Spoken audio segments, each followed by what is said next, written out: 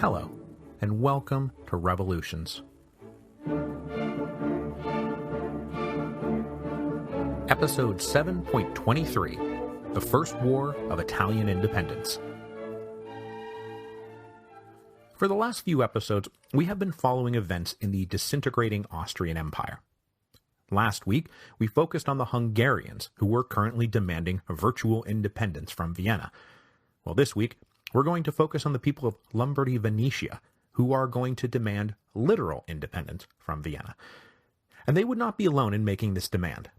The revolts in Milan and Venice at the end of March 1848 had captured the imagination of patriotic Italians up and down the peninsula. The specific goal of breaking Lombardy-Venetia away from Austria would mean the collapse of Austrian hegemony over the rest of Italy, because even if you lived in Florence or Naples and were not directly ruled by the Austrians, your rulers were directly ruled by the Austrians. So, just as the fire of constitution had swept up from the south in January and February, the fire of patriotic war fever swept back down from north to south. The Italians now had an arena within which they could fight for liberation and unification. It was the Kingdom of Lombardy-Venetia, and the time had come for war.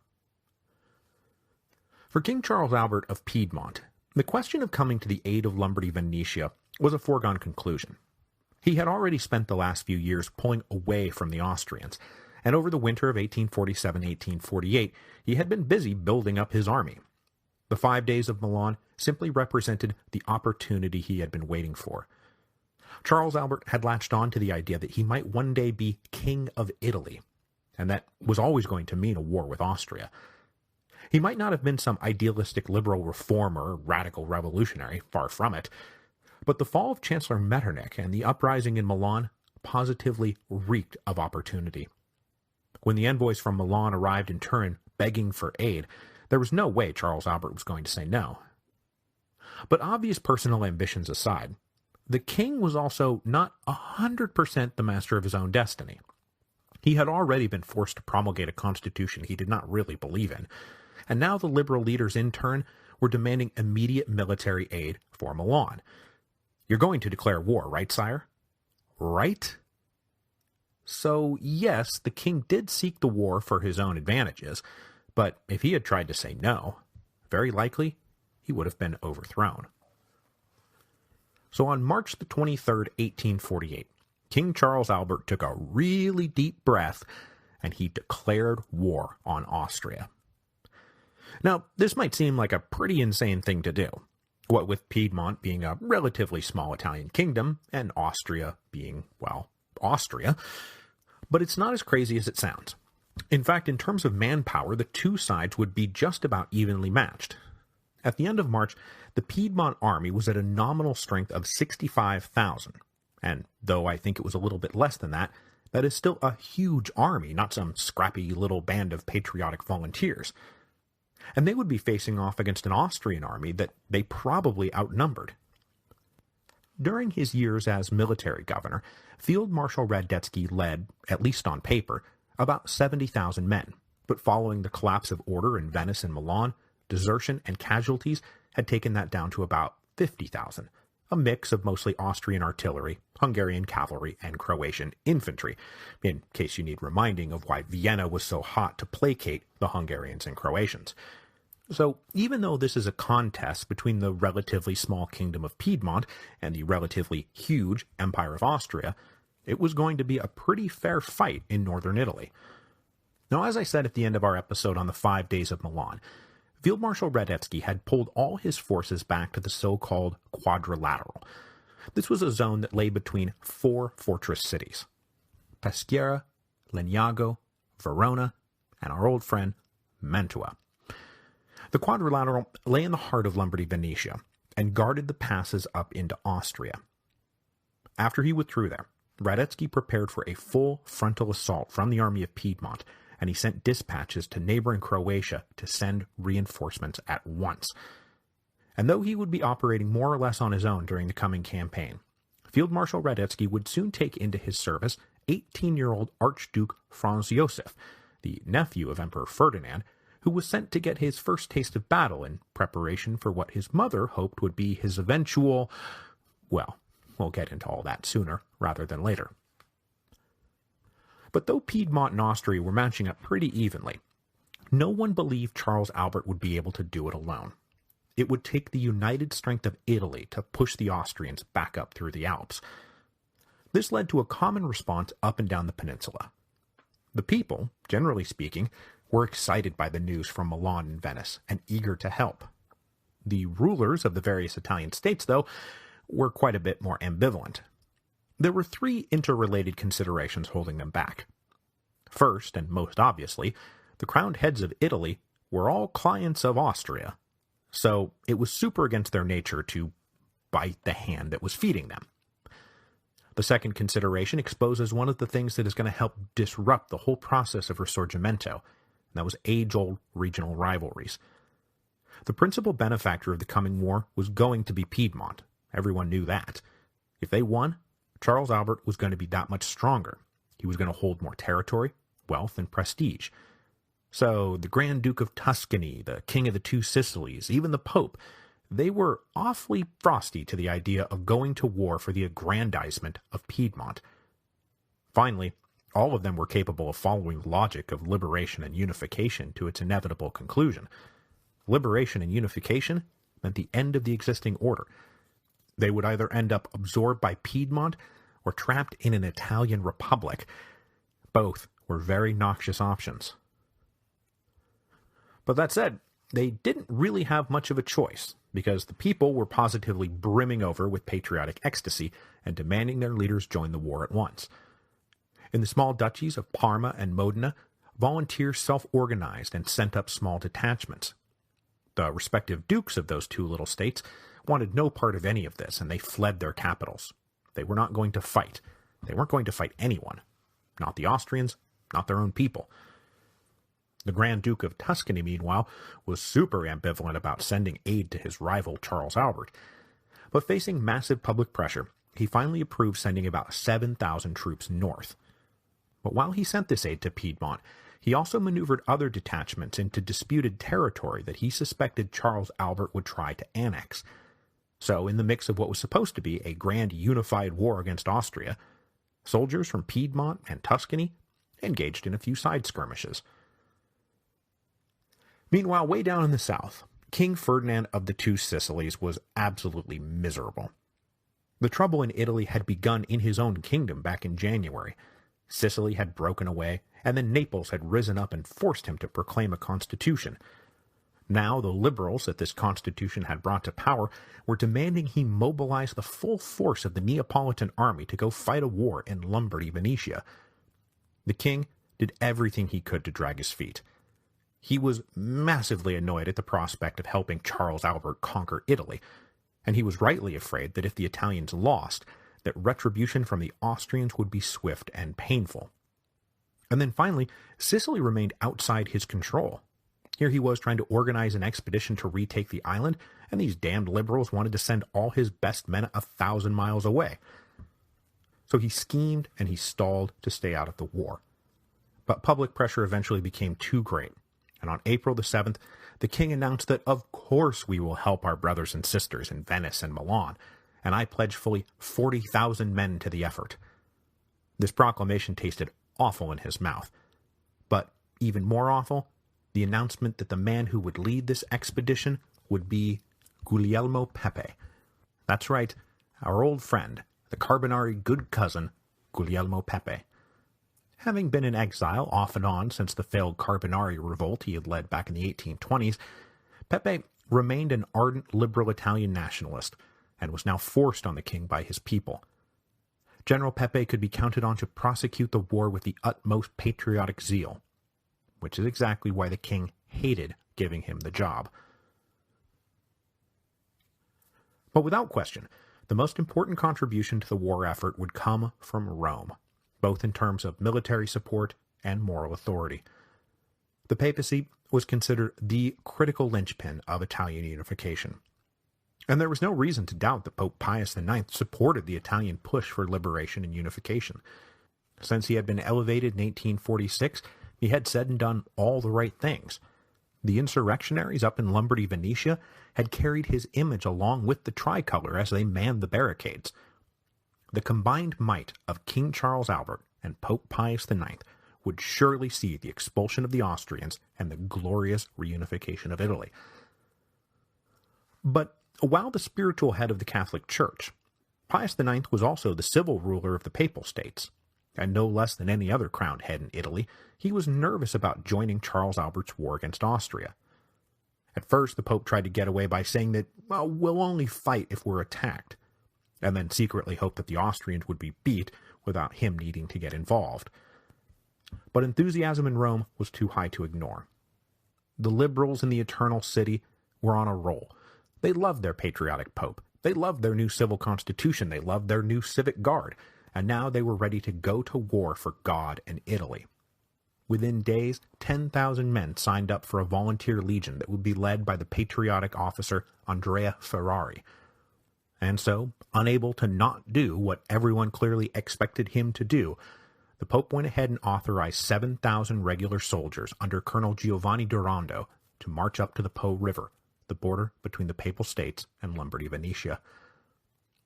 But even as he ordered all this, the Pope was getting awfully queasy about the idea of making war on another Catholic power. While the other Italian states were sort of getting on board, Charles Albert launched his war. On March the 25th, the first advance units crossed the Ticino River into Lombardy. The very next day, these advance units entered Milan, where they were cheered wildly. And I know it's been a few episodes since we've been in Italy, but remember, the 5 days of Milan wrapped up on March the 22nd, so this is just 4 days later. In less than a week, Milan had tossed out the Austrians and now had the might of Piedmont behind it. Everything was looking great. Everything was especially looking great for the constitutional monarchists in Milan.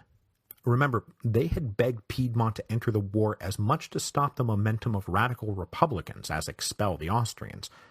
And with the might of Piedmont now weighing heavy in the scales, it was going to be tough for the radicals to shift the balance back in their favor. Not that they weren't going to try.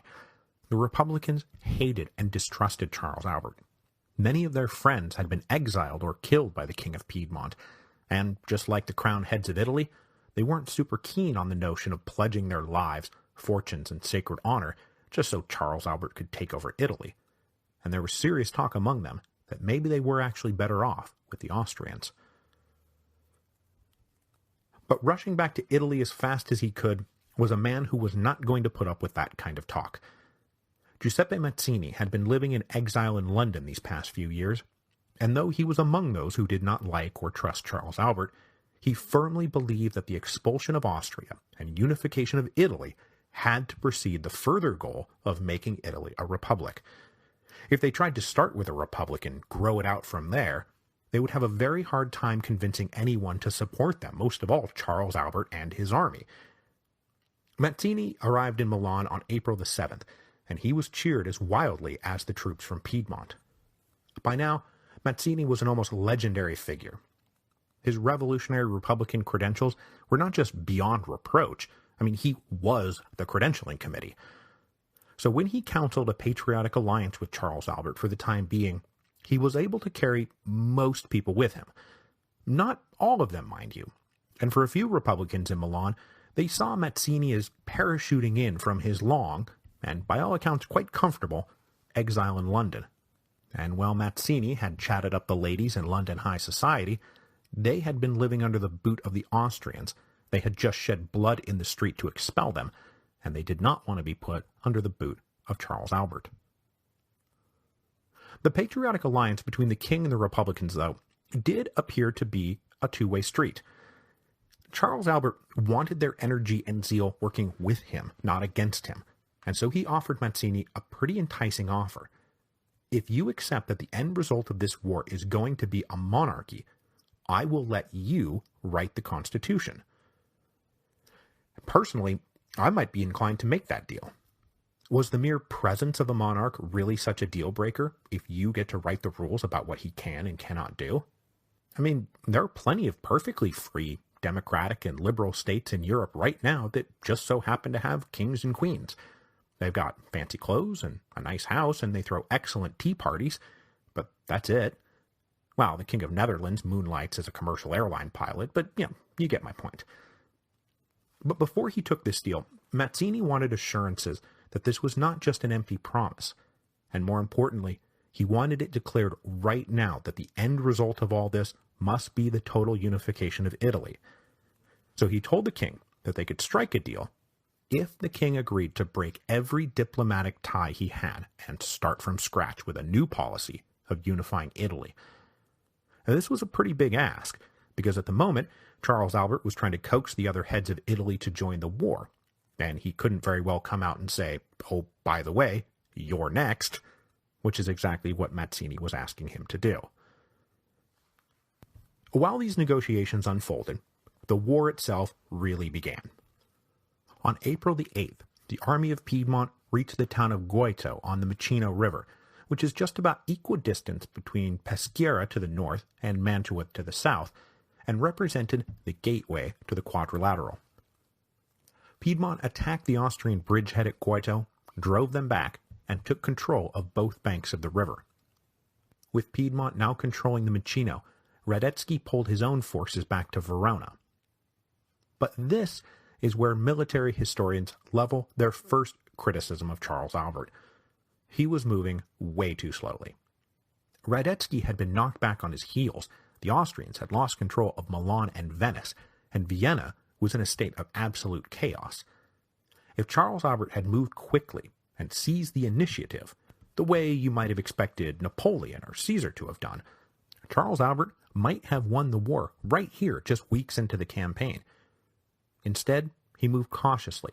He opened up a siege on Peschiera, and he gave Radetzky ample time to regroup and refortify his position, to say nothing of giving ample time to those reinforcements from Croatia to reach the Quadrilateral. On April the 17th, that reinforcing army of about 14,000 men departed Croatia under the command of General Laval Nugent, and they entered Venetia. Which brings us to the plight of Daniele Manin and his oh-so-recently declared Republic of Venice. Unlike Lombardy, which now had the Piedmont army at their backs, Manin and the Venetians had no military to speak of, and no way to resist the incoming Nugent. This put Manin in a tight spot. He was a Republican through and through, and he did not want to have to call on King Charles Albert to save the day. So he and his colleagues rushed around trying to raise volunteers as fast as possible. But on April the 23rd, General Nugent captured the absolutely vital strategic city of Udine. Manin was forced to dash off a letter to the king that read, "In the name of Italy, humanity, and justice, we demand immediate assistance." But the response he got back was exactly the response he feared. It said the army of Piedmont does not march for chivalry. What do we get if we help you? And there was only one thing they wanted. Venetia would be absorbed into the kingdom of Piedmont.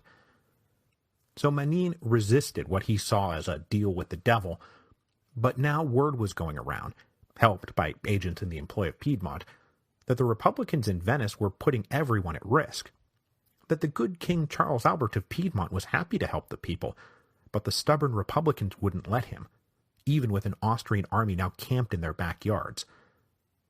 So the cities and regions of mainland Venetia started holding local plebiscites and saying, well, we vote for union with Piedmont even if Venice doesn't, so please come help us. We'll be your grateful subjects. But at the moment, Piedmont wasn't even really in a position to help them. Instead, it would come down to the forces coming up out of the Papal States, numbering about 17,000 total. Aside from a few thousand raw recruits that Manin had been able to drum up, this papal army was the only thing that could stop Nugent. And that is when the First War of Italian Independence was dealt a fatal blow. As I said, the Pope had been getting queasy about the prospect of waging war on the Austrians. His commanders only made this queasiness more acute. Not long after they had departed Rome, Colonel Durando had made some intemperate remarks while rallying his troops. He said that they should all take hearts because their swords were blessed, and that they were being sent by the Pope to exterminate the enemies of God in Italy. When this got back to Rome, Pope Pius was horrified. Durando was turning this into some kind of holy war, when the forces on the other side were the Habsburgs, one of the strongest bulwarks of Catholicism in the world. It didn't take long for the German bishops in Rome to hear about Durando's speech, and they were livid. The Pope now feared that a religious schism was on the way, and so he had to choose between his patriotic Italian tendencies, which he did have, don't get me wrong, and his duty as the visible head of the Catholic Church.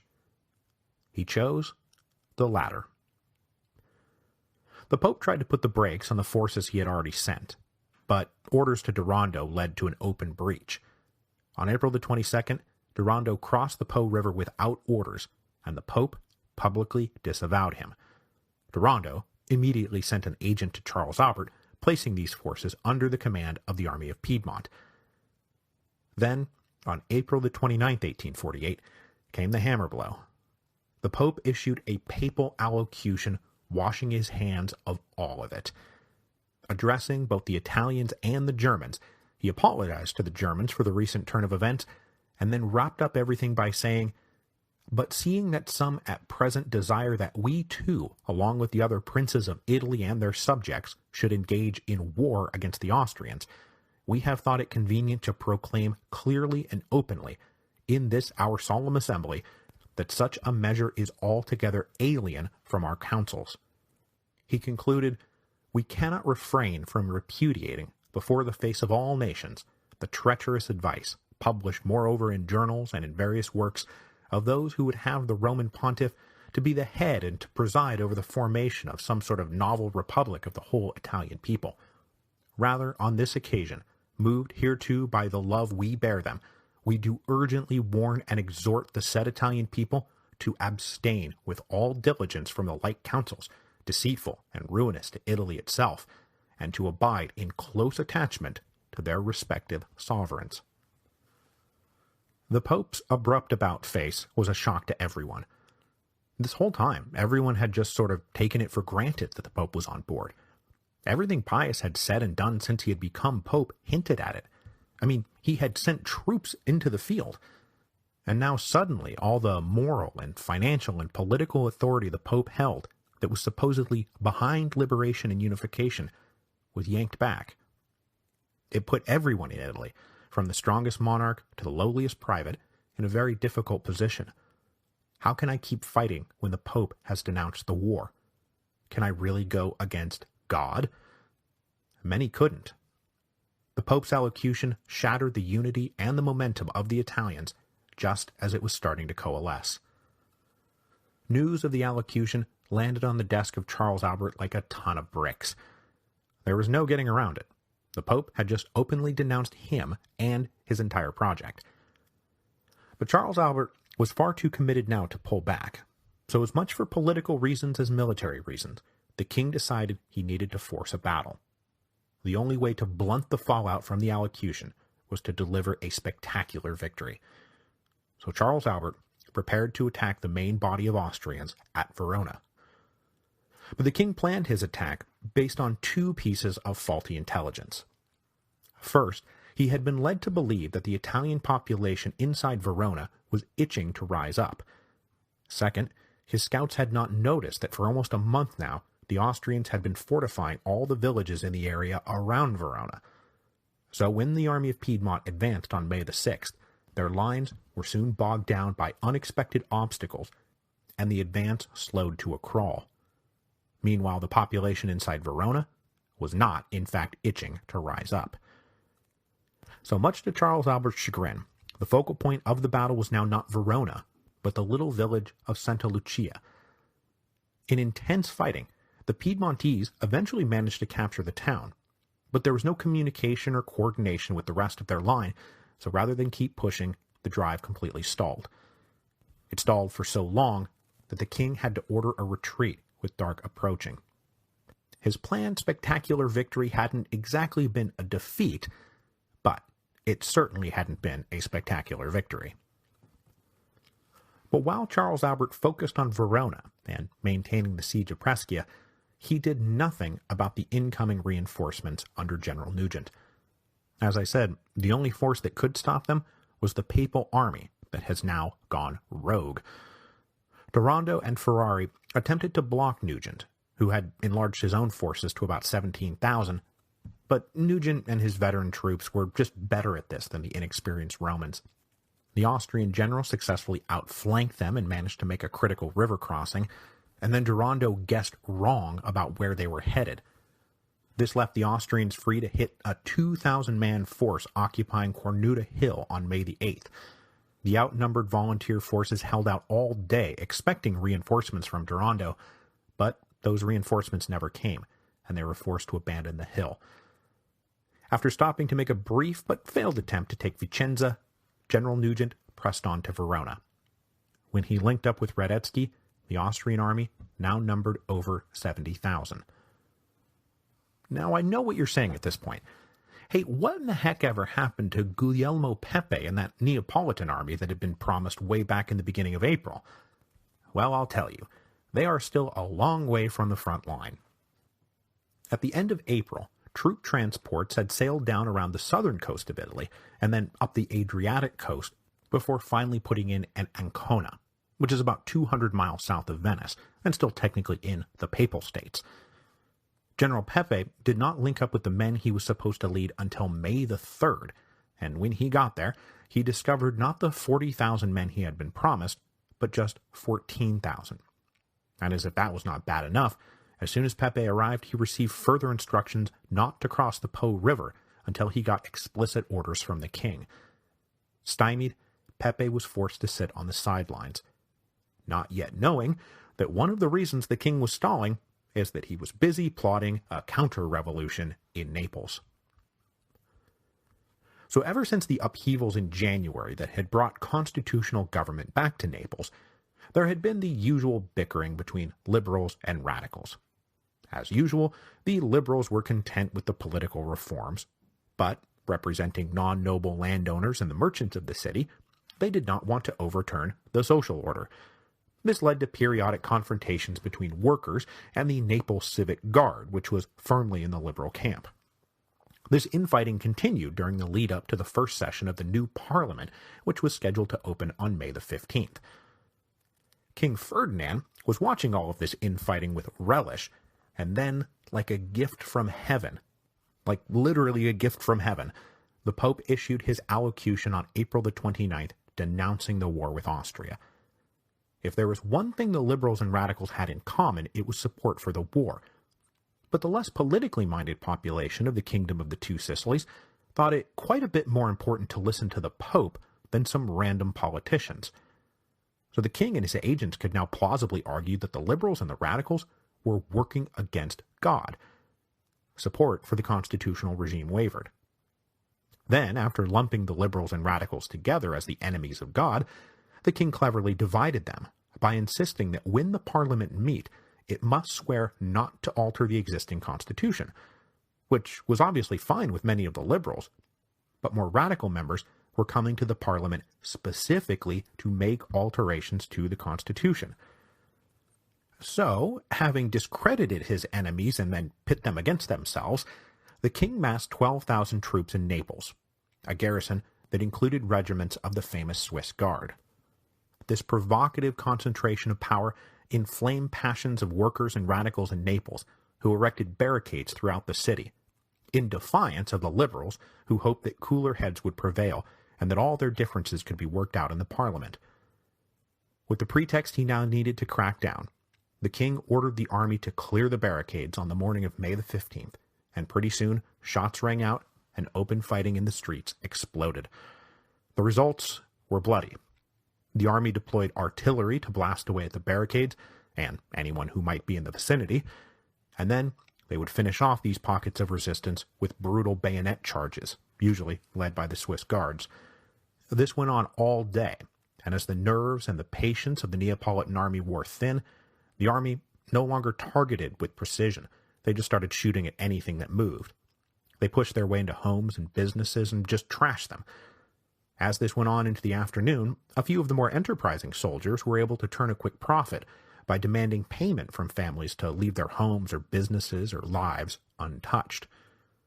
By nightfall, the insurgents had been dispersed, the barricades cleared, and martial law imposed on Naples. 2 days later, the king dissolved Parliament.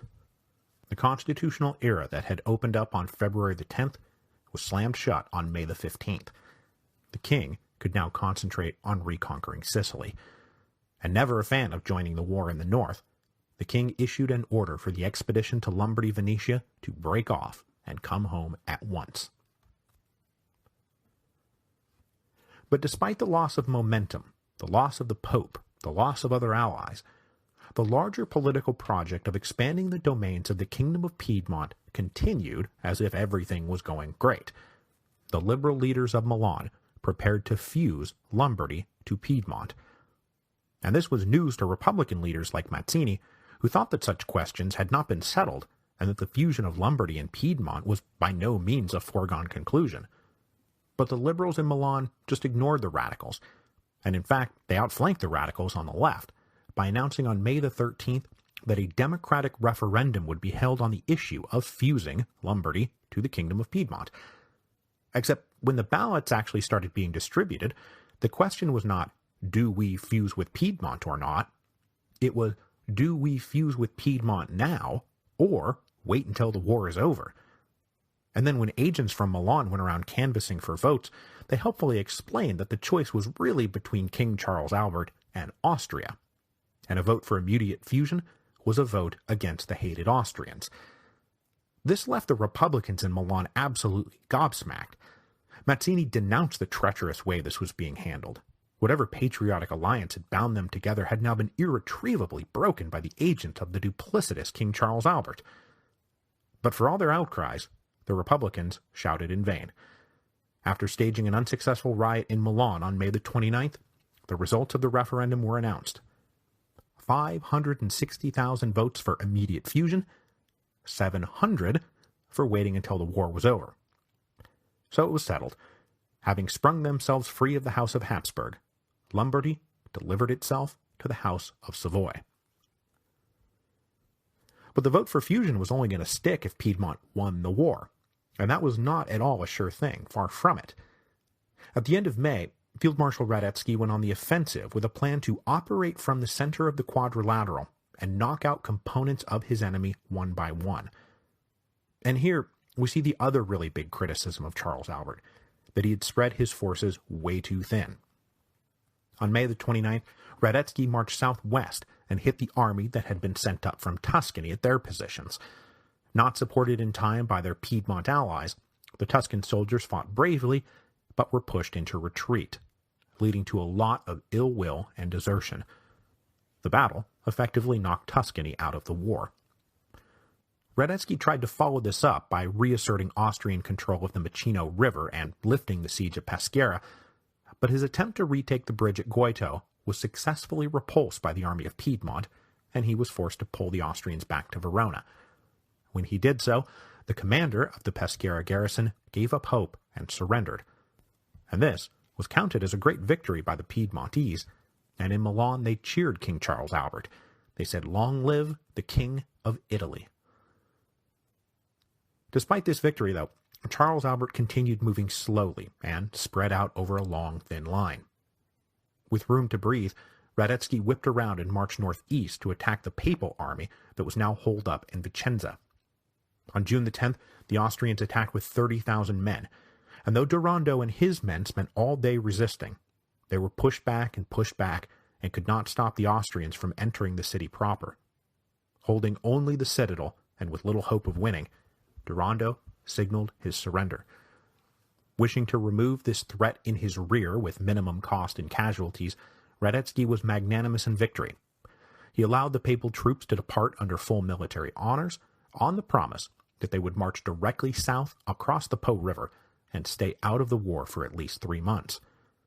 Those 3 months would be all the time Radetzky needed.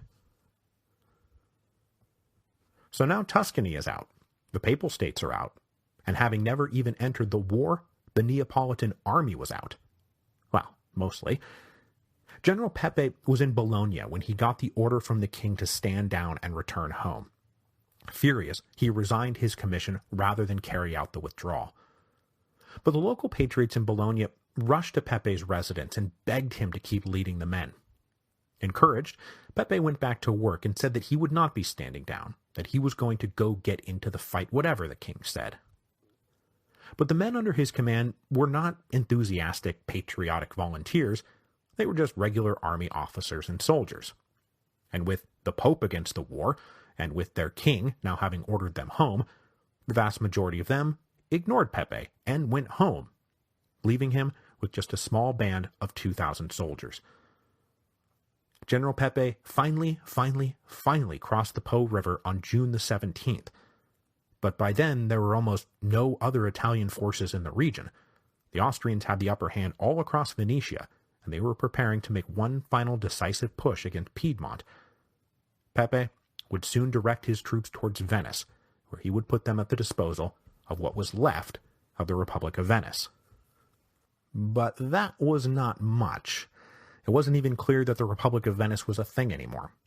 By the end of June, nearly all the mainland provinces of Venetia had voted of their own accord to fuse with Piedmont, and so the city of Venice was politically isolated. Feeling that the pressure was too much to bear, especially given their lack of a military, on July the 4th, 1848, the Venetian Assembly voted overwhelmingly to abandon the Republic and fuse with the Kingdom of Piedmont. With this vote, Charles Albert was now, at least in theory, the sovereign head of all of northern Italy. But it was all in theory, and it appeared that the Republicans in Venice had waited just long enough to buy high on the Kingdom of Piedmont. Practically the moment Venice voted for fusion, the bubble burst, and the cause of liberation and unification crashed back to earth. At the end of July 1848, the Army of Piedmont was stretched out on a long north-south line, anchored at the far north at the old plains of Rivoli, where Napoleon had won one of his greatest victories. So though both sides still commanded somewhere around 70,000 troops, Field Marshal Radetzky was able to concentrate his forces on a thin point in the Piedmont line, and he hit it hard on July the 23rd, smashing through, and in a wave retaking most of the bridges on the Macino River that Piedmont had controlled for the last 3 months. The next day Piedmont counterattacked, but they were rebuffed. On July the 25th, they had to abandon their last bits of fortified high ground near the town of Custoza. The Army of Piedmont fell back to Milan in full retreat. The Battle of Custoza did not have to be the end of the war, but it was. Feeling that all was now against him, Charles Albert concluded that his gambit had failed. He had rolled the dice, and they had come up snake eyes. So rather than preparing a defense of Milan, he opened up secret talks with Radetzky, who agreed to an armistice. The king would have 1 day to lead his army, and whoever wanted to follow, out of Lombardy and back to Piedmont proper. When word of the talks leaked, radicals like Mazzini were furious, and they pledged that they would defend Milan. But really, with what? Against what? On August the 6th, the Army of Piedmont marched home, and something like half the city of Milan followed, refugees from a failed war of independence. Radetzky and the Austrians reoccupied the city the next day. The First War of Italian Independence was not yet technically finished. Venice still held out, and King Charles Albert would be back. But Radetzky's victory had taken enormous pressure off the Austrian Empire. And next week, we will stay in the Austrian realms as the pushback against the events of March began in earnest.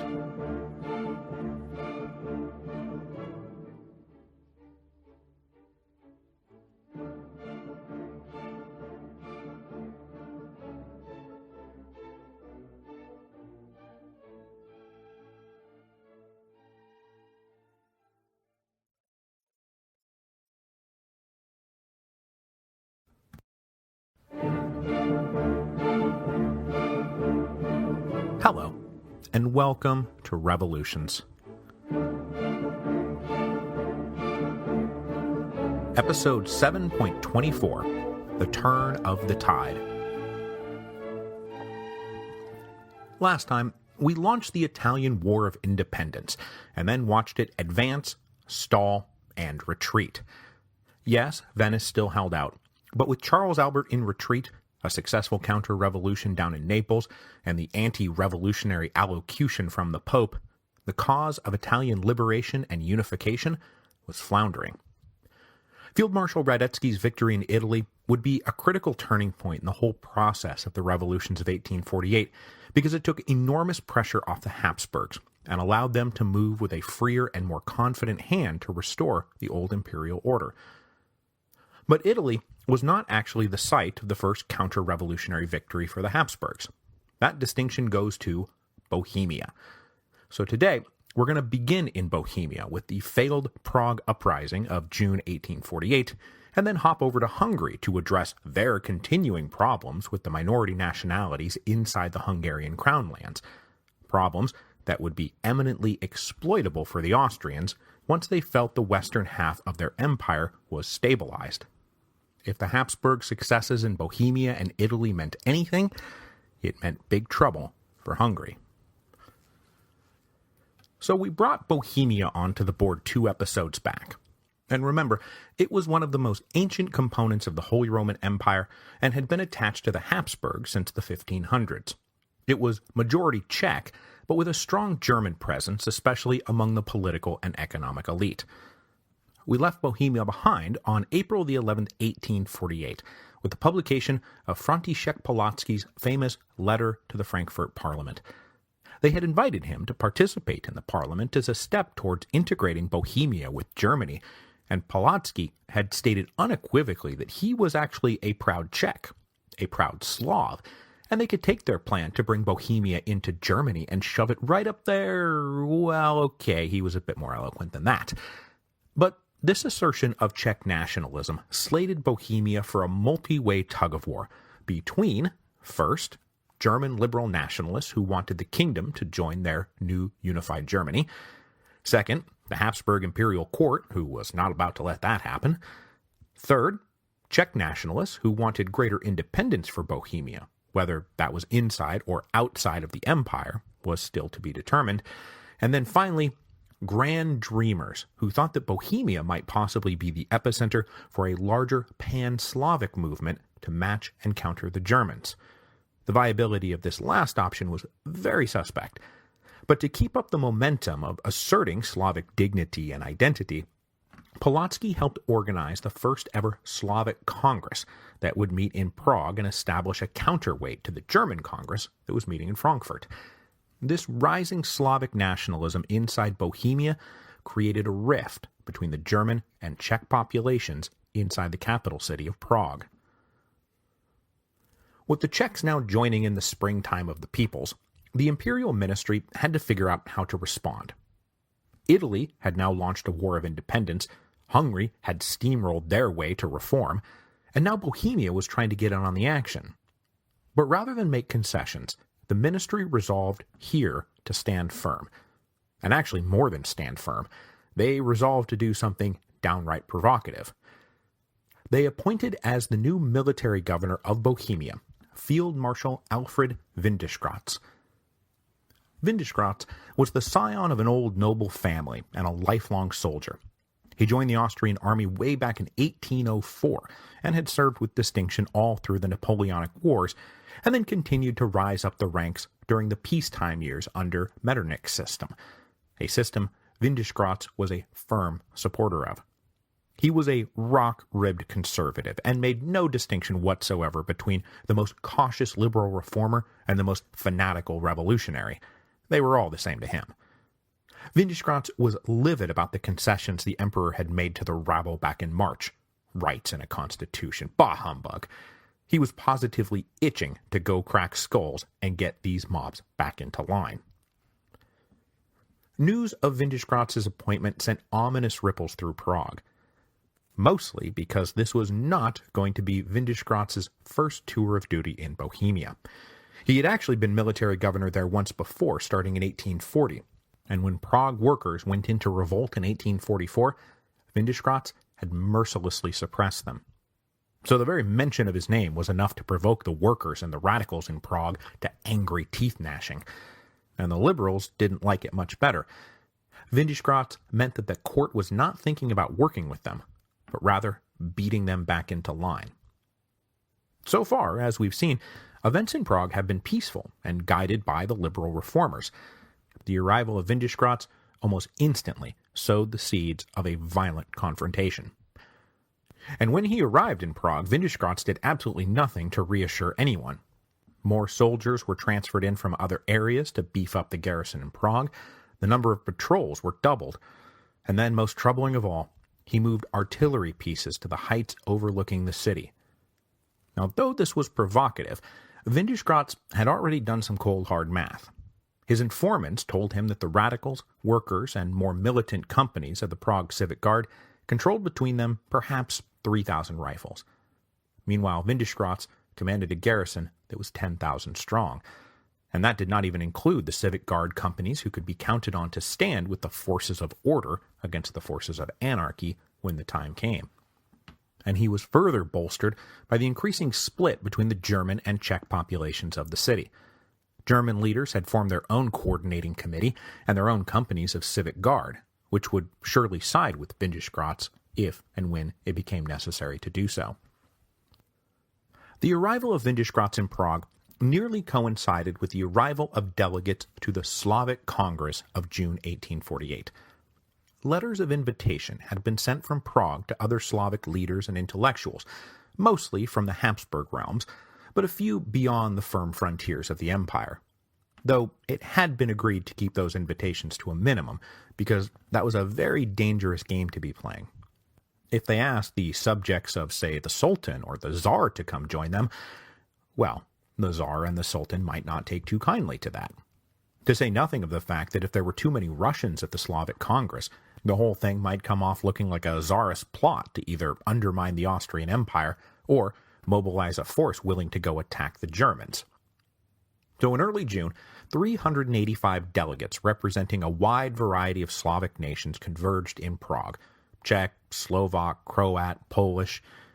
They held their first session in the Czech National Museum on June the 2nd, under the presidency of Pulaski. But though the Slavic Congress was supposed to plant the seeds of greater Slavic solidarity, it was very difficult to come to a consensus about anything. There wasn't much binding them together except a shared ethno-linguistic heritage. The Slavic nations were spread out all over Central and Eastern Europe, and then often internally divided from each other by invisible lines drawn by the stronger powers. No one could even say what the ultimate goal of the Congress was. Are we looking to unify? If so, are we talking about just the Slav groups inside the Habsburg Empire? Or do we touch the live wire and try to include those living under Ottoman or Russian or German rule? Is such a unification even desirable? Or do we want to be more like a mutual assistance society where we support each other's own aspirations without everyone needing to merge into one mass whole? And are we looking for independence from the Habsburgs? Stronger recognition from them? As a group? As individual nations? What? And then each individual nation had their own perspective on the world. Like, for example, the Czechs saw German nationalism as the biggest threat going. Meanwhile, the Croats thought that it was Hungarian nationalism, and they were already moving towards a closer alliance with the Austro-Germans. The Poles, meanwhile, supported the Hungarians because they saw the Hungarians as the greatest possible protector against encroachment by the Germans and Russians. The Slovaks saw the Hungarians as their greatest oppressors, and were joined in solidarity by their cousins, the Czechs. So after a few days of sessions, the Slavic Congress was not really going anywhere. But even if it had been going somewhere, it was probably never going to get there. Because on June the 12th, 1848, Prague exploded into violence, and the Congress was unceremoniously shuttered. Ever since the arrival of Marshal Windischgratz, Prague had been on edge, especially the students, radicals, and more militant Czech nationalists, who found Vienna's appointment so offensive that they insisted that the marshal be recalled. On June the 12th, a mass held in front of the statue of St. Wenceslaus was followed by a protest march. Demonstrators paraded down to Windischgratz's headquarters and sent in a delegation to demand his resignation. But this delegation bumped into representatives of the German committee, who were there not to protest Windischgratz, but to pledge to him their support. This chance encounter led to bickering, then shouting, then pushing and shoving out in the streets. Both Czech and German companies of the Civic Guard crowded into the area, as did units of the regular army. There was a tense multi-way standoff between civilians and soldiers, and then different ethnic Civic Guard companies, each with their own loyalties. With violence breaking out, the radicals knew exactly what to do next. They fell back into the narrow streets of the old city center and constructed as many barricades as they could, because that's what you did these days. But unfortunately for these more militant elements, this was not the cue for the whole population to rise up as one. Not only did the Germans stay out of it, but so too did both conservative and liberal Czechs, even ones who were strongly nationalistic. So while the insurgents managed to hastily construct more than 400 barricades in the city center and then hold out for days, it was in many ways doomed from the get-go. With the insurrectionaries outgunned and outmanned, Windischgratz was able to get the regular army to clear the main thoroughfares of the city that kept the key civil and military points linked, which defeated the whole purpose of an urban barricade, which is to cut off the ability of the enemy to coordinate and communicate with itself. By the end of the first day, Windischgratz had a pretty good grip on the main arteries of Prague. Deeply and permanently suspicious that Slavic nationalists meeting in the Slavic Congress were to blame for all this, Windischgratz ordered the Czech National Museum raided and all the delegates arrested. But when his men got there, they found the museum deserted except for one single librarian. The delegates to the Congress were not actually some revolutionary vanguard. They were just in the wrong place at the wrong time. It was a complete coincidence. Not that Windischgratz was ever going to believe it. So the insurgents, of course, had demands. But given the momentous step they had just taken, taking up arms against the imperial government, their ultimate demands were pretty conservative. All they wanted was Windischgratz removed, the army withdrawn from Prague, and the recognition of a provisional government. But the marshal had zero interest in negotiating. He was already predisposed to stomp rather than talk, but he was also wrestling now with a personal tragedy. On the first night of the insurrection, his wife had been hit by a stray bullet and killed. So the really amazing thing here is just how long Windischgratz waited before he started bombing Prague into submission. But his patience finally ran out on June the 15th. Windischgratz said, "You want me to remove the army? Fine, I will remove the army." And then he pulled all his men back from the skirmish lines around the barricades. Now, you might think that this would be good news for the insurgents, but there was no further white flag or negotiations. The troops just formed up and marched away. And the insurgents soon discovered why. Indifferent now to random casualties or destruction of property, Windischgratz decided to literally bomb Prague into submission. The shelling started on the night of June the 15th, and then continued off and on for the next 2 days, until finally the beleaguered insurgents could take no more, and they surrendered on June the 17th.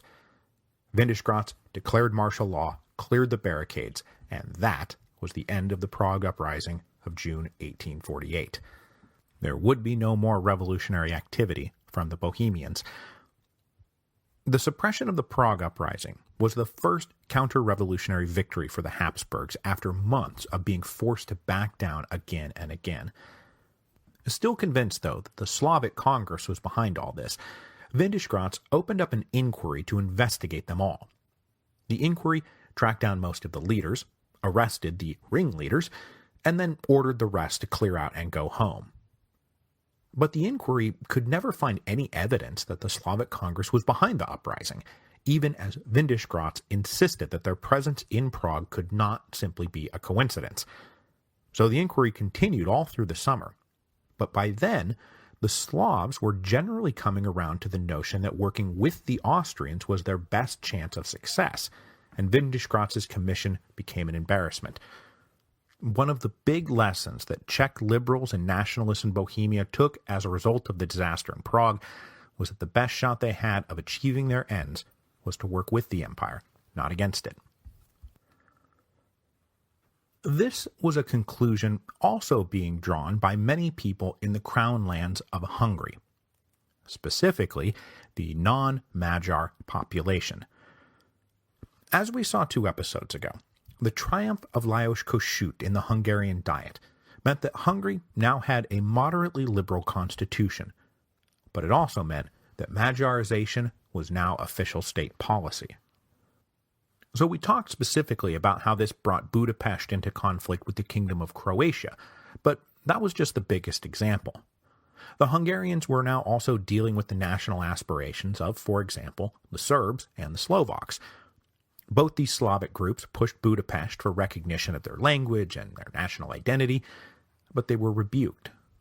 So, many of their leaders wound up over in the Slavic Congress in Prague, arguing that the Hungarians were the greatest threat to the Slavs around, and that they'd be happy to work with the Habsburgs and the Austro-Germans if it meant they could get a little relief from Magyar chauvinism.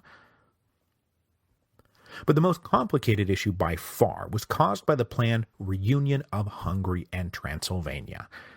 If you remember way back from our introduction to the history of Hungary, you will remember that Transylvania had broken away from the Hungarian crown and become its own thing in the wake of the Battle of Mohács, and that even after a series of treaties re-established its formal reincorporation into the Hungarian crown lands, Transylvania was mostly allowed to keep to itself, and it had established its own sense of autonomy.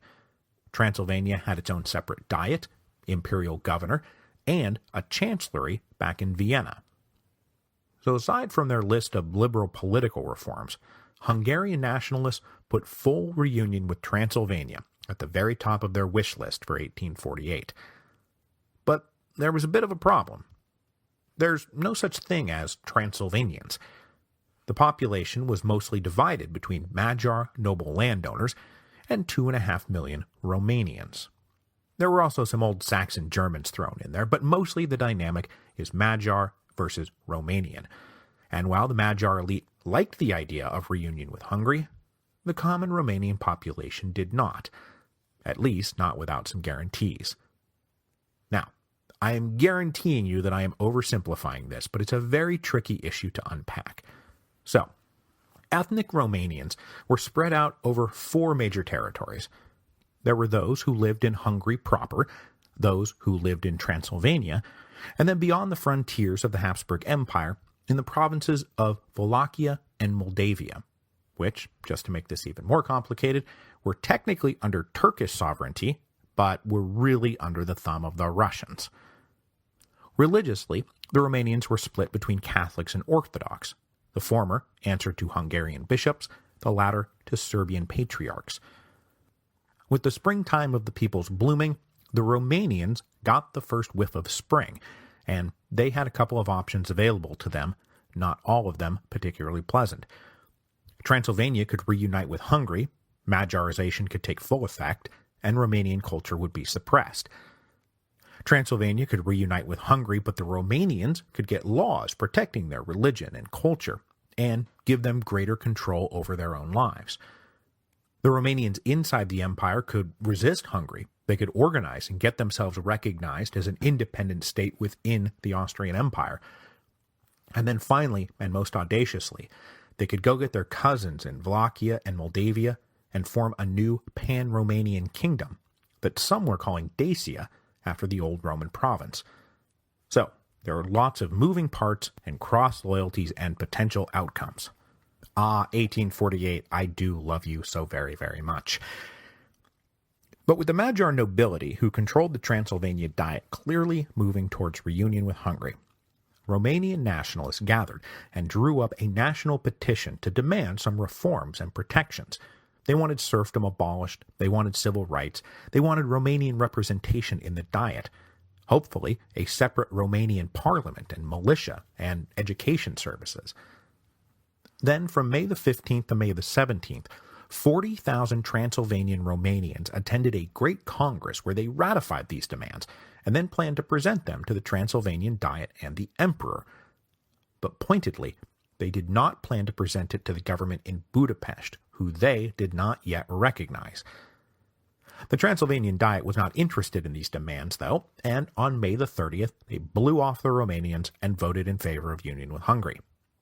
Meanwhile, the imperial court was intrigued by the possibility of turning the Romanians against the Hungarians, but did not yet feel powerful enough to risk provoking the Hungarians. So on June the 10th, the emperor succumbed to heavy Hungarian lobbying and signed off on the union. So, reluctantly, the Transylvanian Romanians took their demands to Budapest, where they met with a similar reply that the Croats and Slovaks and Serbs had all received. Look, the April laws mean that we're all free and equal citizens together, so what's the problem? You don't need a national identity. You have all the rights of free citizens. Congratulations! But for some reason, no one else seemed to be celebrating. While all of this was going on, the elections for the first national Hungarian parliament were underway, and the result would only further cement the power of the Batonyi government and leading acolytes of liberalism and Magyarization like Lajos Kossuth. There had been some hope among the radicals in Budapest that the elections would be their opportunity to push the revolution further than the April laws, but with the restrictions on suffrage, this was a long shot. And when the returns came back in, there were just over 400 delegates elected, 75% of whom were nobles of the educated and landowning variety. The rest were the wealthy bourgeoisie. So when they convened in July of 1848, it was practically the same guys who would run the National Diet. The radicals had been almost entirely shut out. Sándor Petőfi, the author of the National Song and the 12 Demands, well, his political star had fallen so far that he couldn't even get himself elected, tainted as he was now by a call for a republic that had not stood the test of time. Now more firmly convinced that liberal Hungary was the future, its leaders in Budapest now turned their attention to reconciling with Vienna rather than continuing to antagonize the Austrians.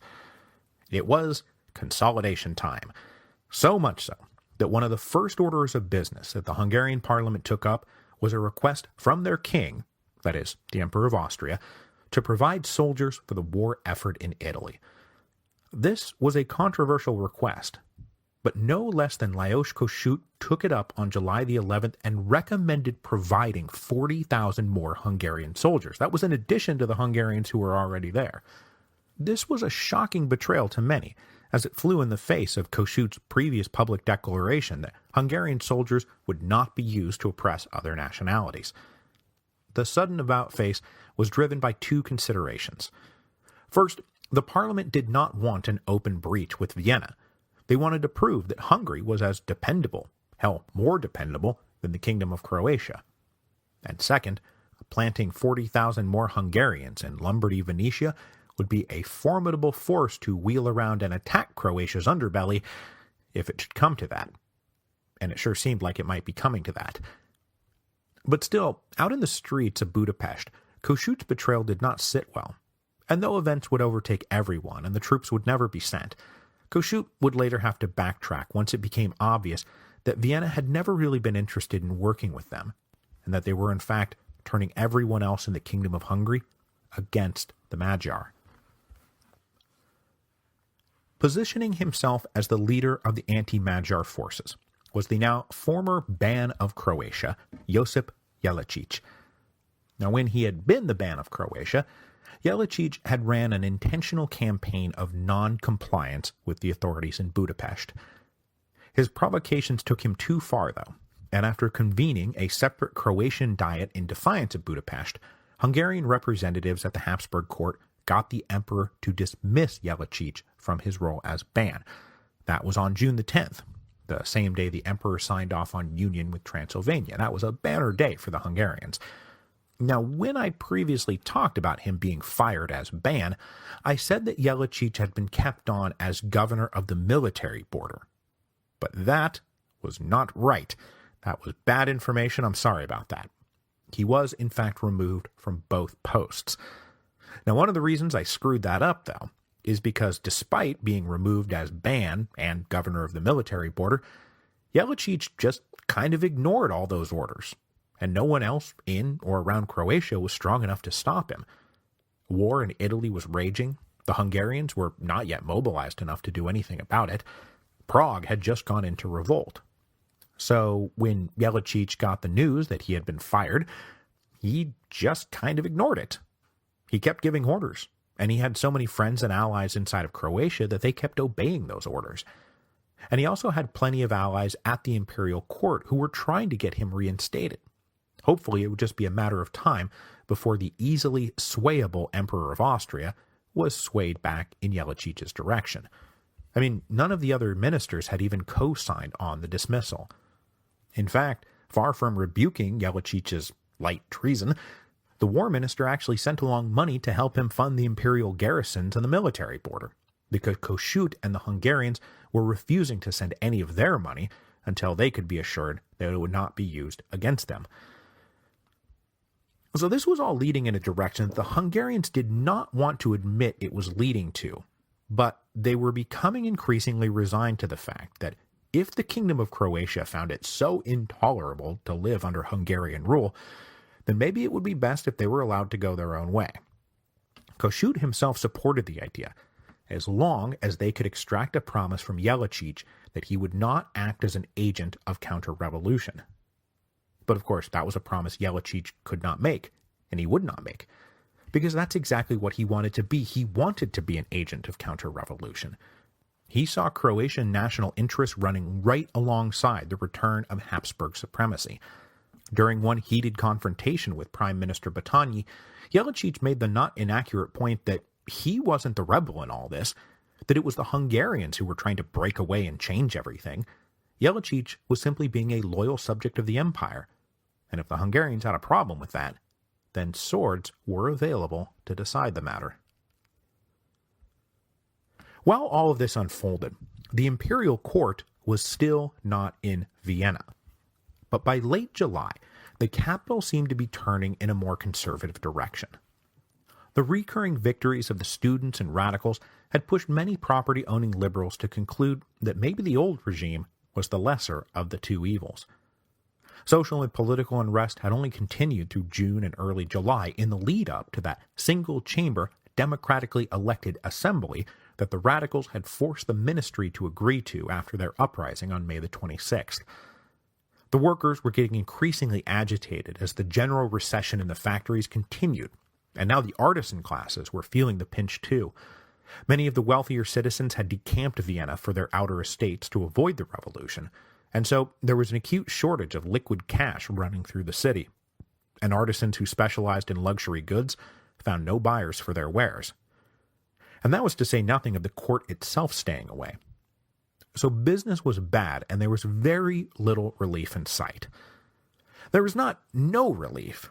The government had canceled some taxes on food to ease their burdens, and implemented some public works projects, not unlike the national workshops over in France, but wages were bad, and actual jobs few.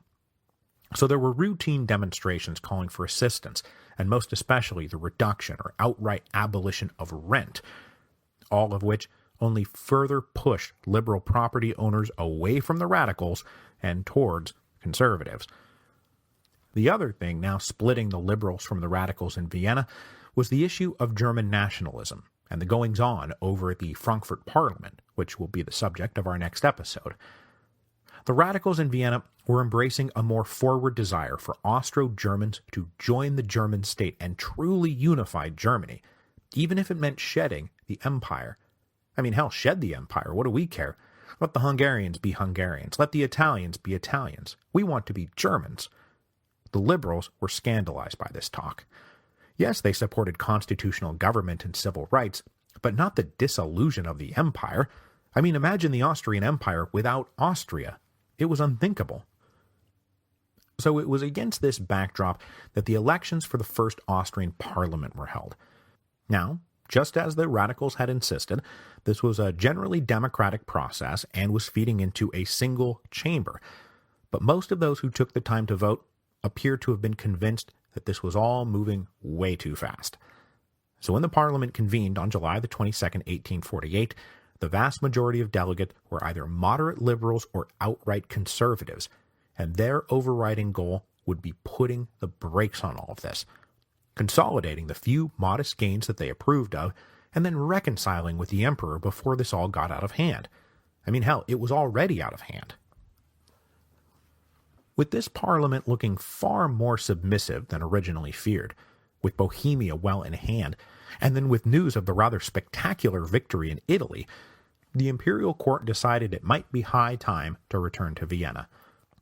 On August the 12th, the family came back to the capital, and they were greeted by grateful and happy cheering. In response, the workers and students and radicals held a mass meeting of 10,000 people and declared themselves in solidarity not with the emperor, but with the left wing of the Frankfurt Parliament. Well, again, we'll talk about that next week. On August the 21st, a series of increasingly active worker demonstrations spilled out of the suburbs and into the city center. And then, on August the 23rd, the Civic Guard mobilized and put an end to it. The liberal members of the Civic Guard pushed back against the workers. Fighting ensued, and though nothing more came of it, it was now clear that the liberals were defenders of order and property, and they were willing to use force against the men and women who they had joined with back in March. August the 23rd, 1848, marks the end of their alliance. In the wake of this incident, the Civic Guard agreed to officially put itself under the command of the Ministry of the Interior and take orders from the Minister of the Interior. Then on August the 25th, the liberal members of that security committee, that all-important security committee that had been set up to coordinate action between the various revolutionary sides back in March, they voted to disband. So the alliance of liberals, radicals, students, and workers was now kaput. The situation rapidly stabilizing both in the capital and beyond, the imperial ministry finally felt able to take a tougher line against the Hungarians. The forces at court who had supported Josip Jelačić against Hungary now renewed their efforts to rehabilitate him. Croatian forces were allowed to return home from Italy now that the armistice was in effect, and by the first week of September, Jelačić had close to 50,000 troops at his disposal. Now, though the Austrians were officially trying to maintain the peace between the Croats and Hungarians, they were obviously now encouraging Jelačić to go to war. And many, then and now, have suspected that the real policy of the Austrians was to get Croatia and Hungary to fight themselves to exhaustion, and then swoop back in and take control of both. But the emperor, now listening to anti-Magyar advisors, issued a declaration that a Hungarian kingdom separate from the Austrian Empire was impossible. So, this was never going to wind up two separate realms linked by only a shared sovereign, which is clearly what the Hungarians had been aiming for. Prime Minister Battagny was actually in Vienna when the tide suddenly shifted. On September the 4th, the emperor reinstated Jelačić's ban of Croatia. Eager for action, Jelačić took all of this as proof that he had the emperor's support to invade Hungary on behalf of the empire. And on September the 11th, 1848, he led his troops across the Drava River into Hungary. The War of Hungarian Independence had now begun. But we will come back to that war, because next week we need to catch up with events in Germany.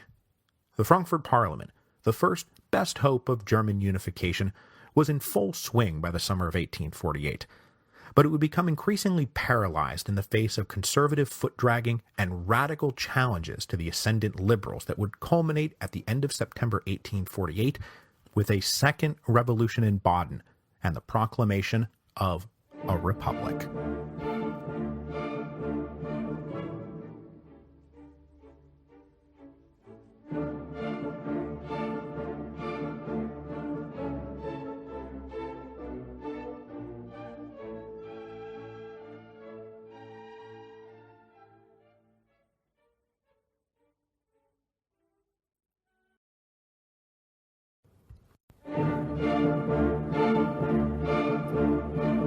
Hello, and welcome to Revolutions.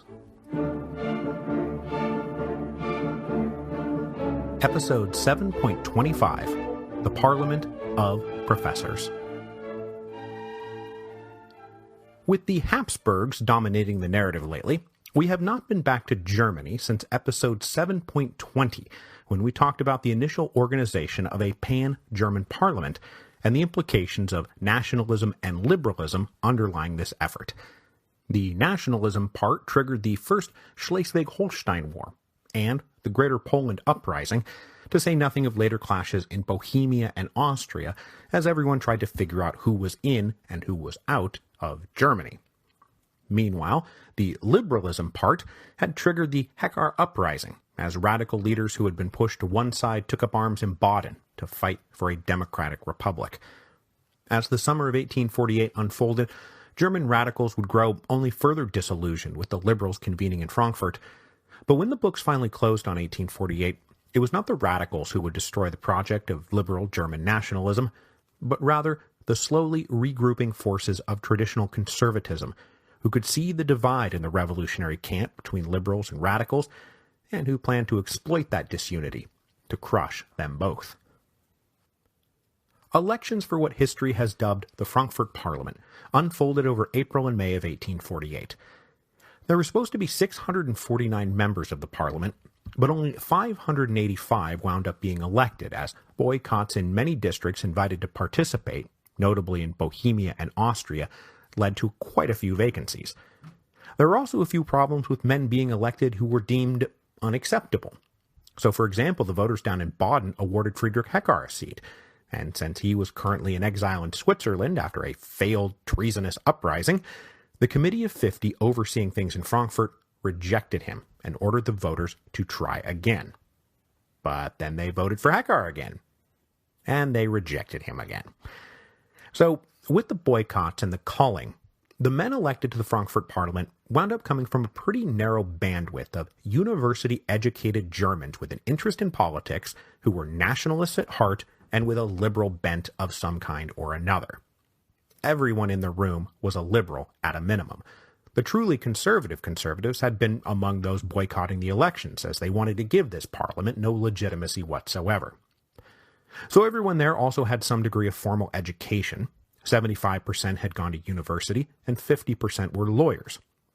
Of the 585, fully 50 were university professors themselves, 110 judges or prosecutors, and then another 115 were high administrative clerks. With so many well-educated intellectuals convening in the same room, the Frankfurt Parliament got the somewhat derisive nickname the Parliament of Professors. The not-so-subtle implication being that these were a bunch of bookworms from the ivory tower of academia who were going to get cooked like vampires in the sun now that they were out dealing with the real world.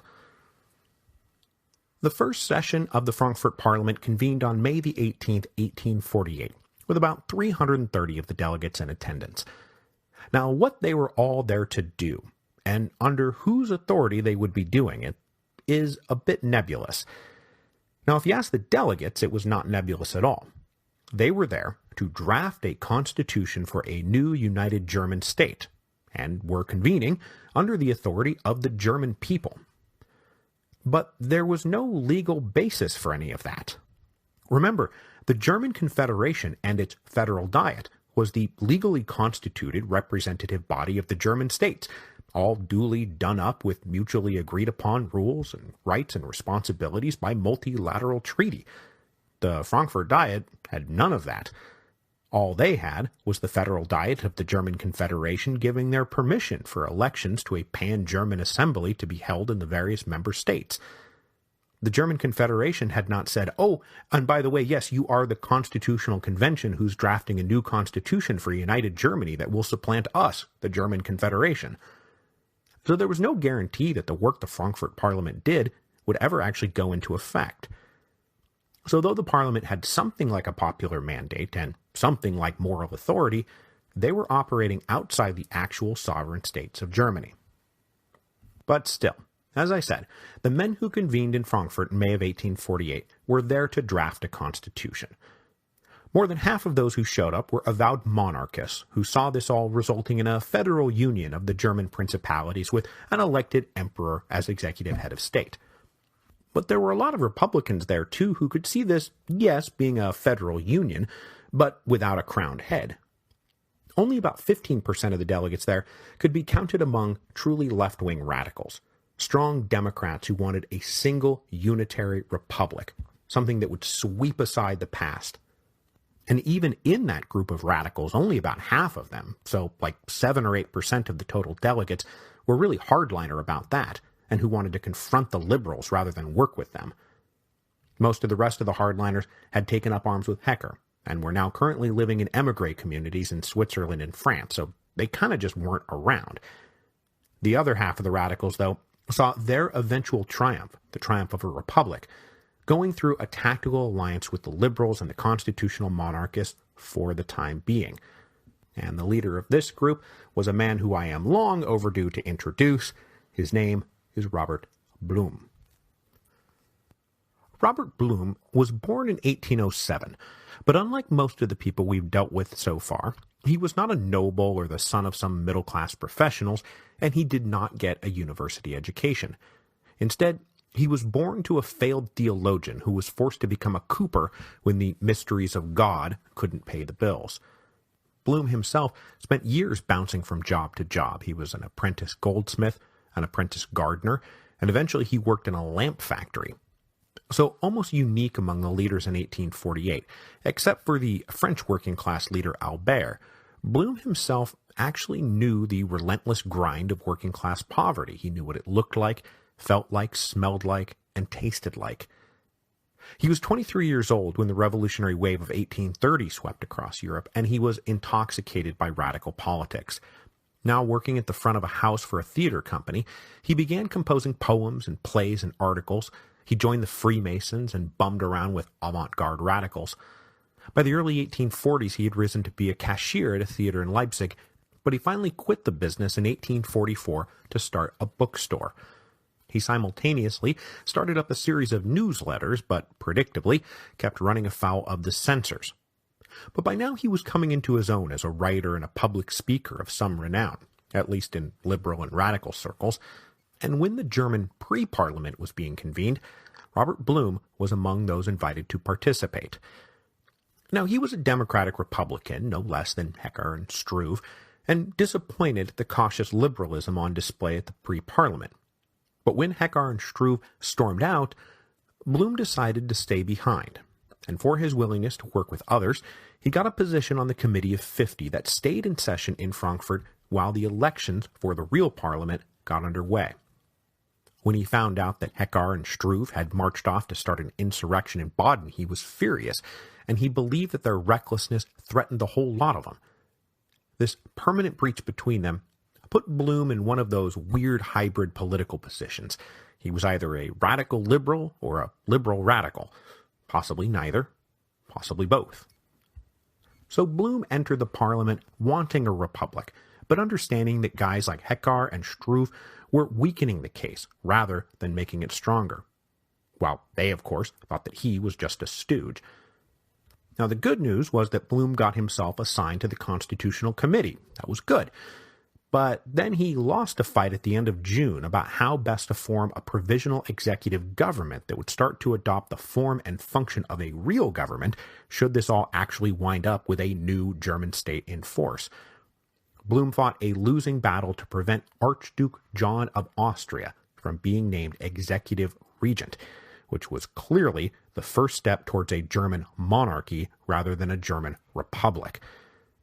Although, at the same time, Blum could take solace in the fact that with Archduke John as regent, the Federal Diet of the German Confederation voted to recognize Archduke John's authority and cede decision-making powers to him and his ministry, which was a fairly momentous step in the attempt to create a unified Germany built on popular sovereignty.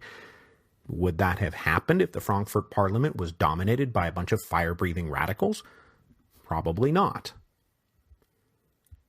So the Frankfurt Parliament, though, was not the only major new assembly convening in Germany in May of 1848, because at that very same moment, the first truly representative national diet was convening in the Kingdom of Prussia. So we move now over to the Kingdom of Prussia.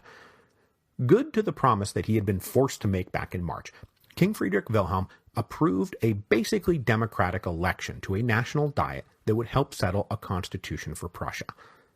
Now, unlike the Frankfurt Parliament, which was turning out to be slightly more conservative than anticipated, the Prussian Diet was slightly more radical, though the context does matter a bit. Of the 395 men elected to the Prussian National Diet, 120 could be counted as Democrats, that is, they truly believed in popular sovereignty and universal manhood suffrage, but only a handful of them could then be further called Republicans. Everyone else was some version of constitutional monarchist. But still, in conservative Prussia, this was quite a thing, and it really did shock the conservatives, who had not really organized for the election because A, they didn't have much ideological predilection for it, or B, any practical experience trying to mobilize public opinion. Though they were about to learn fast how to do that. When the Diet convened on May the 22nd, 1848, the king's representatives presented to the delegates a pre-written draft of a constitution that the king was prepared to benevolently bestow upon his people. This caused an outraged ripple of shock. Most of those in attendance believed that they had come to draft a constitution, not rubber stamp some royal decree. The people had a right to draft a constitution and deliver it to the king, not the other way around. So without even reading the king's draft, the Diet voted to form a committee to write their own constitution for Prussia.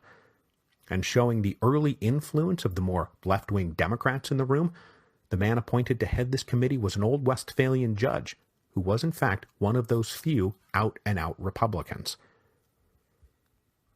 This was all unsettling enough, but out in the streets of Berlin, everyone was then reminded that the social and economic conditions that had produced the barricade fighting back in March had not gone anywhere.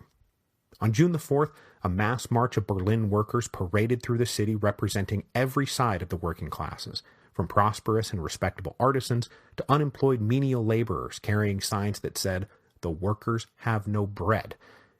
The left wing of the Diet then continued their early momentum by putting forward a motion on June the 8th that called on the Diet to recognize the principle of popular sovereignty rather than the divine right of kings. And then they put forward another motion to thank and congratulate the men and women who had risen up in Berlin back in March for the good patriotic work they had done for the fatherland. More conservative members barely managed to squeak by a rejection of these incendiary motions, but that only led to a sharp outburst in the streets. In the wake of the rejected motions, a popular Democratic leader in Berlin by the name of Friedrich Held started rallying his strong base of support inside the railway workers community. A former army officer turned former actor, Held was now the editor of a popular newspaper called The Locomotive, where he espoused a very hodgepodge ideology that preached a sort of authoritarian populism, bits of socialism backed up by the force of a militant citizen army, all under the quasi-religious sovereignty of the king. Held was now ginning up fear that the old conservative nobility was going to send the Prussian army into Berlin to disperse the National Diet, and on June the 14th, he led a crowd to the Berlin arsenal to demand that they release arms and ammunition to the people so they could defend themselves. The guards refused and instead opened fire, killing a pair of demonstrators and triggering a riot that saw the guards overrun and the armory plundered. Now, neither the king nor the nobles had in fact been planning to send in the Prussian army, and order was eventually restored, but the riot in Berlin sharpened the divide between left and right. It was the final proof to conservatives that Metternich had always been right when he said that reform was just the precursor to revolution. The left wing, meanwhile, was feeling very self-confident. They were standing up to the old guard and winning, so they believed that this was still just the beginning. So the liberals were caught in the middle. But if the choice was going to be between order and anarchy, we know which way they're going to break. When push comes to shove, the liberals will break for order. It's one of the overarching themes of 1848. This is the final gasp of liberalism as a revolutionary force. That mantle is now being taken up by the just emerging socialists and communists, and yes, anarchists. But as I said at the beginning of today's episode, it would not be the radicals or the revolutionary socialists who would crush the liberal revolution of 1848, but rather the power of traditional conservatism. And by the end of June 1848, there was a real conservative reaction building up inside of Prussia. And given the political climate at the moment, the king was forced to officially recognize a pack of damned liberals as his official cabinet ministers, but he neither liked nor trusted them. So he took solace in private audiences with conservatives who shared his fundamental belief that he was the king of Prussia by the grace of God. Increasingly influential among these conservative advisors was an energetic 33-year-old rising star coming out of the old nobility, Otto von Bismarck. Now, I am not going to dive headlong into the life of Otto von Bismarck, one of the giants of European history and the man who would in time successfully unify Germany, albeit on very different terms than those currently being discussed in the Frankfurt Parliament. Instead, I want to stick to the specific insights young Bismarck brought to the king here in the early summer of 1848. The older generation of conservative nobles simply wanted to restore things to the way that they had been before the people had gotten into the game. But the much younger Bismarck believed that maybe they could ride the wave rather than try to fight against it. That the king should harness popular energy and direct it to traditional conservative ends rather than give that field over to the liberals and the socialists. This fit in perfectly with the king's embittered belief that the liberals were a small pack of troublesome intellectuals standing between him and his people. His people still loved him. Of course they did.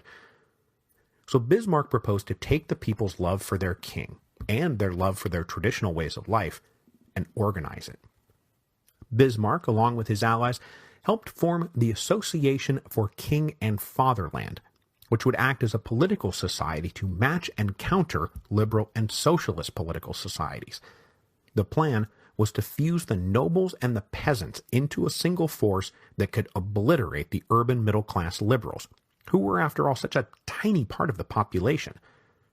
And the Association for King and Fatherland was undeniably popular. It spread across Prussia, and at its height had over 60,000 active members. As this conservative reaction was getting organized, the Prussian Diet came back with their draft of the Constitution on July the 26th, and it was shockingly liberal, shockingly radical. Though it kept the form of a constitutional monarchy, the Constitution was clearly aimed at destroying the old pillars of Prussian power, the king, the nobility, and the army.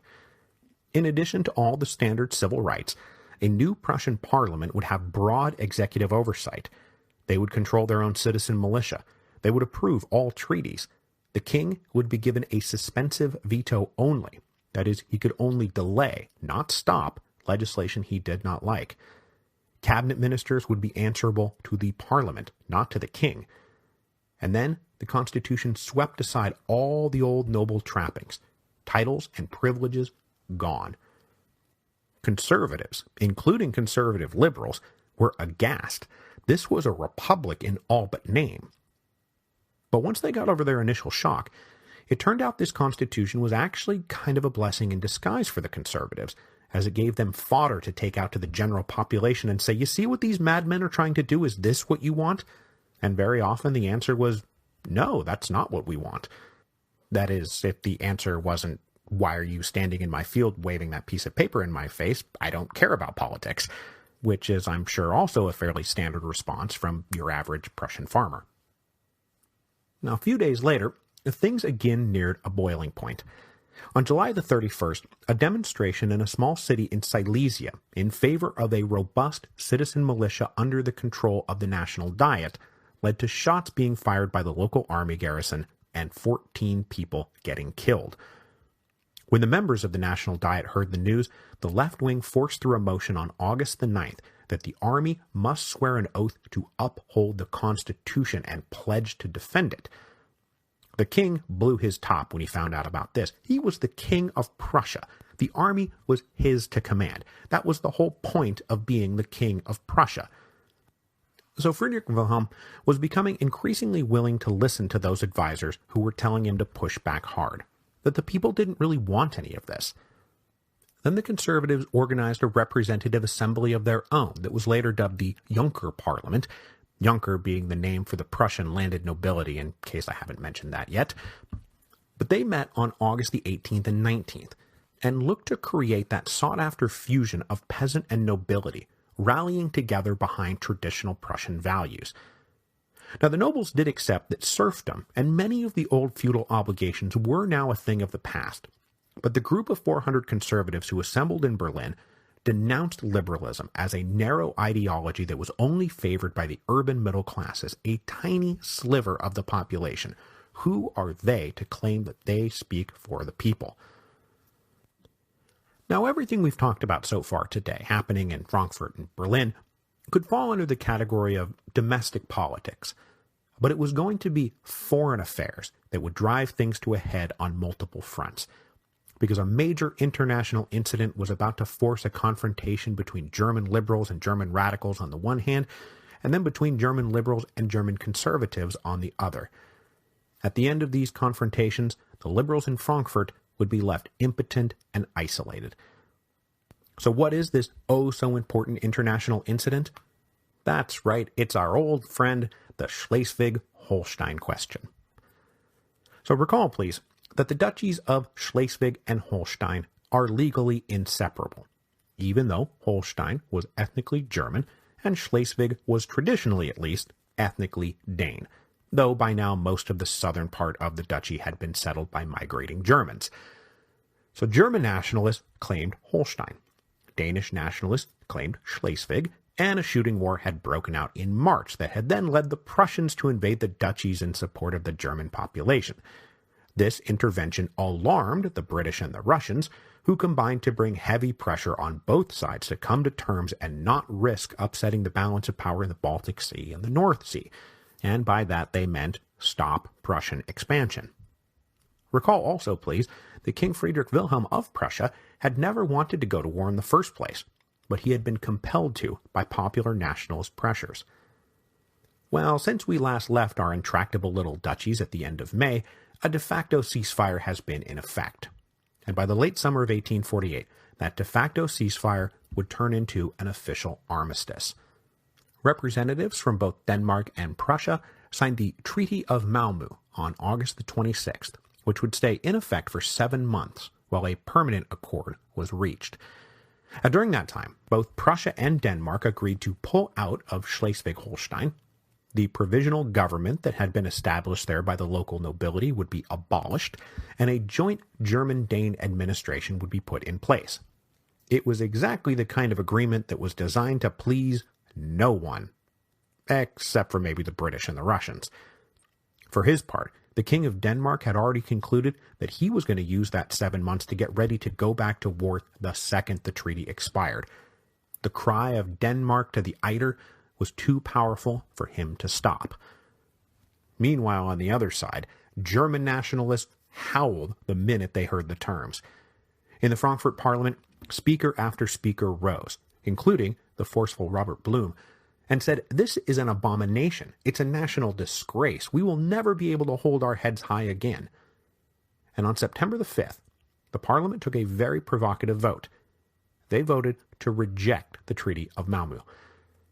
Now, though this is often portrayed as the Frankfurt Parliament unanimously rejecting the treaty, it is worth noting that the vote was 238 to 221, so they were still very divided, even if generally offended. Now, the vote to reject the treaty had very few practical implications. It's not like the Frankfurt Parliament could actually do anything about it. But as German national unification was coalescing around the Parliament, it was a clear indication that if the German people had their way, they would keep fighting, even if it meant a general engagement with the rest of Europe. After this vote, Archduke John stayed on as regent, but the rest of his ministers refused to be a party to it and resigned. And then it started to dawn on many who had voted to reject the treaty what they had just done. Are we really gunning for war with Europe? Well, actually, it probably won't even come to that, because the King of Prussia will probably steamroll the lot of us into the dustbin of history before it gets to that. So on September the 16th, a second vote was held, and this time they voted to accept the treaty. But this opened them up to attacks from strident nationalists and radicals who now lost any lingering faith they might have had in the Frankfurt Parliament, which they determined was full of weak-willed, weak-kneed, turncoat, traitorous liberals. This all led to a confrontation in the streets of Frankfurt. The very next day, about 12,000 people gathered to listen to speeches from the outraged far-left delegates of the Parliament who denounced everything. They just denounced everything and said that it was time for a second revolution. Now, we did a whole episode about the specter of the French Revolution, but unfortunately, I don't know how much of this incident is informed by that old 1789-1792 split. But clearly, the gist of all these speeches was, the boys of 1789 are selling us out, it's time to break out 1792. so they planned a mass demonstration for the next day. But as the work was getting going, the authorities got wind of it, and the new prime minister, Anton von Schmerling, called for regular army troops from Prussia and Austria to come into the city the next morning. Von Schmerling is an interesting footnote to all of this. He was an Austrian liberal and a former member of the Lower Austrian Estates, and he had been in the room when the Vienna crowds had pushed their way in back in March, and he had been the one to carry their demands to the emperor. In the wake of all that, he had then helped organize the Vienna Civic Guard, before heading to Frankfurt as one of the few Austrian delegates. He had been Minister of the Interior, but had resigned in protest over the Treaty of Malmo vote. Now he was recalled by Archduke John, and given more or less carte blanche to see to the security of Frankfurt. On the morning of September the 18th, 1848, crowds swarmed into the middle of Frankfurt and demonstrated in front of the Parliament, and some members of the crowd managed to find an unlocked door on the side of the Parliament building, and a bunch of them rushed in. Once inside the building, they broke through other locked doors with axes to force their way into the actual meeting room. But when they poured in, old Heinrich von Gagern, who had been one of the most popular liberal leaders of the Parliament, took to the rostra and sternly rebuked their illegal and immoral invasion of the Parliament. Had they no sense of shame? And unlike the people of Paris, who, as we've seen, long had a habit of blowing raspberries at the politicians when they had pushed their way into an assembly, the demonstrators in Frankfurt were, I guess, a little sheepish and shamefaced about what they had just done. Maybe they'd gotten carried away, and they departed without further incident. But out in the streets, blood still ran hot. And then, blood just ran. 2 conservative members of the Parliament were caught outside when the demonstrators started getting out of hand. They were identified, and they were lynched by a mob. One of them was just straight up beaten to death. Then barricades started going up in the meantime, but the troops called in by von Schmerling were right on top of them, and they did not spare the bullets in making sure that this did not turn into a full-blown insurrection. Within a few hours, the streets were cleared, and Frankfurt was under martial law. 60 people lay dead. So as I noted last week while discussing the events in Vienna, where that worker demonstration on August the 23rd had led to the Liberal Civic Guard firing on the crowd, and that marking the permanent split between liberals and radicals, the same can now be said of September the 18th in Frankfurt. With the liberals recoiling from the radicals and the radicals disgusted by the liberals, the whole course of the revolution of 1848 is now lurching in the direction of counter-revolution. Now, certainly the Frankfurt Parliament was still going to go about its business, and it was still going to try to draft a constitution. But it now had no real basis of support.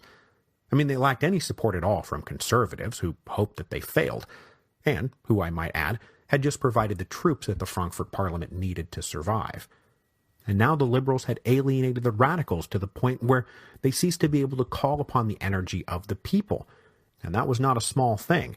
They had relied on that energy to force their way into power back in March. So as the summer turned to the fall of 1848, the liberals turned their backs on the very revolutionary force that had propelled them forward in the first place.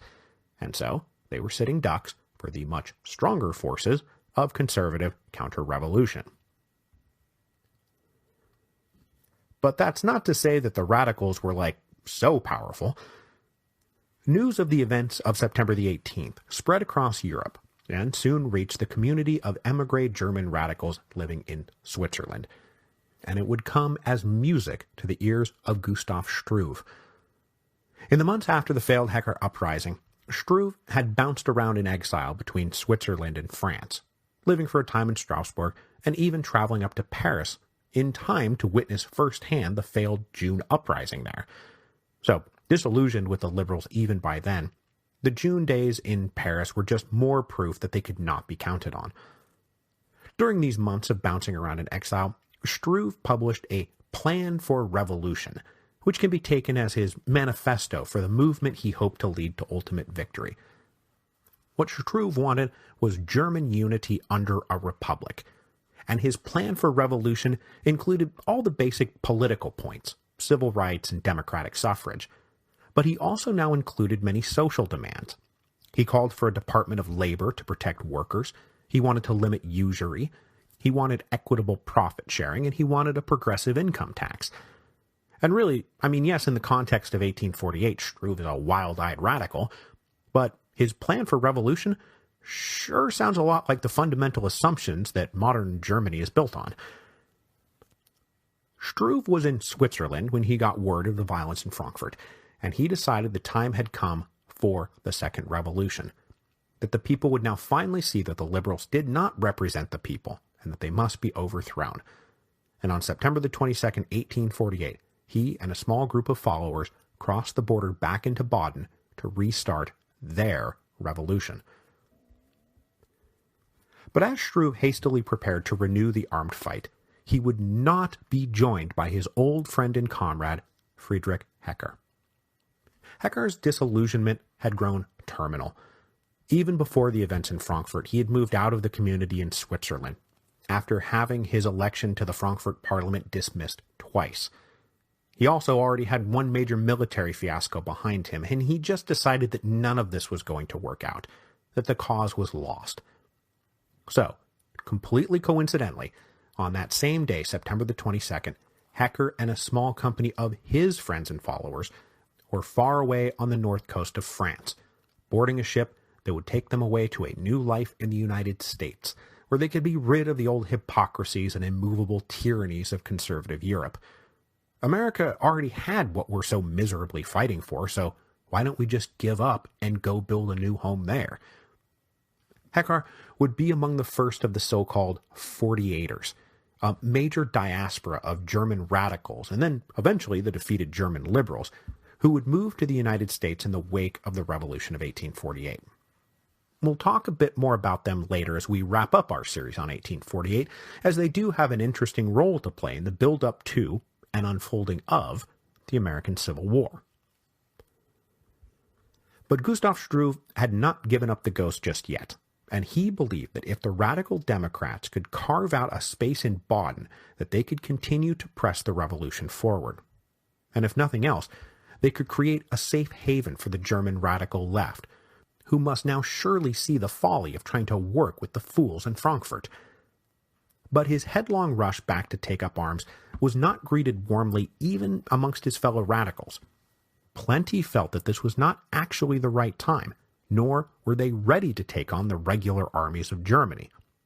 And Struve would later be criticized for blowing a longer-term project that was allegedly in the works, and a few of his more bitter personal rivals in the movement hinted that his life as an emigre had been hard, that it had left him penniless, and that is why he was so eager and willing to embrace what turned out to be a disaster no less miserable than Hecker's uprising.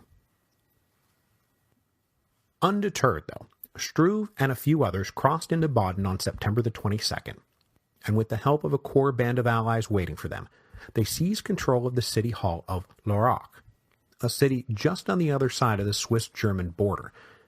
There, from the balcony of the city hall, Struve proclaimed a German republic, and this rather dramatic gesture marks the official beginning of what history has dubbed the Struve Putsch.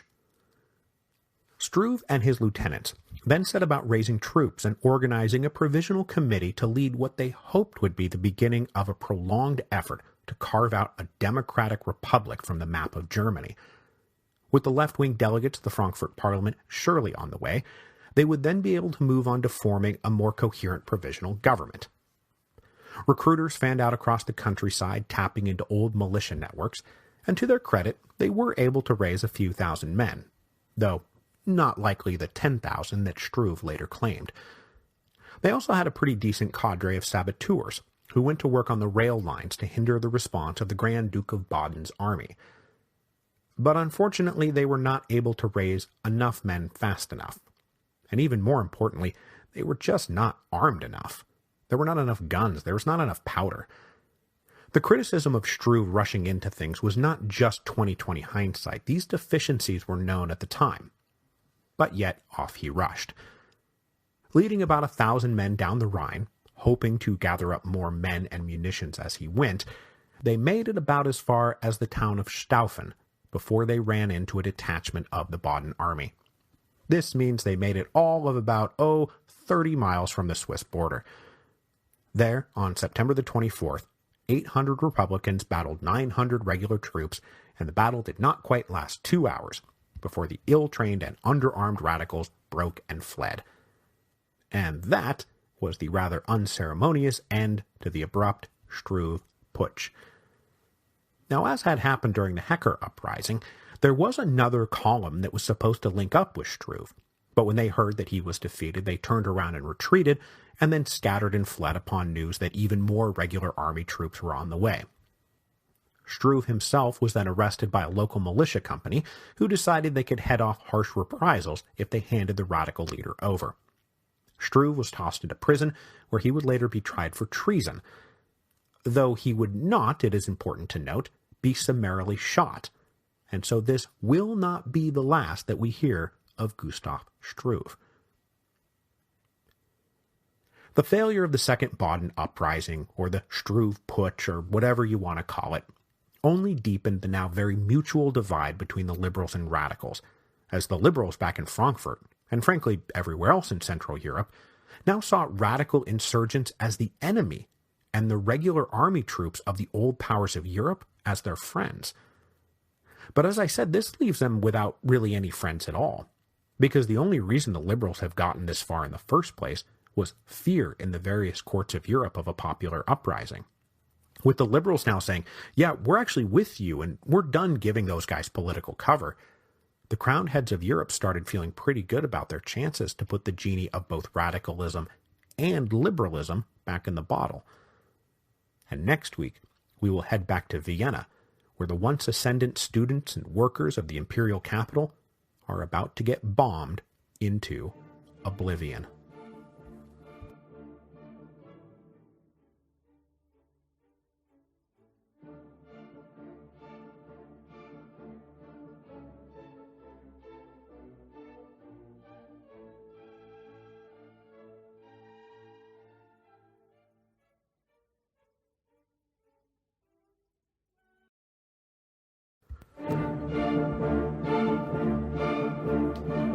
Hello, and welcome to Revolutions. Episode 7.26, The Battle for Vienna.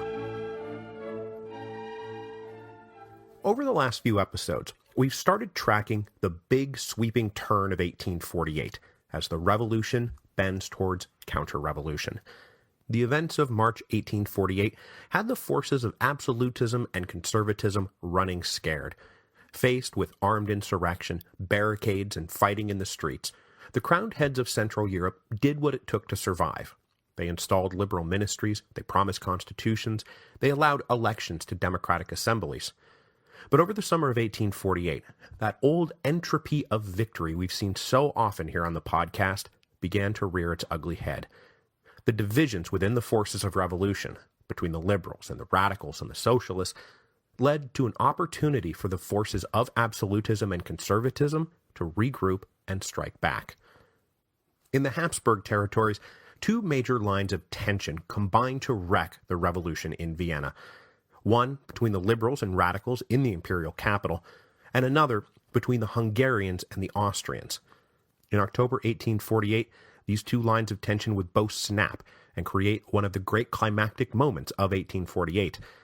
The final battle for Vienna and for the revolution in Austria was about to begin. But to get to the battle in Vienna, we must first head to Budapest.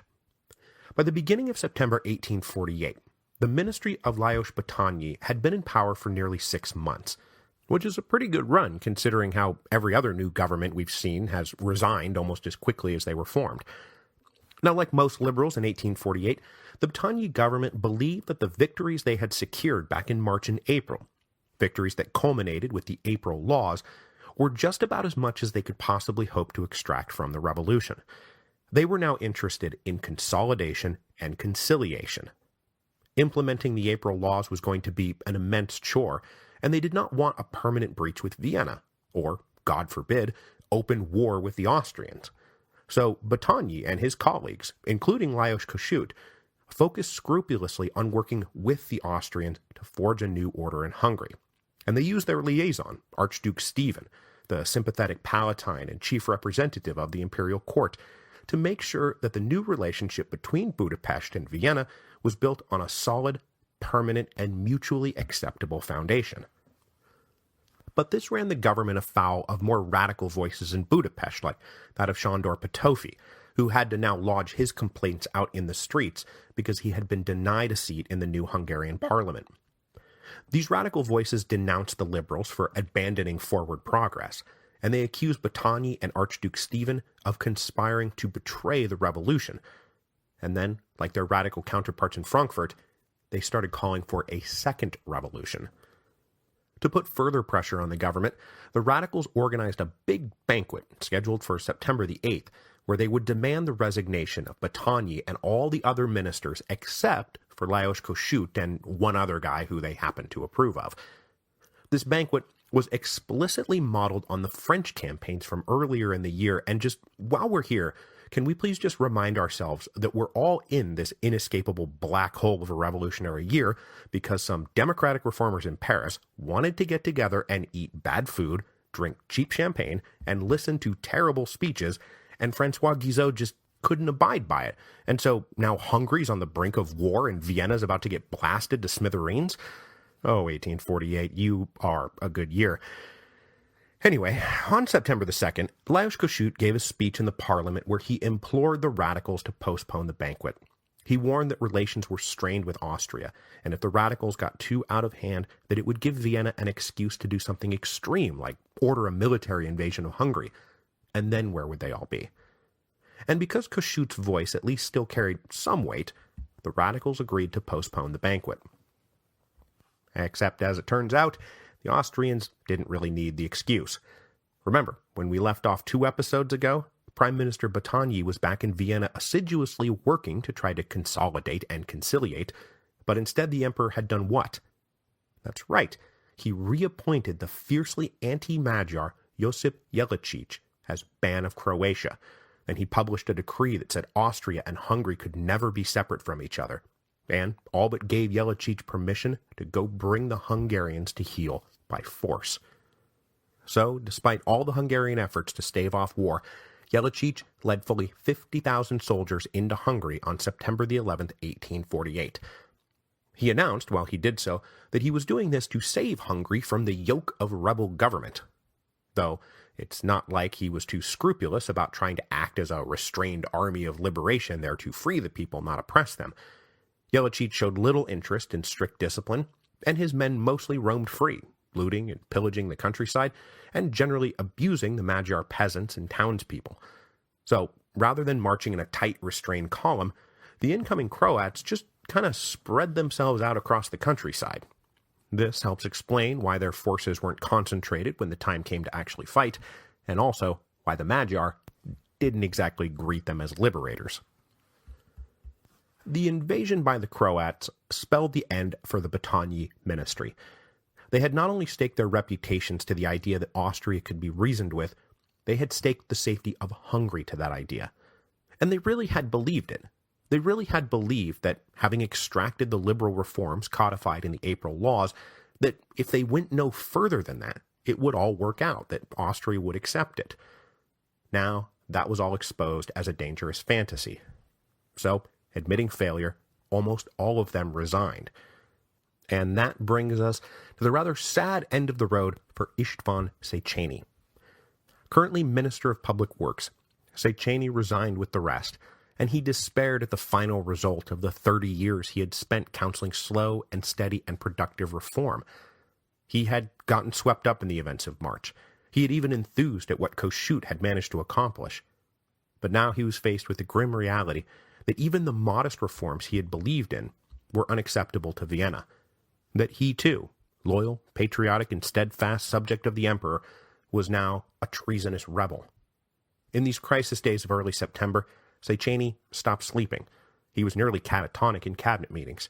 He took to blaming himself for everything, for the ruination that was about to be visited upon the nation he so loved and had fought so hard for so long.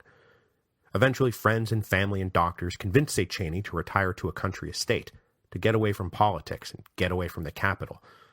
Széchenyi finally agreed, but his despair reached such an acute pitch that 2 suicide attempts followed before he allowed himself to be checked into a sanitarium. And though he would live through this episode, as I've hinted, eventually his demons will overcome him. So at this critical moment, Hungary is now without a central executive government. Archduke Stephen called on Batthyány to remain as prime minister and convene a new cabinet, but Batthyány had an extremely difficult time finding men who had the confidence of both the Hungarians and the Austrians, because even now he was trying to prevent a permanent schism. But the imperial court, now feeling self-confident for the first time in months, kept indicating to Batthyány that none of the men he suggested would be acceptable to them. So for 2 weeks there would be no government at all.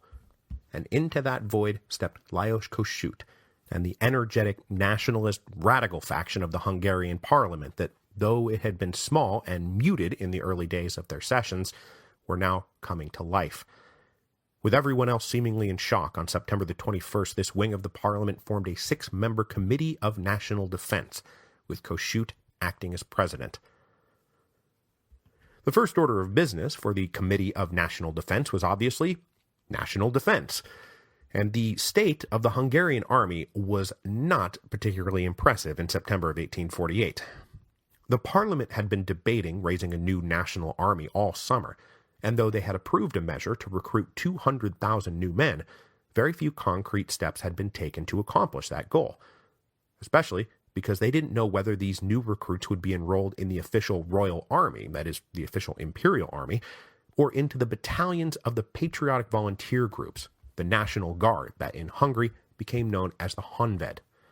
With the official army politically suspect, the parliament finally voted at the end of August to send most of their new recruits into the Honved battalions. But still, come September the 11th, there were not that many recruits, and the reports that I've seen is that the army around Budapest was only about 5,000 or 6,000 strong. And on top of that, when Jelačić invaded, the Hungarian general in charge of these forces said that he refused to fight a fellow imperial officer and he resigned.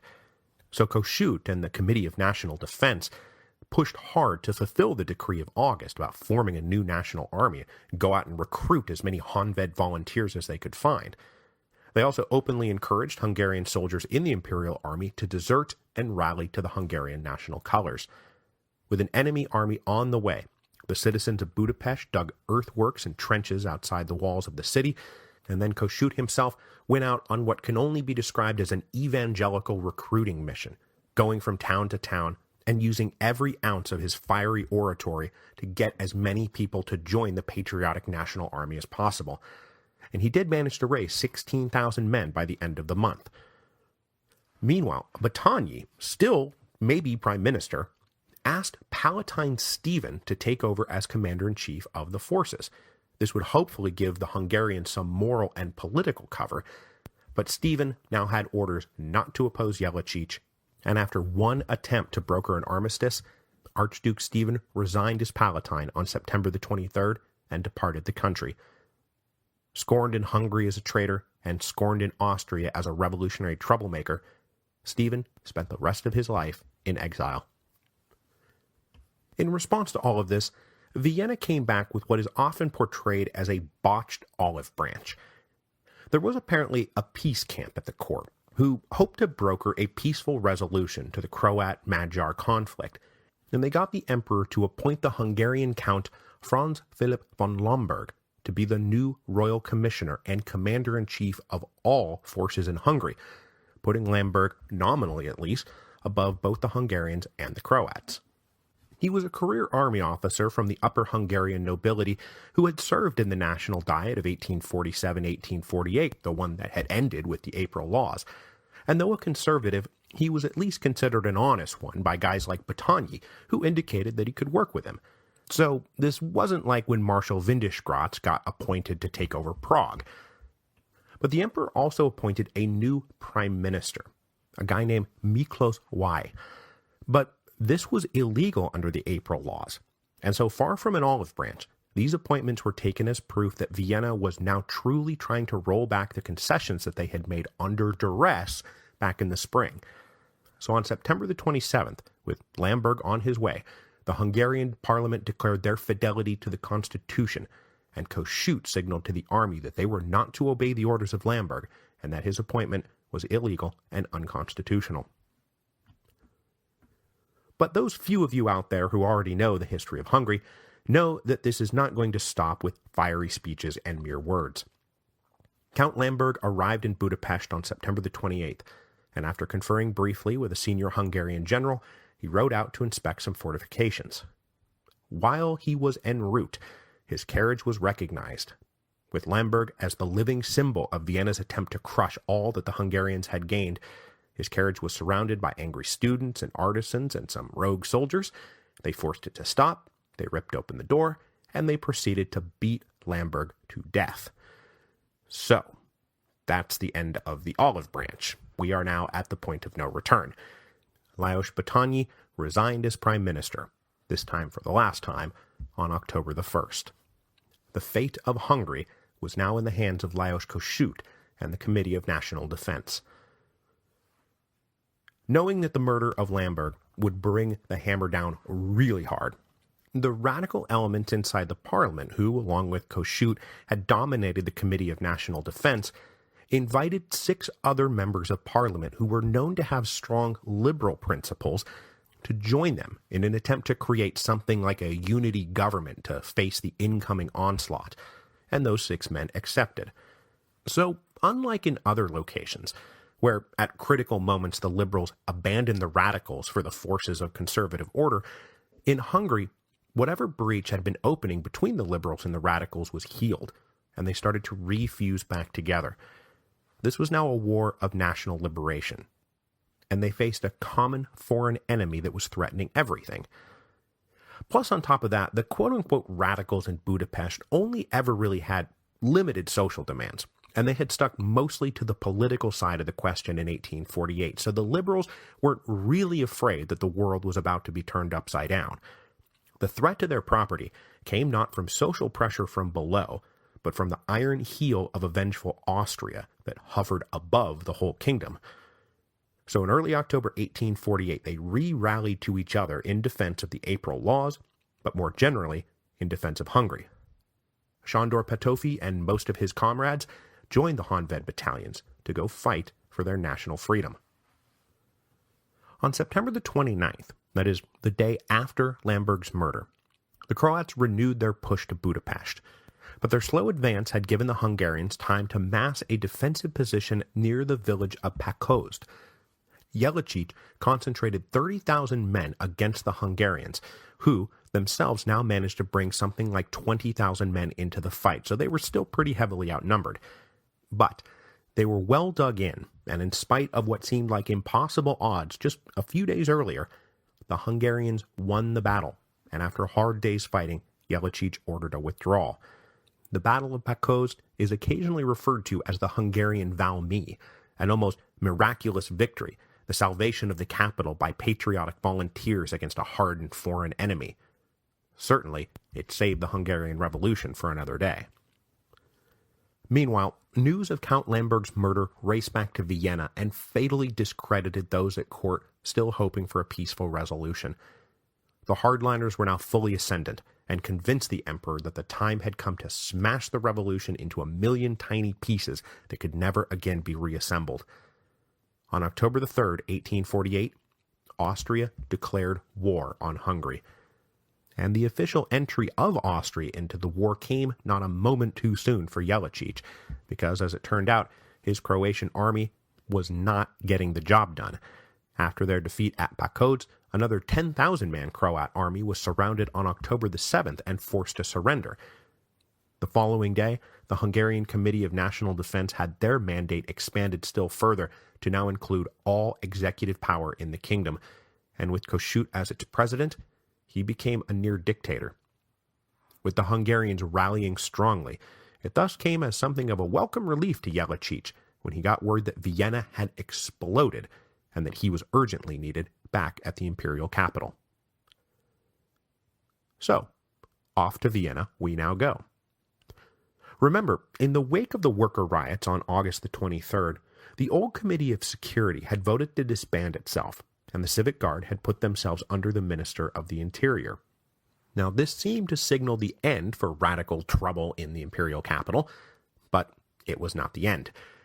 In the middle of September, a People's Bank that had been established for people to invest their life savings in was revealed to be a massive scam. When it collapsed, it took with it the savings of many artisans and small business owners. These victims petitioned both the Ministry of the Interior and the Vienna City Council for relief, but both declined to get involved. This is the days before FDIC insurance. So the people started getting agitated, and the students who had left when the university had been closed were now returning for the October term, and they made noise about restarting the security committee, reforming the academic legions. On September the 12th, a mob outside the Ministry of the Interior managed to break in, and they were looking for the Minister of the Interior, who managed to slip safely out the back door, so the crowd just smashed the joint up. This brought out the Civic Guard and the regular army, so the radicals started organizing the academic legions again, but just before Vienna played host to yet another round of shooting in the streets, the parliament stepped in and said, "We will guarantee interest-free loans for the victims and underwrite 20% of their total losses." After all, it had been caused by a bank fraud. Then they told the government to order the army out of the capital. Now this released the tension for the moment, tension that would all come building back up again when Austria declared war on Hungary. The Emperor's declaration of war on October the 3rd reignited those same radical forces that had been ascendant since March: the students, the artisans, and the workers. Abandoned by the liberal men of property back in August, and somewhat beaten back, they now re-erupted with a vengeance after the Emperor declared war. Hungarian success had come at the expense of the power of the conservative central authorities. For the Emperor to now so violently bring the hammer down spelled bad trouble for revolutionary Austria, or even simply reformists in Austria.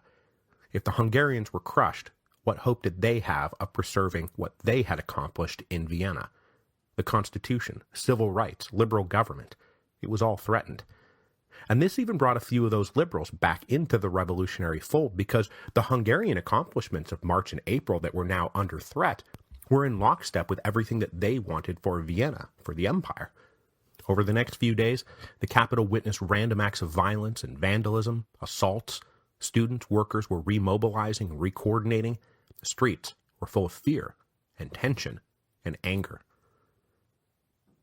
The guy who became the focal point for all that anger in Vienna was the Minister of War, Count von Latour. Latour was a conservative who had been the principal supporter of Josip Jelačić over the past few months. He had continued to fund Jelačić even after he had been deposed as Ban of Croatia, and had been among those working at court to get him reinstated as Ban of Croatia. Latour wanted the Hungarians beaten back into line, then he wanted the empire to return to its rightful conservative absolutism. On October the 6th, 3 days after the declaration of war, Latour ordered imperial troops from around Vienna to board trains that would take them to the front lines in Hungary. But the radicals organized to stop the troop transfers. Gathering in their reformed academic legions and companies of more radically oriented civic guard, all marched together down to the train station. There, people started tearing up the train tracks to stop the trains from rolling. Then, a company of grenadiers mutinied to the people and themselves got in on the action, blocking a bridge from the city to the station. Latour ordered in more regular troops to disperse these mobs and force the mutinous grenadiers onto the train.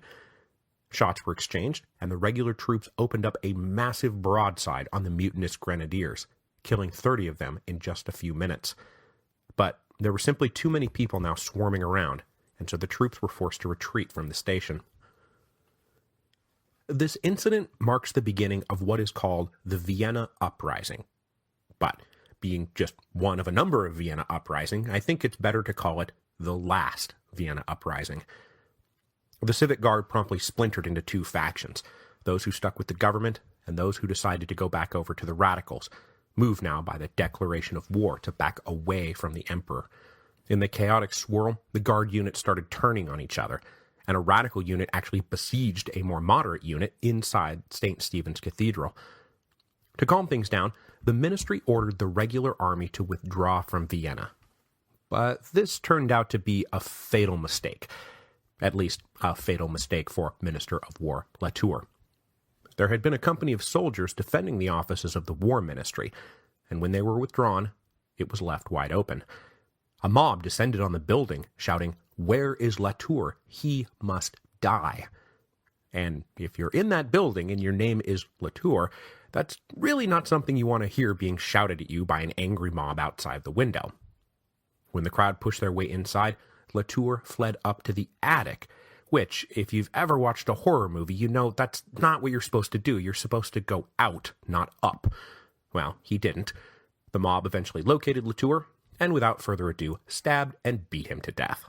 Then they dragged his mangled corpse through the street and hung it from a lamp pole.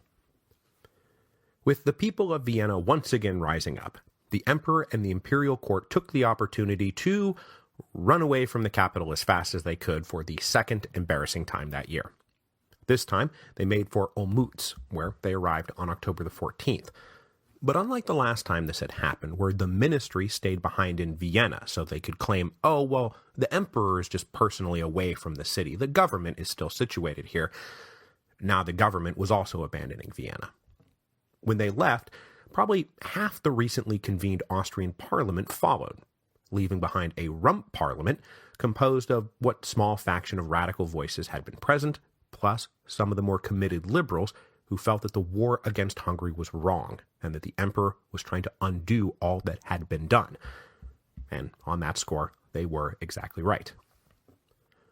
So inside Vienna, this rump parliament, isn't it fun to be talking about rump parliaments again? It's been years.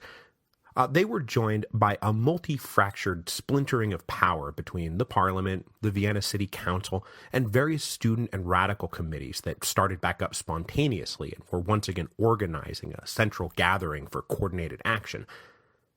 Then the parliament formed an emergency committee that took on executive authority ostensibly on behalf of the entire empire. They were supposed to present their decisions to the full body for ratification, but with events moving so quickly, this emergency committee just became the de facto national executive. Not that anything they said or did had any real authority outside Vienna, mind you, but at the same time, with the emperor on the run and the members of parliament attending to him not meeting in any kind of formal session, and different factions at court taking this opportunity to slit each other's throats, it's really hard to tell who, if anyone, was actually in control of the Austrian Empire at that moment. Probably nobody was. So the Rump Parliament had three simple demands for the emperor. First, end the war with Hungary. Second, depose Ban Jelačić. And third, form a new popular government. But the emperor was done conceding. So the principal goal of the parliament, and everybody else inside Vienna, turned out to be not running an empire, but defending the city from inevitable counterattack. Inside the city, citizens armed, manned the walls, positioned what artillery they had, and started digging trenches on the outskirts of the suburbs. And they had a little bit of room to breathe, because though there were about 12,000 imperial troops now stationed outside Vienna, they were under orders not to make any moves on the capital until they were massively reinforced. The conservatives at court had had enough of this. The plan now was to utterly crush the rebels in Vienna. And as soon as they had all cleared the capital on October the 8th, they had the emperor start issuing orders for other imperial troops to converge on Vienna. And that included Jelačić's Croats in Hungary. Jelačić, for his part, was eager to get moving. Not only because the initial war against the Hungarians had not exactly gone well, but also because, remember, his whole object in all of this is to prove to the emperor what a good and loyal subject he was, that he and the Croats could be the saviors of the empire and then be duly rewarded with increased rights and privileges. And now he was going to have the chance to literally save the capital from rebel scum. So as soon as he got his orders on October the 8th, he wheeled around and led 12,000 men back towards Vienna. On a double-time march, they made it to the capital by the morning of October the 10th. But the Hungarians decided that two could play at the role of savior. The Hungarian army followed Jelačić at a discreet distance, and then they planted themselves on the Austro-Hungarian border. Then the Hungarian parliament sent a message to Vienna asking if the citizens of the capital requested their assistance. To preserve some sense of legality, the Hungarians weren't going to move unless they were invited to move, but if asked, they would move. Inside Vienna, the offer filled the Rump parliament with vexation and dread. They knew it was going to be hard to hold out against the gathering imperial forces, but they were themselves trying to maintain a veneer of sovereign legitimacy, and it would be much harder to maintain that veneer to prove that they weren't themselves rebels if they asked the Hungarians, who the emperor had declared war on, for assistance. They tried to get the Austrian city council to make the request to the Hungarians, but those guys just kicked it back to the parliament and said, no, this is your call. So the parliament tried one very long-shot gambit to avoid calling in the Hungarians. They sent a dispatch to the emperor asking him to unilaterally withdraw the imperial troops. But fat chance of that.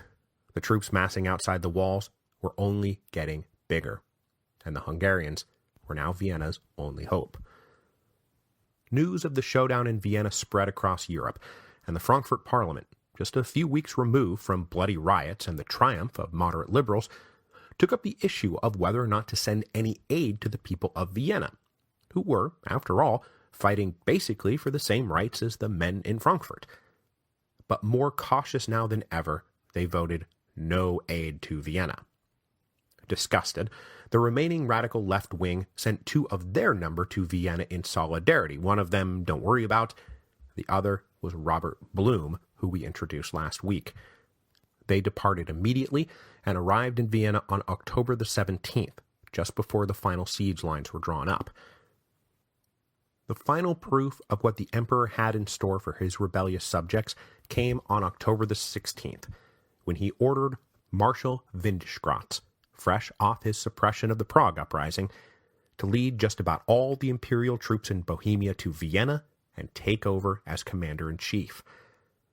The emperor also issued a general declaration that a tiny faction inside Vienna threatened to destroy the empire and that they must be brought back into line.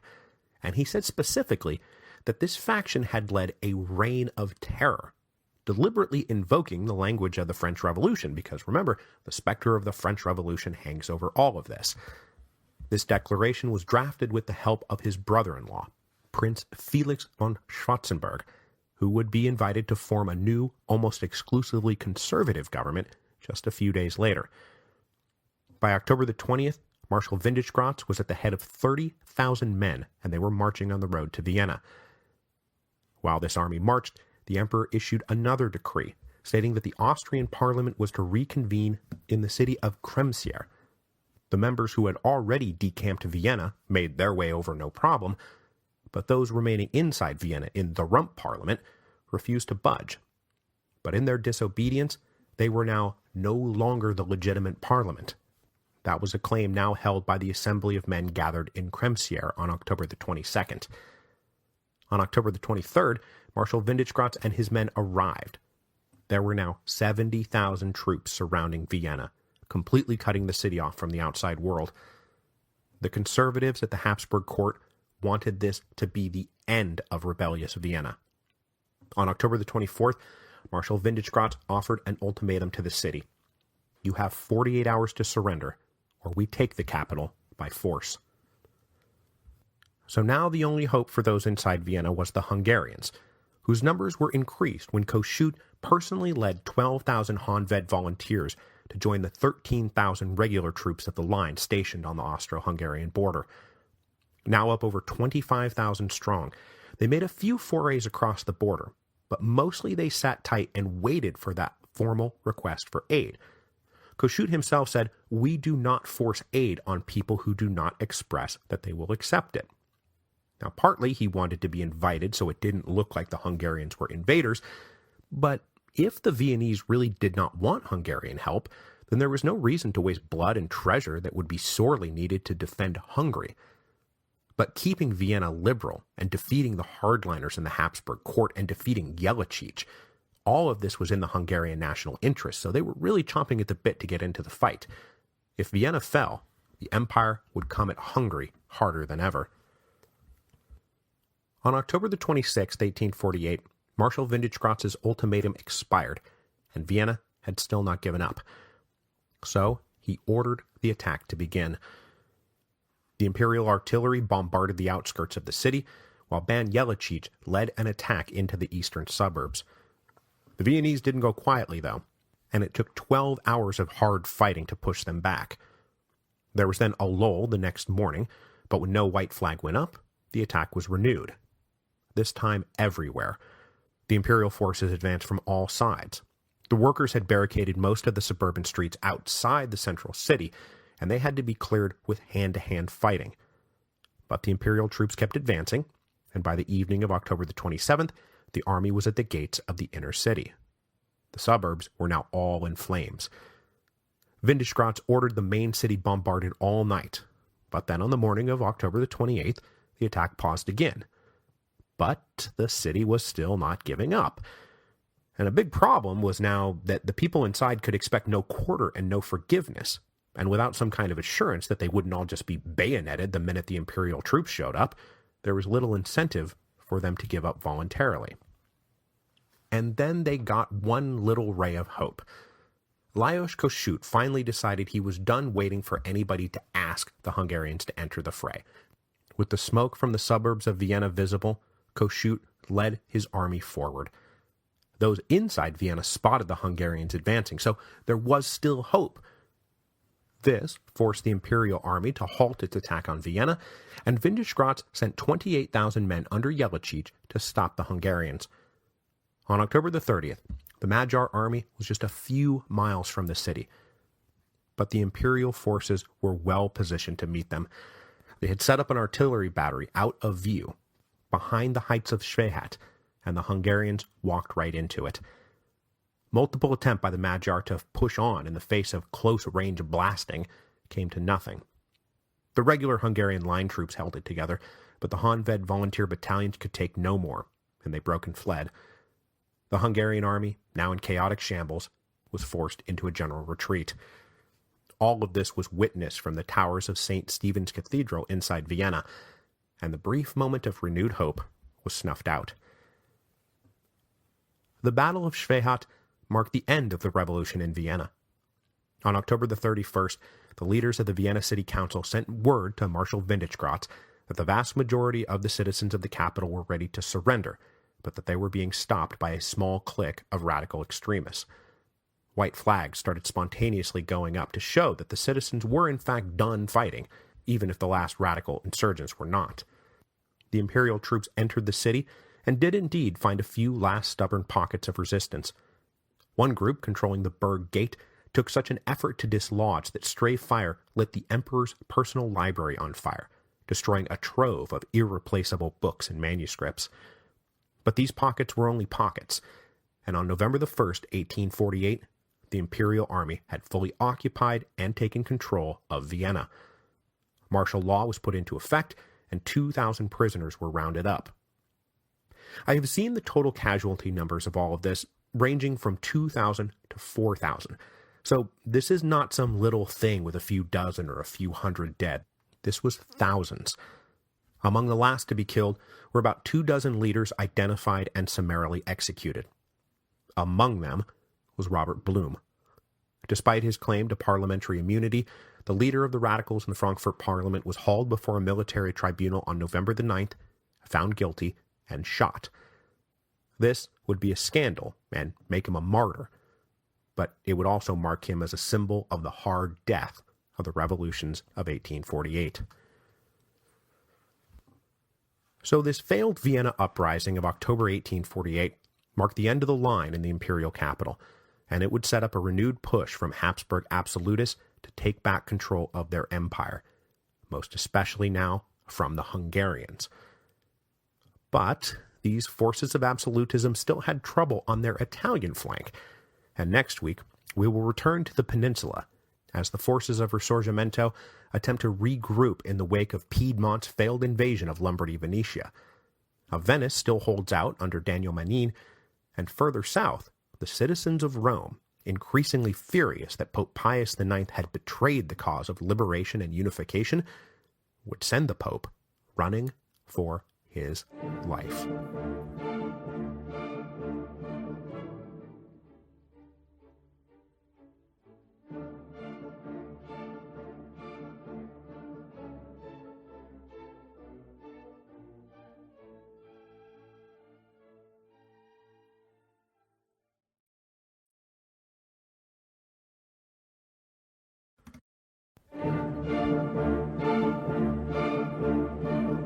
Hello, and welcome to Revolutions. Episode 7.27, The Flight of the Pope. Last time, we brought events in Vienna to a final climactic head as the imperial capital rose up one last time in October of 1848, the Hungarian army failed to relieve the besieged insurgents, and the iron screw of Habsburg counter-revolution started to turn very deep. And one thing we know for sure is that the conservatives at the Habsburg court were able to turn that counter-revolutionary screw in large part because Field Marshal Radetzky had defeated the armies of King Charles Albert of Piedmont at the Battle of Custoza in late July 1848. This Austrian victory had dealt a body blow to the cause of Italian liberation and unification, a cause that had already been dealt a number of body blows. King Ferdinand of the Two Sicilies had dragged his feet joining the effort. Then, after he had cracked down on liberal patriots in Naples on May the 15th, he recalled all his troops from the field. Tuscany had been knocked out of the war by the Austrians in part because the Tuscans and Piedmontese couldn't work together. But most importantly, the Pope had issued his devastating allocution that withdrew God's support from the war. All of these failures combined to bring pan-Italian liberal monarchism into some disrepute. Certainly the shine had worn off Charles Albert as the natural and necessary leader of Risorgimento. This would leave the Italian peninsula open to a contest between radical Republicans, led by, for example, Giuseppe Mazzini, and old-style conservatives who believed that they could now turn Italy back to the status quo ante-1848. Both of them believed that the Battle of Custoza meant that their time was at hand. Across the peninsula, the liberal governments of the Italian states that had been established in February and March, and then who had gone on to support the King's War, were now discredited by his defeat. In Piedmont itself, a ministry only recently formed under the former mayor of Milan, Gabriele Casati, he was one of the leaders of the 5 Days of Milan, resigned in the face of mounting public pressure. Radicals in Genoa started organizing and popping off about how if the king didn't start the war again soon, that they were going to overthrow him. To try to head this off, a new ministry formed under the king promised an additional 50,000-man levy, but all of this put Charles Albert on notice that the armistice he had signed with Austria better be a pause, not a stop. The 25,000 or so refugee Lombards who would like to go home at some point were also an ever-present reminder. In the teeth of all this, the king and his new government audaciously called for a convention of Italians to come to turn and work out how the new unified northern Italian kingdom would operate, and possibly incorporate further territory. All this while Piedmont was in retreat, and all those little plebiscites throughout Lombardy, Venetia, where they had all voted to fuse with Piedmont, well, those votes now amounted to exactly diddly squat. Down in Tuscany, a liberal government that had been appointed in March was brought down after Florence erupted with riots from students and returning soldiers and Mazzini's Republican agents. The Grand Duchy was then hit again on August the 23rd by riots in the port city of Livorno, after the arrest of a radical leader, a hellfire-breathing friar who still wanted to make this all a holy war. Now, order was restored, but the Tuscan radicals, many aligned with Mazzini, were now calling for a pan-Italian constitutional convention of their own, this one to organize Italy along republican lines, not the monarchical lines advanced by the guys up in Turin. So in both Piedmont and Tuscany, radical voices were making advances in the wake of the king's defeat. Meanwhile, in Lombardy, where the king had been defeated, there had been a brief hope of continuing the war after Piedmont's withdrawal, but it did not last very long. When Charles Albert signed the armistice and abandoned Milan, about half the residents of the city, including most of the leadership of the anti-Austrian insurgency, followed him. But Giuseppe Mazzini did not. He felt personally betrayed by the king after that false choice referendum, the one where the question posed was not, do we fuse with Piedmont, but do we fuse with Piedmont now or later? The king's retreat was only further proof that Charles Albert was not the leader Italy needed. So Mazzini himself grabbed a pistol and departed Milan on August the 3rd, but he did not follow the others to Piedmont. Instead, he and a few of his followers headed north into Switzerland, where Mazzini set up a new base in exile. He formed what he called the Italian National Committee of Defense, that would be tasked with coordinating action among radical Republicans on the peninsula to keep the cause of liberation and unification going. But now for the people, not for kings and popes. And he wrote that the royal war is over. The people's war begins. Mazzini was not the only hardcore Republican who stayed in Lombardy. The Republican leader of a small band of about 800 freedom fighters also eschewed retreating to Piedmont and instead headed north into the high lake country of Lombardy, around Lake Como, to continue what would now be a guerrilla war.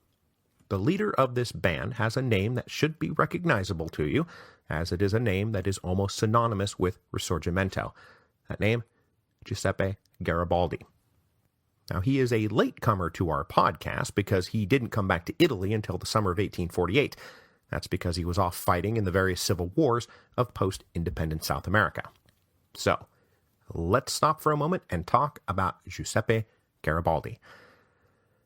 Garibaldi was born in 1807 in Nice, which was at that moment a fully integrated part of the French Empire, but which would be given back to the Kingdom of Piedmont-Sardinia at the Congress of Vienna. Young Garibaldi grew up steeped in the local sailing culture, and by 1832 was a minted captain of a merchant ship. Still only in his mid-20s, Garibaldi met a member of Mazzini's Young Italy movement in the spring of 1833, and fired up by Republican patriotic idealism, Garibaldi joined Young Italy. He then met Mazzini personally for the first time in November of 1833 in Geneva, as Mazzini was putting the finishing touches on a planned revolt down in the Kingdom of Piedmont. So young Garibaldi joined a Carbonari Large and joined in the attempt in February 1834. But this is one of those long string of failed revolutions in Italy in the 1820s and 1830s, and Garibaldi had to flee the country, sentenced to death in absentia, an order signed by, you guessed it, King Charles Albert. Garibaldi made his way from Marseille to North Africa, and from there took a mighty big plunge. Leaving Europe behind, he sailed for whatever opportunities might present themselves in South America. The continent was still trying to sort itself out after the great wars of independence, and when Garibaldi landed in Brazil in 1836, he landed in the middle of a civil war, with some provinces of the Brazilian Empire having declared themselves the Republic of the Rio Grande do Sul. Garibaldi entered this war with the Republicans and put his expert seamanship to good work, and also getting his first taste of fighting on land. But most importantly in Brazil, Garibaldi met and fell in love with Ana Ribeiro de Silva, a patriotic fighter of tremendous passion. She became Garibaldi's lover and comrade in arms, and she was known to him and to history as simply Anita. The couple moved south to Montevideo in 1841, though, and attempted a quieter life where Garibaldi was a merchant and sometimes teacher. And while they lived in Uruguay, Anita taught Garibaldi the style and manner of the legendary gaucho horsemen, the spiritual descendants of Jose Felix Ribas, if that name is familiar from one of our various detours during our episodes on Spanish-American independence. So it was while in Montevideo that Garibaldi adopted his signature look of wearing a poncho and a sombrero that was traditional to the gaucho but really made him stand out back in Italy. They didn't last long in the quiet life, though, as the Rio de la Plata was engulfed in one of its various treacherous and endlessly confusing multi-factional civil wars. Garibaldi wound up volunteering to raise a legion of his fellow Italian exiles to fight for one of the sides, don't worry about which one, and from 1842 to 1848 he successfully led the naval defense of Montevideo, and on land continued to learn and perfect styles of guerrilla warfare. But events back in Italy were nearest to his heart, and Garibaldi was in frequent contact with friends and comrades back home. The elevation of Pope Pius IX in 1846 sent his heart aflutter, and then when he got news of the early rebellions in Sicily and Naples in January and February of 1848, he said to himself, "This is it." So Garibaldi and Anita collected about 60 men. They quit their service in the South American Civil Wars, and they sailed for Italy.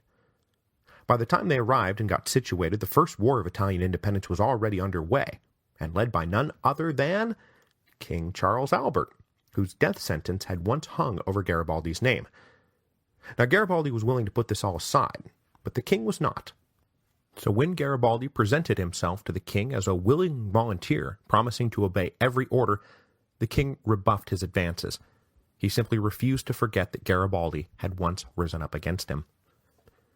So, rejected by the king, Garibaldi struck back up with Mazzini, and they both decided not to follow Charles Albert back to Piedmont. Now, the relationship between Mazzini and Garibaldi was, at this point, still pretty good, and Garibaldi willingly took orders from Mazzini after the fall of Milan. But their relationship would become increasingly strained, as Mazzini was now done trusting or compromising with monarchists, while Garibaldi was, still now, willing to swallow his own principles for what he thought was the greater cause of liberation and unification. But Garibaldi was then immediately disillusioned with Mazzini's plan to carry on the war in northern Lombardy. Garibaldi and the 800 or so men that followed him entered and occupied the small city of Luino in August of 1848, but as they tried to rally recruits, they were met only with indifference. It may now be a people's war, but it kind of seemed like the people weren't that into it. Dejected, Garibaldi withdrew back across the border to Switzerland, but as he did, most of the men under his command took a look around and concluded that there was no point to any of this, so Garibaldi's 800 men was soon down to just 30. For the moment, the war in Lombardy was over. The Austrians had won. So, with the war over in Lombardy, that left only Venetia still fighting. And even then, it was not Venetia. It was just Venice. All the mainland territories had been overrun by Austrian forces, leaving only the city of Vienna holding out behind a cordon of about 9,000 Austrian troops on land and a naval blockade out at sea. Venice then became a symbol and a rallying point for all men and women who wanted to keep fighting. So refugees, volunteers, and deserters from all the other Italian states trickled into the city. Roman, Neapolitan, Tuscan, Lombard. In all, Venice absorbed about 12,000 such patriotic immigrants, and soon the city boasted about 22,000 men under arms. Their commander-in-chief was our old friend, General Guglielmo Pepe. After Naples had ordered Pepe to come home, he had instead, remember, gone rogue and led a contingent of patriotic Neapolitan troops into Venice, arriving at the city on June the 15th. Upon his arrival, Pepe's skill and sound patriotic politics made him the easy choice to lead Venice's defenses. Despite being surrounded, though, the city was incredibly well defended by a dense network of more than 50 different forts that made a calculation for direct assault balloon in terms of the time, resources, and casualties it would take, and the Austrians really couldn't afford time or resources or casualties. Plus, the not quite 10,000 men on the mainland were suffering from a bout of malaria that would linger for months. And the naval blockade, well, it was hardly a blockade at all. The Austrian navy was not in great shape at the moment, and the local Venetians knew the tricky waters around the city just much, much better, and so blockade running was a pretty easy game to play. So, though Venice was besieged, you could kind of come and go as you please, if you wanted. As to the political leadership of Venice, after the vote to fuse with Piedmont in early July, a new monarchical provisional government had established itself. Except, remember, Venice had finally voted to fuse with Piedmont just a few weeks before Charles Albert got beat and ran away. So it was with some absurd embarrassment when, on August the 7th, the provisional government welcomed a small commission of royal agents representing Charles Albert. They had come to begin the process of fusion and integration, to make Venice a province of Piedmont. Except, Piedmont just got beat by the Austrians, so what are you guys even doing here? The arrival of the commissioners triggered a showdown over who would really rule Venice, because it probably wasn't going to be Charles Albert. The commissioners and the provisional government were challenged most especially by hardcore Republican allies of Giuseppe Mazzini, who formed what they called the Italian Club, and their plan was to not just reject the planned fusion with Piedmont, but also to form an uncompromising hard rock republic in Venice. They drew many of their adherents from the quote-unquote foreign population of the city, that is, from the patriotic volunteers who had come from elsewhere, as opposed to the native population of Venice. Those people were, after all, the ones most committed to the fight. Occupying the middle ground between the provincial government and the Italian club was Daniele Manin. Ironically, Manin's failure to stop Venice from voting to fuse with Piedmont allowed him to come back stronger than ever. He had refused to serve in the provisional government and refused to support fusion with Piedmont, and so he was untainted by Piedmont's ultimate defeat. But Manin also thought Mazzini and the Italian club were too extreme in both rhetoric and tactics, and so though he was a staunch Republican, Manin thought the Italian club was a threat. He was in that camp of radical liberals or liberal radicals who were afraid that extremist rhetoric would alienate more than they would bring in. Plus, the implied threat that the Republic of Venice was just the beginning of a project to spread republicanism until every other polity in Italy was wiped off the map, well, that was no way to get allies at a time like this. So Manin planted himself to the left of the failing provisional government and to the right of the rising Italian club. On August the 10th, Manin personally led a protest to the provisional government demanding that the Venetian Assembly be recalled to redecide the issue of fusion with Piedmont in light of recent events. In the meantime, the radicals were busy harassing the royal commissioners and making their lives miserable every time they showed their faces in public. On August the 11th, the provisional government said that the Venetian Assembly could reconvene, and the royal commissioners resigned from their posts. But the commissioners were not out of physical danger. Later that same day, they were spotted in St. Mark's Square, and a mob that was on its way to becoming a lynch mob surrounded them. Friends located Manin at a nearby bookshop and begged him to help calm the situation. So Manin rushed to the square, got up on a balcony, and did everything he could to ease tensions. The gist of what he said was that the commissioners aren't worth it. We've already won. The assembly will convene on August the 13th, and in the meantime, I will personally hold emergency power. And that was enough for the crowd. They forgot the commissioners and they shouted, "Viva Manin" and "To the forts." So, without much premeditation, Manin had just led an improvised and bloodless coup. The provisional government stepped aside, and though he was never called this or held the official title, most histories mark August the 11th, 1848, as the beginning of the dictatorship of Daniele Manin. So as we've seen, King Charles Albert's defeat at Custoza marked the increased confidence of radical Republican voices across northern Italy, and this was true also in central Italy, and most especially in Rome. Now, radical Republicans had been giving the Pope fits ever since his allocution had been published at the end of April. His betrayal of the cause of liberation and unification had galvanized the radicals, and Rome had become a city roiled by civil unrest. On June the 5th, the first Roman parliament had convened under the new civil constitution, and they immediately declared their support for national liberation, whatever the Pope said. But their vision of unification still centered around the Pope. Most of them supported a federal league of Italian states with the Pope at the center.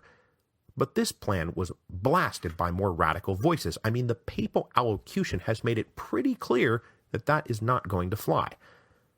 The Roman radicals were further galvanized on July the 14th, because in the week leading up to the final showdown at Custoza, the Austrians had violated the sovereignty of the Papal States. They crossed the border and they occupied the city of Ferrara. The radicals demanded that the Pope and the Parliament declare a state of emergency and then a state of war, a demand that was backed by a mob rushing into the Parliament and shutting them down for an entire session.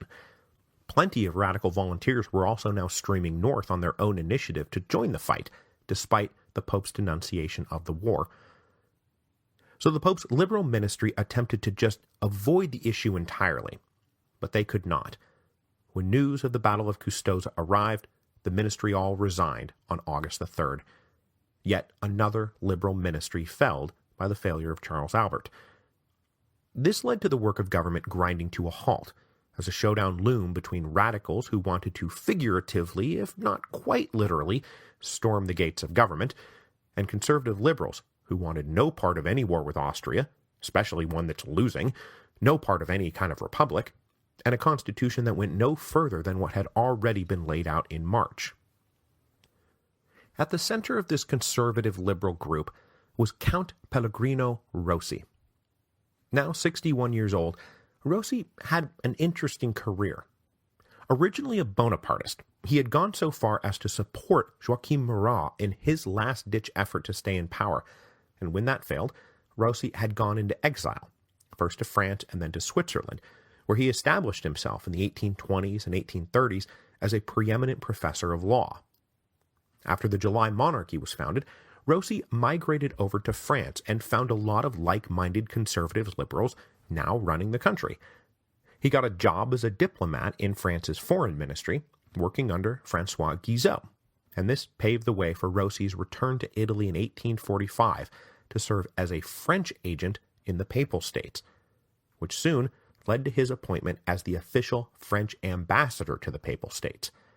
And it was in this capacity as a diplomatic agent of France that he met and advised the new Pope, Pius IX, and it turns out the two shared a lot in common, and Rossi became a trusted voice.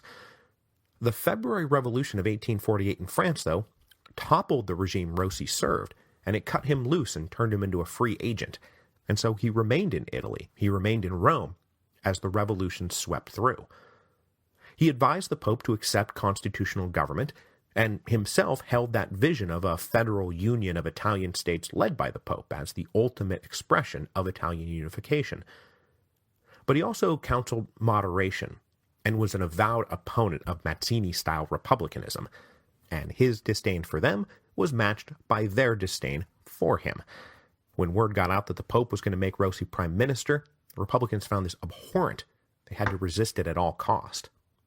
So it forced a 6-week interregnum where the streets threatened to explode if Rossi was appointed, and the Pope refusing to consider anyone else. But as the radicals and the Republicans were gaining steam in north and central Italy, southern Italy was already in the grips of a conservative counter-revolution. Please recall that King Ferdinand of the Two Sicilies had cracked down hard on liberals and radicals in Naples on May the 15th. He ordered the army to beat their way into control of the capital and then ditch the Neapolitan parliament before it could even convene. But despite all this, the king and his conservative ministers believed that they had to tread somewhat lightly. So they blamed the disturbances of May on a few irredeemable rabble-rousers, and far from eliminating constitutional government, the king promised that most civil rights would remain in place and a new parliament would convene in mid-June. The concern here was that they didn't want to get too far out ahead of themselves. I mean, what if Charles Albert actually beat the Austrians in the north? They may have to tack again back towards constitutional government. Don't want to risk getting overthrown here. But after word of the Battle of Custoza arrived, the king felt stronger than ever. A new parliament convened with the lower house showing strong liberal tendencies, but now the king's ministers just ignored them. They didn't bother to show up for debates at all, and they paid no mind or attention to the speeches the delegates gave. The king was already back to focusing on his one true obsession at this point, the need to reassert control over the island of Sicily. I mean, here he was, the king of the Two Sicilies, and he didn't even have one Sicily to his name. Now, we haven't talked at all about Sicily since episode 7.7, but remember, it was the Sicilian Revolt in January of 1848 that really started the Italian constitutional fire that swept the peninsula. The Sicilian uprising had also forced almost the entire Neapolitan army off the island, only failing to dislodge one last garrison from the fortress at Messina. Well, since then, a Sicilian parliament had met in Palermo in March and demanded from King Ferdinand a constitution for Sicily that would give them virtual independence from Naples. That we are willing to share a sovereign, but that's it. When the king wouldn't have it, the Sicilian parliament voted in April to depose him. Now, the deposition of the king, though, led not to a republic, but to a search for a new royal dynasty to come replace the fallen Bourbons. Now, luckily also for Sicily, events in Naples and elsewhere in Italy meant that they did not face an immediate counter-invasion, as King Ferdinand was forced to bow to pressure to send some troops up to Piedmont, and then even after those troops were recalled, to keep his forces close at hand while he reasserted control of his mainland kingdom. By the end of August, though, the king was starting to feel pretty good, and he mustered 10,000 men for an invasion. The plan was to sail for Messina, relieve the beleaguered garrison there, retake the city, and then use it as a beachhead for the eventual reconquest of the whole island. To make sure that he was not trifled with, the king prorogued the parliament. He dismissed a bunch of judges and state officials deemed unreliably liberal, and then he ordered a reduction in the rolls of the Neapolitan civic guard. The king wanted to focus on the reconquest of Sicily without having to watch his own back. On the 1st of September, the gunners in the fortress at Messina turned those guns on the civilian city and just started blasting away. Thus softened up, the 10,000-man invasion force crossed the Straits of Messina and landed outside the city. Now, most outright civilians were evacuating as fast as they could, but militant partisans forced the Neapolitans to retake Messina street by bloody street over multiple days of fighting. But at the end of that fighting, the Neapolitans claimed control of Messina. But by that point, it was virtually depopulated, and 2/3 of the city had been reduced to smoking piles of brick and mortar. The only thing that stopped the fighting was that the British and French were both mortified by the sudden shooting war that had erupted, and they stepped in to impose an armistice that would last for 6 months. Unable to stand up to British and French threats to desist, the king desisted. But Sicily would be his again, and he would rule it with the absolutism of the status quo ante 1848. So as you can see, entering the fall of 1848, there were a number of competing visions for what the future of Italy would be. King Ferdinand of the Two Sicilies, of course, being among those who wanted to go back to the way things had been before. Up in Piedmont, though, the capital of Turin played host to a convention of liberal monarchists who gathered to discuss how a theoretical Kingdom of Italy might operate, with King Charles Albert as King of Italy, of course. It was mostly attended by the subjects of Charles Albert, including some of those refugees from Lombardy, but Venice did not send any delegates at all. They did not really recognize his claim to them. Their brief flirtation with fusion with Piedmont was over. But as I said, even by the time of this constitutional convention, it had been made very plain to Charles Albert that the armistice could not be the end of the line. If any of this was ever going to work, the king was going to have to go back to war with Austria at some point. If he wanted to stay on the throne, period, he was going to have to go back to war with Austria at some point. So, at this convention, the king addressed the assembly and made noises about how he wasn't happy with the way Austria was abiding by the armistice, and that their provocations might become intolerable before too long. There was lots of cheering at this. Meanwhile, over in Venice, Daniel Manin was consolidating his control of Republican Venice. But there was no messianic expansiveness to his vision of republicanism, not like Giuseppe Mazzini, and this left him open to heavy criticism from Mazzini's allies in the Italian club, who were itching to overthrow Manin and set up their own harder core vision of what a republican government ought to be. I should also mention that it was not going over too well that to help pay for his resistance to the Austrians, Manin had reinstated the hated tobacco tax. That, remember, had been one of the core complaints at the beginning of 1848. But though he was getting hammered daily, Manin had the support of the native Venetian population, but more importantly, General Pepe still supported him to the hilt. So Manin felt confident on October the 2nd when he ordered the arrest and deportation of a number of radical leaders, accusing them of undermining the war effort, and then he issued an order forbidding soldiers from participating in political clubs. But to cover his bases, Manin also announced a few days later that the non-Venetian population of the city, which had until then no formal participation in government, would be given the right to vote in upcoming assemblies. They were here, after all, defending the city. They ought to have a voice.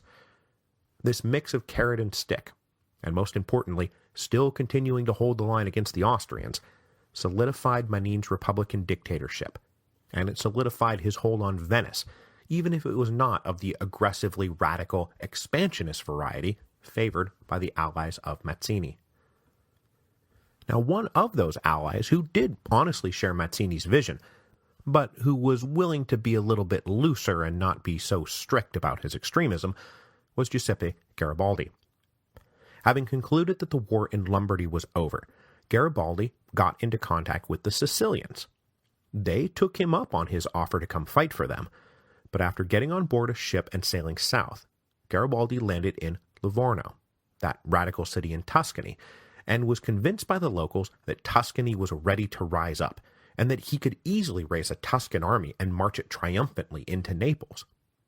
But Garibaldi was misled about the support he would receive from both the people and the local government of Tuscany. So, when Garibaldi arrived in Florence expecting to be given all the men and material he could ask for, and was instead greeted coldly by the government, he discovered that the radicals there were trying to prove that they could also govern, and they were not happy that this poncho-wearing revolutionary was asking them for men and arms so he could go gallivanting across the peninsula burning everything to the ground. So now, diverted from Sicily, Garibaldi decided to make his way to Venice, where maybe somebody would actually accept his offer to fight for them.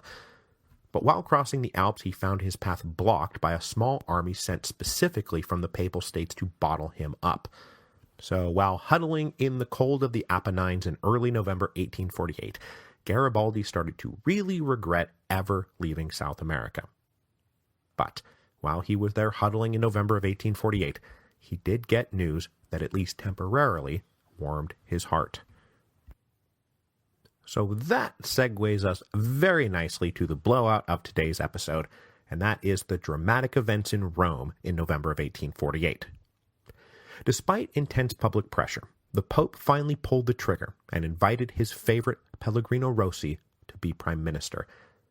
Rossi was first made Minister of the Interior on September the 10th, and then also Minister of Finance on September the 16th, so he really kind of had all the levers of power in his hand. Now, Rossi's object was to maintain as much as possible the Constitution of March and to keep the Papal States out of war with Austria, and then finally to suppress radical agents in the city. Rossi feared that a radical uprising in Rome would invite foreign intervention and turn Italy back into the battlefield of Europe, which he wasn't too wrong about. Upon taking office, he also tried to stabilize the government and make it more legitimate by dismissing obviously corrupt officials.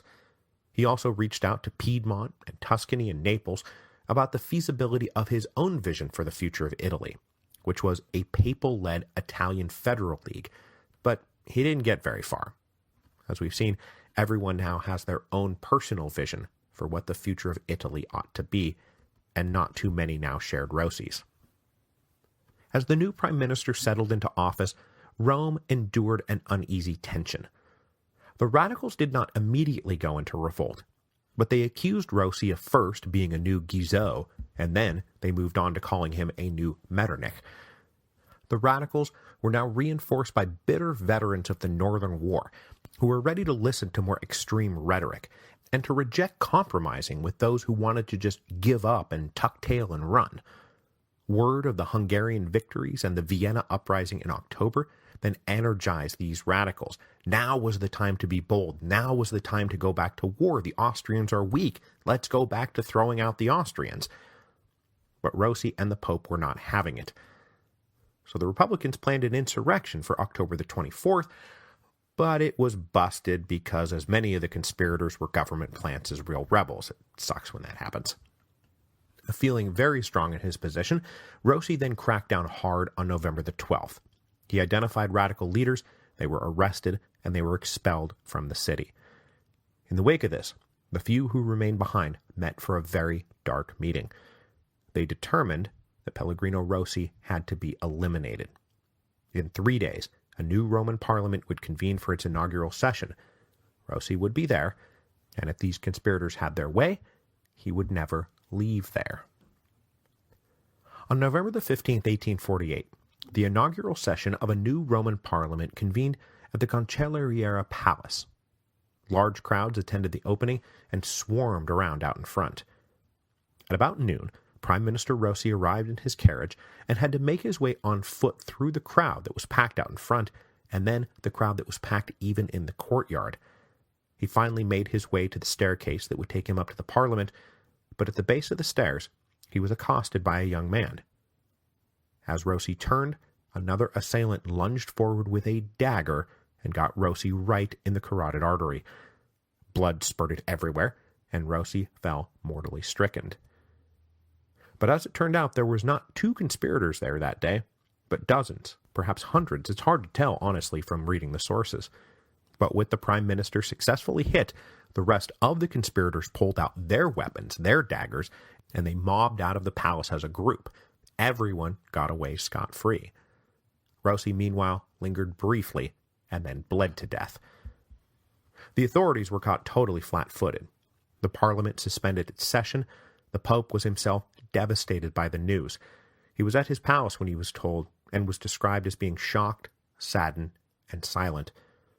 Meanwhile, out in the streets, the radicals were well organized, and they started leading street demonstrations.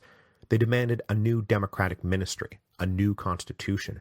They demanded war with Austria. The police and the civic guard were not keen on firing on the crowds, and their loyalty was now no longer certain. The rest of the ministry resigned en masse. By nightfall, the mobs were in control of Rome, and they were parading around hailing the assassin of Rossi as the new Brutus. The next day saw further action. Parliament was unable to function. Even as it reconvened, mobs kept storming in and out, disrupting everything and abusing anyone who wouldn't go along with their demands. In short order, most members of Parliament were either formally resigning or just leaving Rome without any kind of official word. Then in the afternoon, a crowd of about 6,000, most of them armed, mobbed out in front of the Pope's Quirinal Palace. Inside the palace, the Pope, equal parts depressed and angry, refused to consider the mob's demands. But finally, he relented to appointing a radical leader as prime minister, but he said he would go no further. But this was not enough. Some in the crowd tried to light one of the gates of the palace on fire. The Swiss guards out in front fired over their heads as warning, but those in the crowds with guns started shooting up the palace. They started shooting out windows, and they killed at least one secretary inside. They were now shouting for a democratic ministry or a republic. In the face of this, the Pope yielded, and he elevated into the ministry a number of radical leaders who could only frankly at this point be considered his personal enemies. This ministry then published a new platform. They would call for a constitutional convention, and they would plot renewed war with Austria. The Pope was able to endure all of this for, just about a week, most of which I imagine he spent trying to figure out how to get out of Rome. On November the 24th, the Pope disguised himself as a common parish priest. He got into a nondescript carriage, and he bolted from Rome.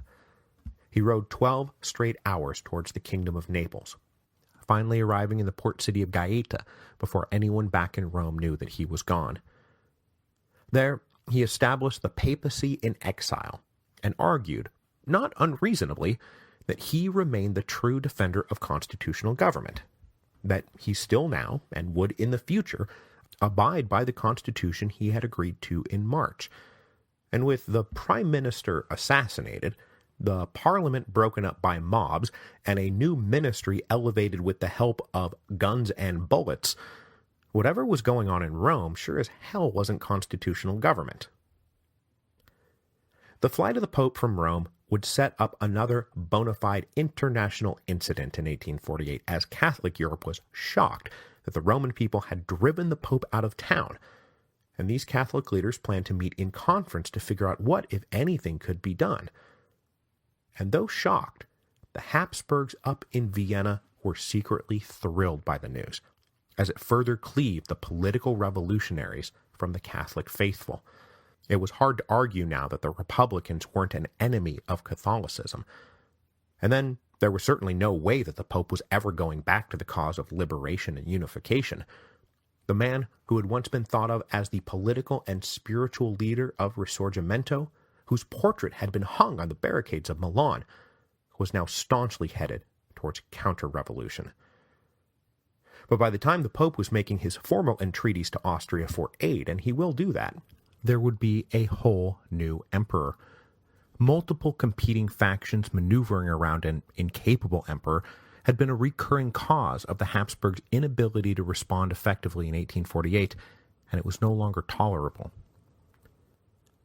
But that story will have to wait for 2 weeks, because next week we will make our return to France, which we have not visited since episode 7.19, and the suppression of the radicals during the June days. So, we will need to review the Republic's struggles to maintain firm footing on what seemed like endlessly shifting sands, but mostly we will focus on the first presidential election in French history, which was scheduled for December of 1848, and featuring as its leading candidate none other than Louis Napoleon Bonaparte.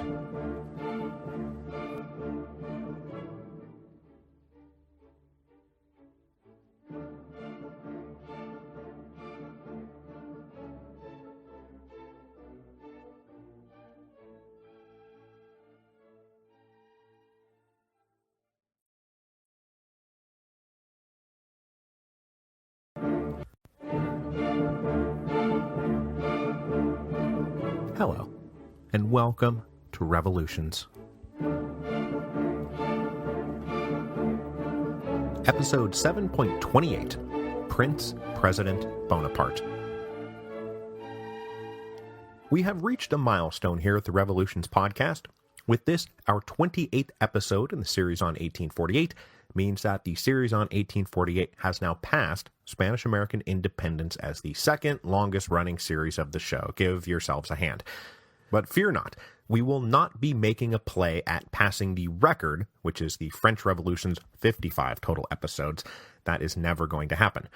And back here in 1848, there is now a light at the end of the tunnel. After you are finished with this episode, there will only be 4 episodes left for the 1848 series. Then I will take a break to gear up for our next installment, which is going to be another short mini-series like I did for 1830, covering the Paris Commune. I am now committed to acquiring the complete set of French Revolutions. After the Paris Commune, we will hop back across the Atlantic to Mexico, and when we arrive, we will fill in the gaps on the independence and reconquest of New Spain, and then get caught in the winds that swept Mexico between 1910 and 1920. The Mexican Revolution plays out more or less like the Year of the Four Emperors, except it goes on for a whole decade. Then we will gear up for the big run through Russia. The Russian Revolution will take up all of 2019, so you can just block that out right now. But before we get to that, there are going to be some other fun developments I'll get to tell you about as the details get finalized. Because during the book tour, I was asked a lot about whether I was going to do another fundraiser so that people who hadn't had the opportunity yet could get some Revolution swag, and also when am I restarting the History of Rome and Revolution's European tours. So pay attention for news on both those fronts, and also pay attention for news about book number 2, because we did such a good job with book number 1 that they're letting me write a whole nother one. But for the time being, let us return to 1848, the year that feels like it will never end, but is in fact about to end. We return this week to France for the first time since episode 7.19, and since it's been a while, let's just remember where we're at. After the opposition banquet campaign, liberals, radicals, artisans, and workers joined forces in February of 1848 to overthrow the July monarchy. This had led to a provisional government, the declaration of a republic, and democratic elections to a national assembly, whose job it would be to write a new constitution for Republican France. In the meantime, an executive commission had been set up with Alphonse de Lamartine as its president. But then what happened? That's right. The more radical left-wing workers, students, and socialists protested the closure of the national workshops. That led to a great confrontation in June, wherein the liberals joined with the forces of order to halt the advance of anything resembling a second revolution. Now, though the June insurrection had failed, it was enough of a crisis that it brought down the Executive Commission. As the barricades were going up around Paris, the National Assembly voted to give General Louis-Eugène Cavaignac near dictatorial powers to pacify the capital. Cavaignac was chosen in part because he was the best available general for the job, and also because his Republican credentials were unimpeachable. He was the son of a member of the old National Convention, the one that had voted to behead the king. He was also the brother of a once prominent but now deceased radical Republican. But Cavaignac's Republican scruples were not in conflict with his belief in order over the anarchism being promised by the leftist rabble. So when Cavaignac pacified Paris in June 1848, he did not spare the grape shot. Thousands lay dead. But even after the smoke cleared, Cavaignac stayed on the job, now joined by a small temporary emergency ministry who would continue to wield broad executive authority until the Constitution was completed, and Paris itself was technically under martial law until the end of October. Cavaignac and his ministry closed seditious political clubs, shut down 11 newspapers, dissolved suspect National Guard companies, and purged most of the prefects and administrators that former Minister of the Interior Ledru Rollin had appointed. The Cavaignac government also brought a decisive end to the national workshops. They were not coming back. So everywhere you looked, the forces of order were clamping down on any and all remaining threats from the left. This attack on the left found broad support across France. After June, public opinion turned decidedly conservative. The threat of a second revolution, a social revolution, galvanized people from all different stripes to join together in a shared defense of the existing order. Subsequent by-elections to replace members of the National Assembly, and then local elections for any number of posts, showed a marked propensity to return conservative candidates. Inside the Chamber of Deputies, a working coalition of conservative deputies was eventually dubbed, unofficially at least, the Party of Order. The Party of Order brought together legitimists, that is, people who still supported the return of the Bourbons, Orleanists who had been orphaned by the fall of the July monarchy, Guizot-style liberal conservatives, members of the old dynastic left like Odilon Barrot, who, you'll remember, was once a time the principal opposition leader to Guizot and Louis-Philippe. There was also a gaggle of center-left independents like Adolphe Thiers and Alexis de Tocqueville, who had their own idiosyncratic beliefs, but who now rallied to the forces of order over the forces of further revolution. With the Party of Order acquiring a lion's share of the power in the summer and fall of 1848, the French left was reeling. Most of their leaders were either dead, imprisoned, or exiled. Their clubs were being shut down, their newspapers couldn't publish, they were under constant surveillance, they couldn't organize demonstrations. The remaining left-wing leaders tried to keep alive the notion that the February Revolution had fundamentally been a people's revolution, that the June insurrection was an attempt to fulfill the promises of February, and the government's violent response was a betrayal of the February Revolution, not a defense of it. But not very many were listening at this particular moment. The left was able to organize some banquets, and they raised funds for their imprisoned comrades. But after June 1848, the French left was a tree that was pruned back not to its trunk, but to its roots. Caught in between the rising Party of Order and the broken left were the committed political radicals. If one man could be considered their leader, it was Ledru Rollin, trying to regain his political footing. As Minister of the Interior of the Provisional Government, on May the 15th, he had called out the National Guard to face a parade of demonstrators, not to defend them, but to stop them. This incident exposed Ledru Rollin as, yes, a committed Democrat, but socially on the side of the Party of Order. But that said, he was a committed Democrat, and he sincerely believed that the arrival of a representative democratic republic had been the point of the February Revolution. Now out of government, Ledru Rollin returned to his more familiar opposition work. He hammered the Cavaignac government for their turn against civil liberties, and then also hammered them for their unwillingness to support fellow revolutionaries across Europe who were fighting for the same ideals that the French had allegedly won back in February. And that segues us nicely into a brief discussion of the Second Republic's foreign policy. Now, France had kick-started all these revolutions back in February, so what is their opinion of the explosions in Germany and Austria, Hungary, and Italy? Would the Second Republic follow in the footsteps of the First Republic and export the revolution at the end of a bayonet? The answer was a resounding no. Remember, Alphonse de Lamartine had issued that declaration to the people of Europe wherein he said that France would support the aspirations of other downtrodden nations, while also signaling to the crown heads of Central Europe through diplomatic channels that France had no ability or interest in intervening abroad. The further explosions in Central Europe over the summer tested France's policy of non-intervention. Now, the French government had, for example, tolerated German radicals hopping back and forth across the border, and even allowed that patriotic poet, Georg Herwegh, to form a legion in the lead-up to Friedrich Heckar's uprising. But there were limits to French patience. They did not actively support any of the German revolutionaries, and when the defeated Friedrich Heckar lingered too long in Strasbourg, the government prodded him to move along. This is what prompted his final emigration to the United States. The government also did not do much to support the Poles in their struggle against the Prussians, though they had offered a very slight boost at the very beginning of their struggle. Remember, there had been a lot of exiled revolutionary Poles living in Paris at the beginning of 1848. When the Greater Polish Uprising got going, the French government put all those revolutionaries on a train and shipped them back east to Poland. If nothing else, their uprising would distract Prussia and Austria from worrying about the newborn and still very wobbly Second French Republic. But when that Polish uprising started to collapse in May, the French government offered no assistance. As 1848 wore on, Italy then became a central focus. It's only natural that the mood in France was supportive of the Italians, throwing off the shackles of the Habsburgs, and there were lots of people who wanted France to sail to Italy to help liberate the Italians and roll back the forces of reactionary absolutism. But now you're talking about war with Austria. And remember, the guys in the French government knew the history of the French Revolution like the back of their hand. It was hanging over everything, the specter of the French Revolution.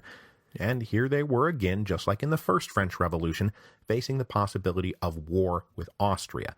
And all kinds of red warning bells were going off saying, don't go to war with Austria.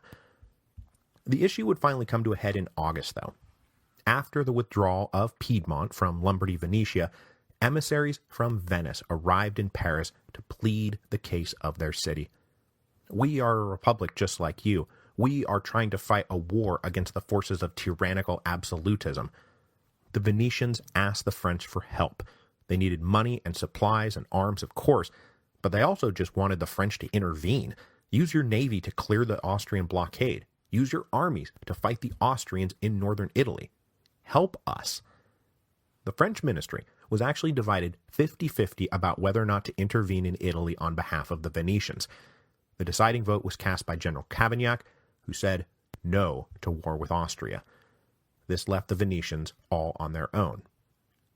So as you can see, though the French Revolution of February 1848 and the subsequent Second Republic were an inspiration to the revolutionaries across Central Europe, those revolutionaries would find no support from the Second Republic. When a French army does intervene in Italy, it will be deployed in defense of the Pope, not the Republicans who had driven him out of Rome. And while all of this was going on, the National Assembly was also busy with its raison d'etre, writing a constitution for Republican France. Now, a committee had been formed way back on May the 17th to draft proposals for the final constitution, but they had submitted their first draft of these proposals on June the 19th, which was just as Paris was seething its way into the June insurrection. The subsequent explosion had knocked everything backwards, and the National Assembly did not come back to pick up the proposals for the Constitution until the end of August. The National Assembly then spent September and October of 1848 debating their new Constitution. They reviewed and approved the standard list of civil rights: freedom from arbitrary arrest, freedom of religion, freedom of association, freedom of the press, private property rights, all the stuff you can probably now recite by heart. Most of it was accepted as a matter of course, but radical members of the Assembly couldn't help but notice that their fellow delegates also voted to continue the existing press laws that had been written by Guizot and the Orleanists. There was a prohibition on attacking the state or inciting sedition and insurrection, which could and did mean anything. So it appeared that the Second Republic was going to be long on lip service, but short on actual commitment to political liberty. There were also clashes over the legislative branch, specifically whether it should be one house or two. Now, there had always been an upper house and a lower house in French legislatures ever since Thermidor, because, even now, more than 50 years later, a one-chamber system would always be associated with the Reign of Terror. So men like Adolphe Thiers, Odilon Barrot, and Alexis de Tocqueville said that a single-chamber assembly was a revolutionary Pandora's box that we should not open, and we should stick with a two-chamber system. The counter-argument was that there was now no justifiable basis for an upper house. In Europe, parliamentary upper houses were a relic of the old nobility. The British had the House of Lords. It was literally a House of Lords. But in France, the hereditary nobility had been abolished. Post-Thermidorian constitutions had dealt with this by replacing the old nobility with a new hereditary peerage system. But that too had now been abolished. So in this very democratic Second Republic, who exactly would sit in this theoretical upper house? And on what basis would they make their claim to superiority? So the men debating the Constitution of 1848 ditched the upper house.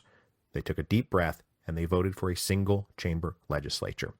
750 members, each elected to a 5-year term, with a fifth of the House turning over each year. Now, the guys voting for this single-chamber assembly had some assurances that that assembly would not be able to run off and grab Madame la Guillotine, because, for the first time, France would also have a strong president. Having concluded that the monarchy would not be brought back, the men of the assembly rallied around the idea of a popularly elected president, something on the model of what was happening over in the United States. That executive president would then be an expression of the people's will, both in connection to and in opposition to that single-chamber legislative assembly. So this is all like standard checks and balances stuff. Although the presidency was an idea that could not be stopped, Alexis de Tocqueville worried about it.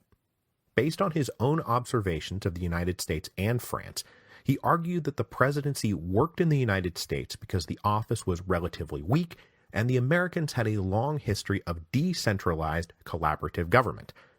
France, on the other hand, had a tradition of a strong executive and a highly centralized authoritarian government, at least dating from the time of the Sun King. If you give France a president, every man who runs for the office will have a notion to make that office into a throne. But the sense inside the assembly was that if the republic was going to work, it was going to need a popularly elected executive leader. Most of the guys in the National Assembly were honest-to-God Democrats who wanted the president to be elected by universal manhood suffrage. So that's what they wrote into the Constitution, and they would almost all live to regret it. The last thing I'll talk about in the Constitution of 1848 is the right to work. In mid-September, a debate opened up between de Tocqueville, Ledru-Rollin, and Lamartine about what the Constitution should say on the social question. De Tocqueville gave a defense of free markets. He said that state support or intervention into the economy would lead directly to communism, which was illiberal, undemocratic, and illogical. Ledru-Rollin, trying to heal his rift with the left, said that the right to work traced its theoretical and moral roots back to the heart of the original French Revolution, and it had been renewed by blood at the barricades of February and even during the tragedy of the June Uprising. More to the point, the right to work was just good policy. Lamartine then stood up and argued that even if the right to work didn't need to be in the Constitution, there did need to be some statement about services for the unemployed, the disabled, the widowed, and orphaned, at least on humanitarian grounds, because surely we can all agree that people have a right not to starve to death. I mean, what was the February Revolution all about if not the people? And if the people aren't being taken care of, then what's the point of all this? All we've done is recreate the hated governments of François Guizot. But the conservative turn of French politics by the end of 1848 meant that the right to work was not in fact going to be recognized as a right. So by now we're into September of 1848, and a new round of by-elections were coming up. These elections were meant to replace and reshuffle members of the National Assembly as delegates came and went over the course of the year. Topping the list of the new incoming delegates is the man we must turn our attention to. He was short, not quite 5'6" tall. He was cartoonish. He had a silly head that was too big for his body, a silly, oversized mustache, and a silly, pointed goatee. He was not a great speaker. He spoke French with a slight German accent. He had the air and mannerisms of an English gentleman. He was almost a self-created caricature of himself. This is Louis Napoleon Bonaparte. who was about to become the most popular politician in France and then use that popularity to destroy a popular government. Now, we talked a bit about Louis Napoleon when we were discussing the politics of the July monarchy, but that was a long time ago. This is like episode 7.2 stuff. So let's recap. Louis Napoleon was born in 1808. He was the son of Louis Bonaparte, one of Napoleon's brothers. He was, however, only 7 years old when Uncle Napoleon abdicated, and young Louis Napoleon wound up in exile with his mother in Switzerland. Born and bred into heavy doses of Bonapartist and Napoleonic myths, the young Louis Napoleon grew up with a powerful sense of his family's destiny. This led to a ready willingness to follow in the footsteps of his uncle and use popular revolutionary energy to fulfill what he now believed was his destiny. In the early 1830s, he had temporarily joined an Italian Carbonari lodge and was forced to flee the peninsula in the wake of one of the various failed Italian revolutions. Then after the July monarchy entrenched itself, Louis Napoleon staged a failed coup in Strasbourg in 1836. He managed to escape from that failed coup, though, and spent the next couple of years in exile in Brazil, New York City, and then finally London. In 1837, he inherited a fortune from his mother and bided his time for 4 years as a roguish foreign charmer in London high society. Then in 1840, he got it into his head that the people of France were just awaiting his glorious return. So he bought some guns, he hired some boats, and he landed on the northern coast of France with about 60 men. They were planning to overthrow the government, and were instead surrounded and arrested in about 2.5 minutes. This second failed coup by the mad nephew of Napoleon Bonaparte made him an object of ridicule and scorn rather than fear. When it came time to sentence him for his treason, one newspaper argued against execution, saying, "One doesn't kill crazy people, one just locks them up." So Louis Napoleon was locked up. Specifically, he was locked up in the fortress of Ham in northern France. That would be his home for the next 6 years. It was not an unpleasant confinement, though, and he had 2 sons by a mistress. He spent most of his time writing, though. As the heir to the Bonapartes, he had always studied political economy diligently, and over the course of his life he had written various tracts, treatises, and books. This included a manual on artillery, thoughts on the political system of Switzerland, and then in 1839 a book called Napoleonic Ideas that expounded a political philosophy that boiled down to a popular form of enlightened despotism. Louis Napoleon believed in popular sovereignty, but also believed that the people should elect a leader who should then rule with a free hand.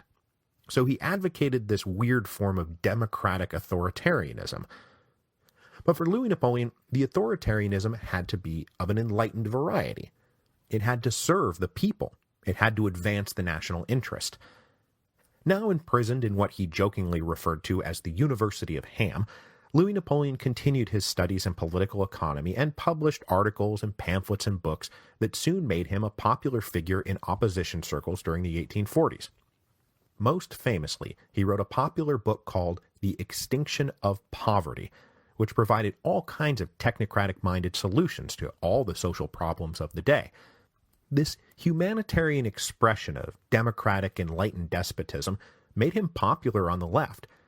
Louis Napoleon was actually addressing their issues, rather than what they usually got, which is politicians saying, don't worry, it'll just work itself out. But though his time in captivity was fine, Louis Napoleon was not very happy as a prisoner, and in 1848 he staged a jailbreak. With the fortress of Ham undergoing reconstruction, workers came and went fluidly. On May the 25th, 1846, Louis Napoleon disguised himself as a worker and just walked out the door. 1 day later, he was back in London. He resumed his place in society, became the lover of a wealthy widow named Harriet Howard, who was happy to bankroll his future plans. Louis Napoleon was still in London when the February Revolution of 1848 exploded, and he wasted no time going home. He departed on February the 27th and arrived in Paris just after Lamartine declared a republic. But it was feared that the presence of the heir of Bonaparte would upset everything, and Lamartine begged Louis Napoleon to go back to London, at least until after the first elections had been run. Wanting to prove his loyalty to the new regime beyond a shadow of a doubt, Louis Napoleon did not argue. he got on a boat and he went back to London. But that first round of elections showed just how much the name Bonaparte still meant something. Observing things from London, Louis Napoleon was delighted to see the election of 3 of his cousins. He was even more delighted to find that in a subsequent by-election on June the 4th, Louis Napoleon himself was elected in 4 departments and was in the top 5 of the candidates in Paris. His election should not be surprising. He owned the most famous name in France, and was at that moment well known in radical and socialist and worker circles for the extinction of poverty more than anything else. But Lamartine and his allies continued to fear letting Louis Napoleon into the country, and so they worked inside the National Assembly to reject his election. This was a man who had been twice guilty of treasonous rebellion. How can we let him into the National Assembly? Never quite addressing that Lamartine himself was guilty of, at least one time, treasonous rebellion. So there was a confrontation brewing between the defenders of democracy and a guy who had been elected by the people, but again, Louis Napoleon played it cool. He didn't want anyone to be afraid of him, so at the end of June, he voluntarily declined to take the seat he had been elected to. This turned out to be a fortuitous masterstroke of the highest order, because it meant that Louis Napoleon was not in France for the entire summer of 1848. Each further day and week and month only seemed to discredit the Second Republic even further. But Louis Napoleon was untouched by all of that, and he could now position himself exactly where he wanted to be, exactly where he believed his destiny pointed him, to be the savior of France. With Louis Napoleon winning election in September, his return to France was now inevitable. He would not be denied. Louis Napoleon had been the candidate in 13 departments and elected in 5. In Paris, he had won 110,000 of 247,000 votes, by far the largest of anyone, and it wasn't particularly close. So this time, Louis Napoleon left London and arrived in Paris on September the 24th, and this time he was here to stay. He set up a headquarters in the Place Vendôme, which, if you've been to Paris, you know that it centers around a large Napoleonic column celebrating the victory at Austerlitz, just in case Louis Napoleon thought anybody was missing the point. So members of the National Assembly rustled at Louis Napoleon's appearance, his credentials, and his popular standing. Here they were about to create the first presidency in French history, and the heir to the authoritarian Bonaparte is clearly aiming to be the first president. Louis Napoleon rarely attended the National Assembly. He spoke less and voted hardly at all. His eye was on the presidency. Now, since electing a Bonaparte president did not sit well with many in the Assembly, there was a last-minute push to have the Assembly itself elect the president. But again, the creation of and commitment to democratic elections was what the February Revolution was supposed to have been about. So most of the guys in the National Assembly thought that they had to stick to their guns. Otherwise, again, they were no better than Guizot. But this commitment to democratic principles turned out to be the stone by which they were all sunk. So guys like Lamartine, they did stick to their guns. They said, let the people decide. But as Lamartine argued in favor of the popular presidency, he also got language inserted into the final draft of the Constitution, saying, after the president's 4-year term was up, he could not run for re-election. So even if Louis Napoleon Bonaparte was the first president of France, it's not like he could serve longer than 4 years. That would be unconstitutional. So with that all buttoned up, on November the 4th, 1848, the National Assembly voted to adopt the Constitution, which meant that it was now time for the first presidential election in French history. The election turned out to be a 6-way race, and I want to briefly go through each candidate because they represented a good cross-section of French politics as France transitions from all these emergency provisional governments into what they hope will be the permanent forms of the Second Republic. So out on the furthest fringes of the right, we get General Charbonnier, who was running as a full-on legitimist. He supported the Bourbon claim to the throne, and he advocated for their return after the fall of the July monarchy. This is a pretty interesting platform for a man running to be the president of a republic. So de Tocqueville warned of a man trying to make the office a throne for himself. Charbonnier was doing it clearly on behalf of someone else. Then on the fringes of the far left, we have the socialist candidate, François Vasson Raspail.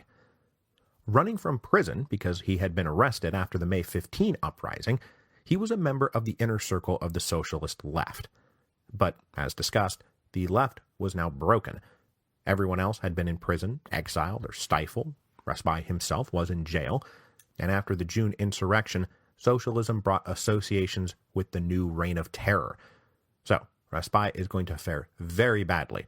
There just weren't enough socialists at the time to begin with, and the ones who were going to vote were throwing their weight to Louis Napoleon for reasons we're going to talk about here in a second. Adjacent to the rump of the socialists was the tottering radical wing, led by their candidate Ledru Rollin. As I said, he was trying to regain his footing after his support for the provisional government left his name mud in many circles. But he still had support amongst those who believed in liberal liberty and who wanted truly democratic institutions up and down the board, to not just be a mere republic. Supported by skilled artisans, shopkeepers, small-town lawyers, and citizens of provincial cities, Ledru Rollin campaigned for what he thought was the point of the February Revolution, a democratic republic. But he was attacked from both the right, as being a frothing revolutionary, and from the left, as a stooge of the Party of Order.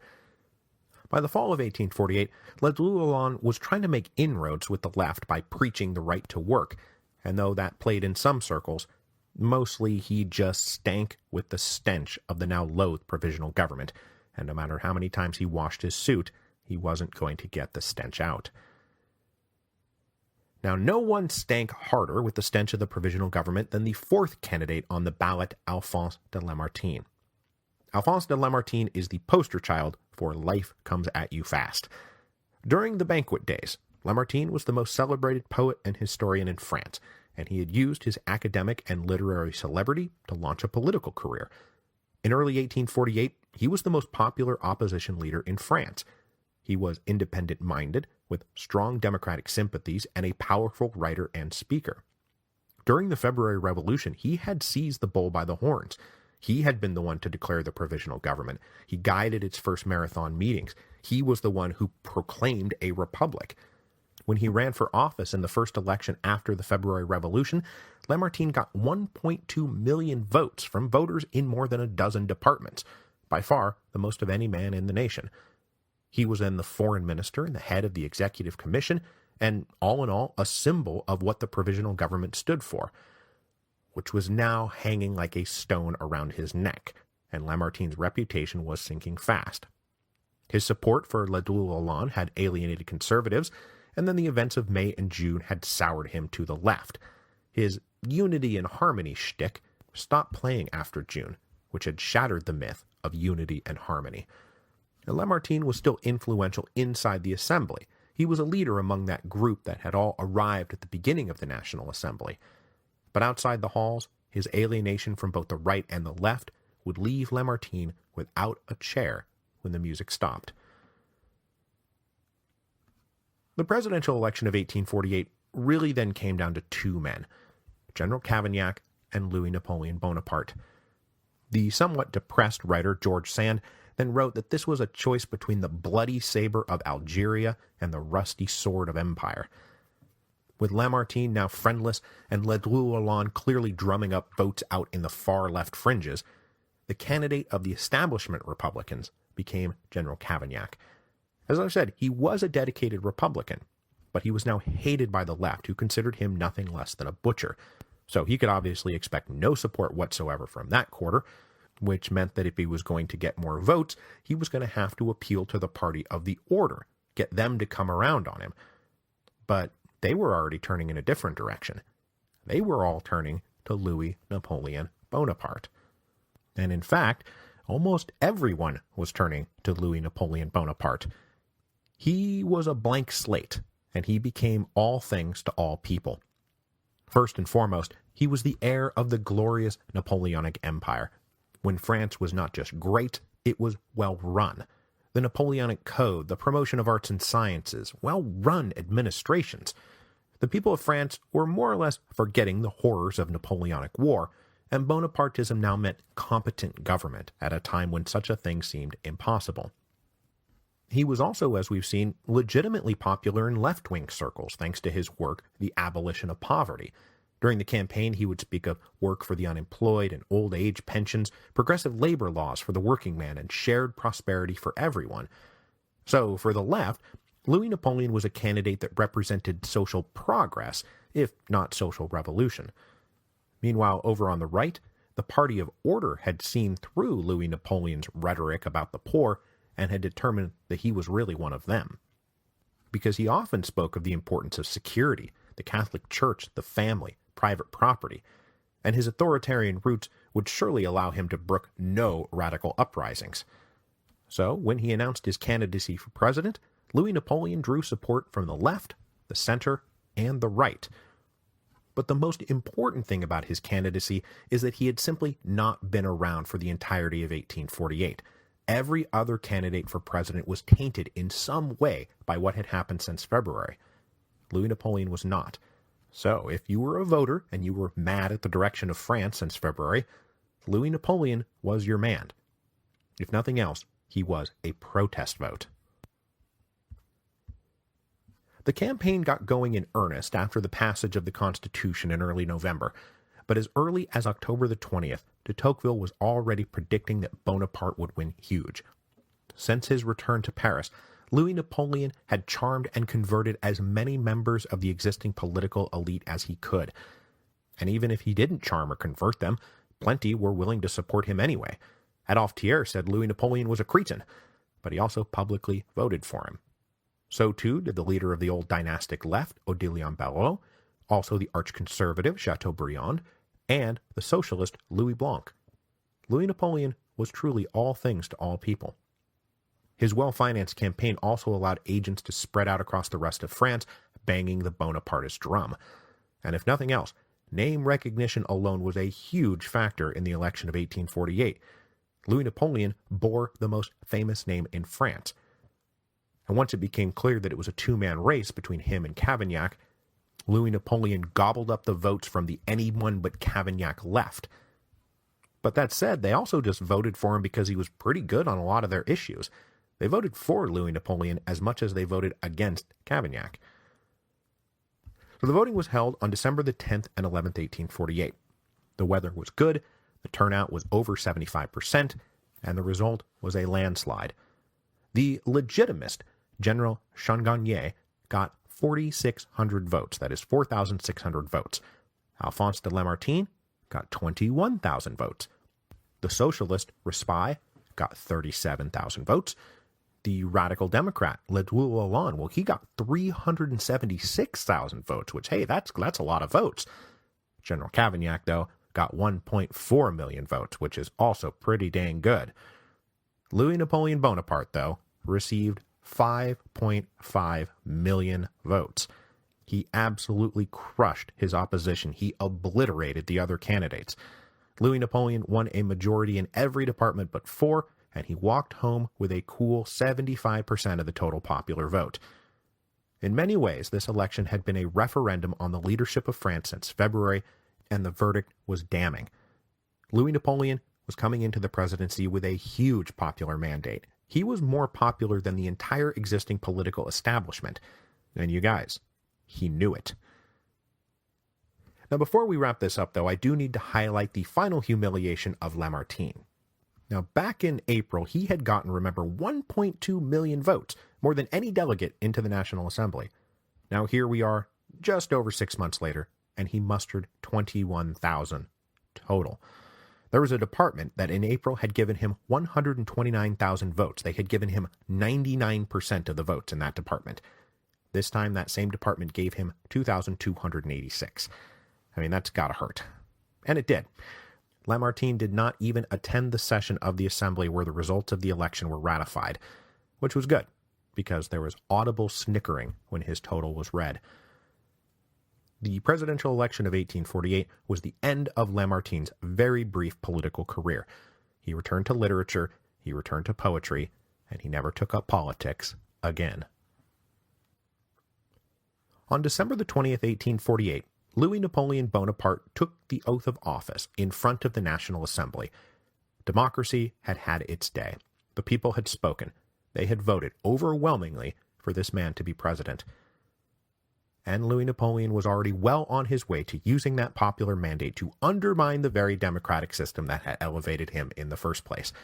An early signal of this is that Louis Napoleon would not be called president. He requested that he be called Prince President. His first prime minister was the constitutional monarchist Odilon Barrot. The legitimist candidate, General Changarnier, he was put in charge of the army garrison in Paris. As further appointments were made, the lack of men at all committed to this thing called the Second Republic was getting pretty noticeable. And Louis Napoleon, well, he was well on his way to completing his uncle's run through the end of the French Revolution. Louis Napoleon would be Prince President where his uncle had been First Consul, but they would wind up at the same place. They would both be the Emperor of France. And that is where we will leave France for good, at least for this series on the revolutions of 1848. Their revolution is now over. Louis Napoleon is going to make it just to the point where his presidential term is about to expire and he's supposedly barred from running for re-election. That's when he stages a coup and sets up the Second French Empire. But we'll be able to talk more about that when we're done with 1848, because we'll be picking up in Paris with the collapse of the Second Empire in 1870 and 1871. But for the rest of this series, we will now turn permanently back to Central Europe for the final acts of the revolutions of 1848, acts that actually spilled out into 1849. And next week, we will set up another new leader for the future of Europe, because his time too has come. It was time to bring a real emperor to the Austrian throne. And one of the most long-lasting effects of the revolutions of 1848 was the arrival of Emperor Franz Joseph.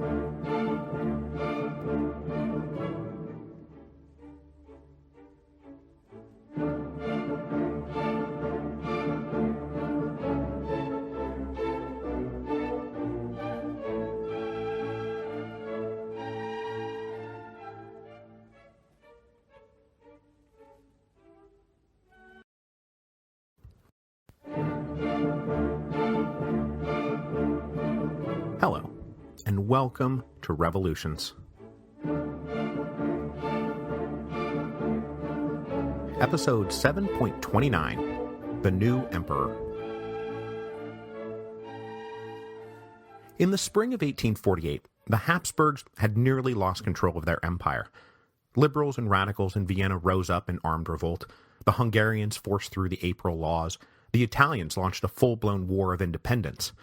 Then the remaining slew of national minorities, Czechs, Slovaks, Croats, Romanians, all made their own bids for increased rights, recognition, and privileges. And on top of that, many Austro-Germans looked to events in Frankfurt and yearned to join their cousins in the great project of German unification. So going into the summer of 1848, it was not unreasonable to predict that the Austrian Empire might not be long for this world. But coming out of the summer of 1848, Habsburg imperial authority had recovered. Marshal Radetzky had driven the Italians out of Lombardy-Venetia. Marshal Windischgrat suppressed a nascent uprising in Prague and then reconquered Vienna. So come the winter of 1848, the old imperial regime was on much stronger footing and able to devote its attention to the great remaining problem, the Kingdom of Hungary. But to deal with that problem, and to carry the responsibility of empire forward into the future, one of the great debilitating and destabilizing parts of the empire was going to have to be replaced. The Austrian Empire needed a new emperor. So at the beginning of this series on 1848, we discussed a few of the problems with Emperor Ferdinand I. Now, I don't want to be insensitive, but Ferdinand's physical and mental deficiencies were a huge problem for the empire. Suffering from upwards of 20 seizures a day, even if Ferdinand was perfectly lucid in between those episodes, the constant interruptions drained him emotionally, physically, and mentally. Now, all of these deficiencies were well known when he ascended to the throne in 1835, and to work around the problem, Metternich, Collerat, and a few of the emperor's relatives formed a council of state to make all the real decisions. But the emperor's relatives were uninterested in ruling, and so they left things mostly to Metternich and Collerat, who unfortunately were often working at cross purposes. So by the 1840s, the empire was floating along in a sort of aimless, repressive drift. And that very aimless, repressive drift contributed to the sudden explosion of 1848. Then, my God, once the revolutions got going, the lack of an engaged and decisive leader only poured gas on the fire. There is a story out there, I have no idea if it's true, but it's often told, that after Vienna rose up, Emperor Ferdinand asked his ministers, "Are they allowed to do that?" So throughout 1848, the weak emperor was pushed and pulled and occasionally bullied into a hot mess of contradictory signals and policies. This is what led to those cycles of cracking down and backing down in Vienna. Order in troops one minute, promise concessions the next. Promote Jelačić to be Ban of Croatia, then fire him, then reinstate him. Tell Radetzky to crush the Italians, then tell Radetzky to negotiate with the Italians, then order him to crush them again. The Habsburg response to the revolutions of 1848 lacked clarity, consistency, purpose, and vision, and it was due in large part to the fact that the empire did not really have a leader. The fact that the emperor was an enfeebled child was not lost on anyone, both in the Habsburg court or in the capitals of Europe, where the emperor's condition was an open secret. So one of the big questions after the March revolutions is, when is the emperor going to abdicate? Now, this question was complicated by a number of factors. First, the abdication of an emperor is no small thing. The whole reason the imperial ministry had been propping him up since 1835 is because they feared a succession crisis. And as we know from our time together both in the history of Rome and revolutions, a contested succession is the stuff of nightmares. Now, luckily for the Austrian Empire, though, by the end of 1848 there was not, I repeat, not, some frothing pack of Habsburg men salivating at the chance to be emperor. In terms of political ambition, this generation of Habsburg men was singularly deficient. The emperor had 2 brothers, plenty of uncles, and even more cousins, and not one of them wanted the job. Into this unambitious and unimpressive generation of Habsburgs comes Archduchess Sophie, who was called even then the only man at court. Sophie was a princess of Bavaria. She had been born in 1805, and then in 1824 had married the Habsburg Archduke Franz Karl, son of old Emperor Francis, and so the younger brother of the future Emperor Ferdinand. Sophie's parents, the King and Queen of Bavaria, were not much impressed with Franz Karl as a suitor. He appeared to lack ambition, intellect, and sometimes even basic table manners. But Franz Karl was also the son of the emperor, and with the condition of his unfortunate older brother well known, there was a really good chance that Franz Karl would, at some point, become emperor, and that would make Sophie empress. But that never happened. When the old emperor died, Ferdinand was made emperor, and Franz Karl did his best to avoid affairs of state, and let guys like Metternich and Kolowrat handle running the empire. Her husband's lack of drive and ambition was a great source of frustration for Sophie. So, recognizing Franz Karl as a dead end, Sophie poured all her plans into her eldest son, Franz Joseph. By the time she gave birth to her son in August of 1830, Sophie was already intimately aware of the deficiencies of her in-laws, and I think she sized them all up and concluded pretty early that her infant son was probably going to be emperor one day. She certainly raised him with that expectation. All of his education, his training, his experience were directed towards preparing him to rule one day.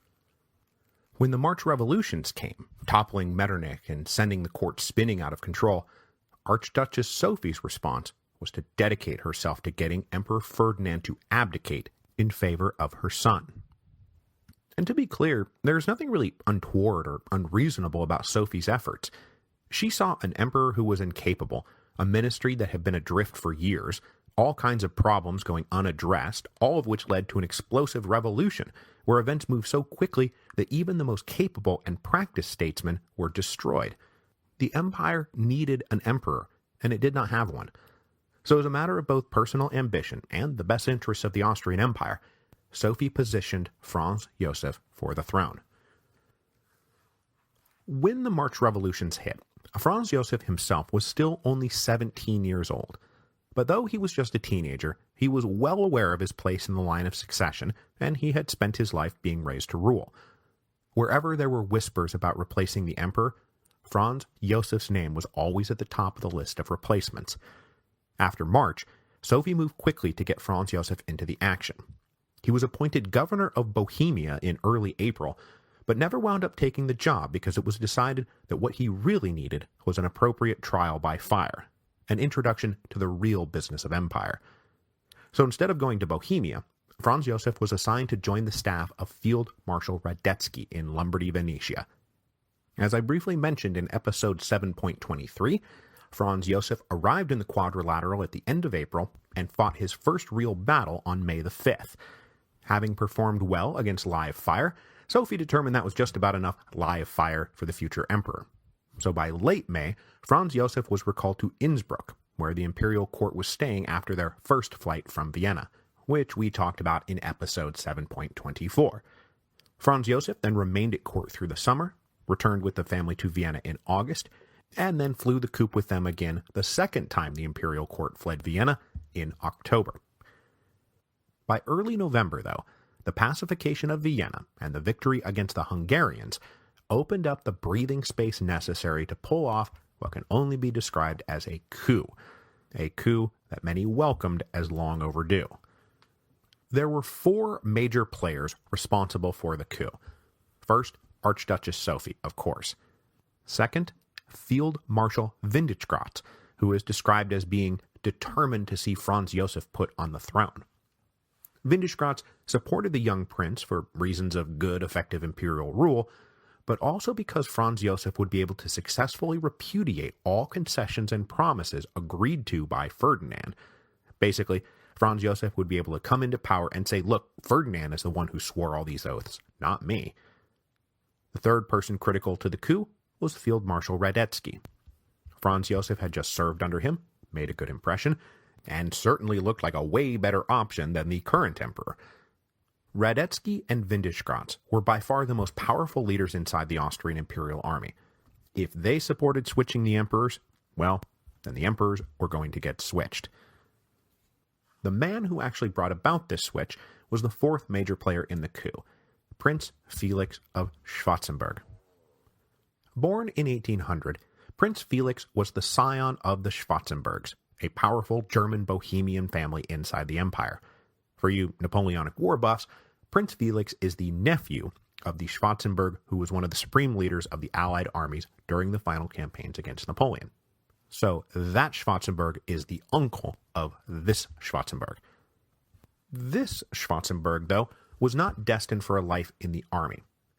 After a very brief stint in the military, Schwarzenberg moved to the diplomatic service, and he became a protege of Metternich.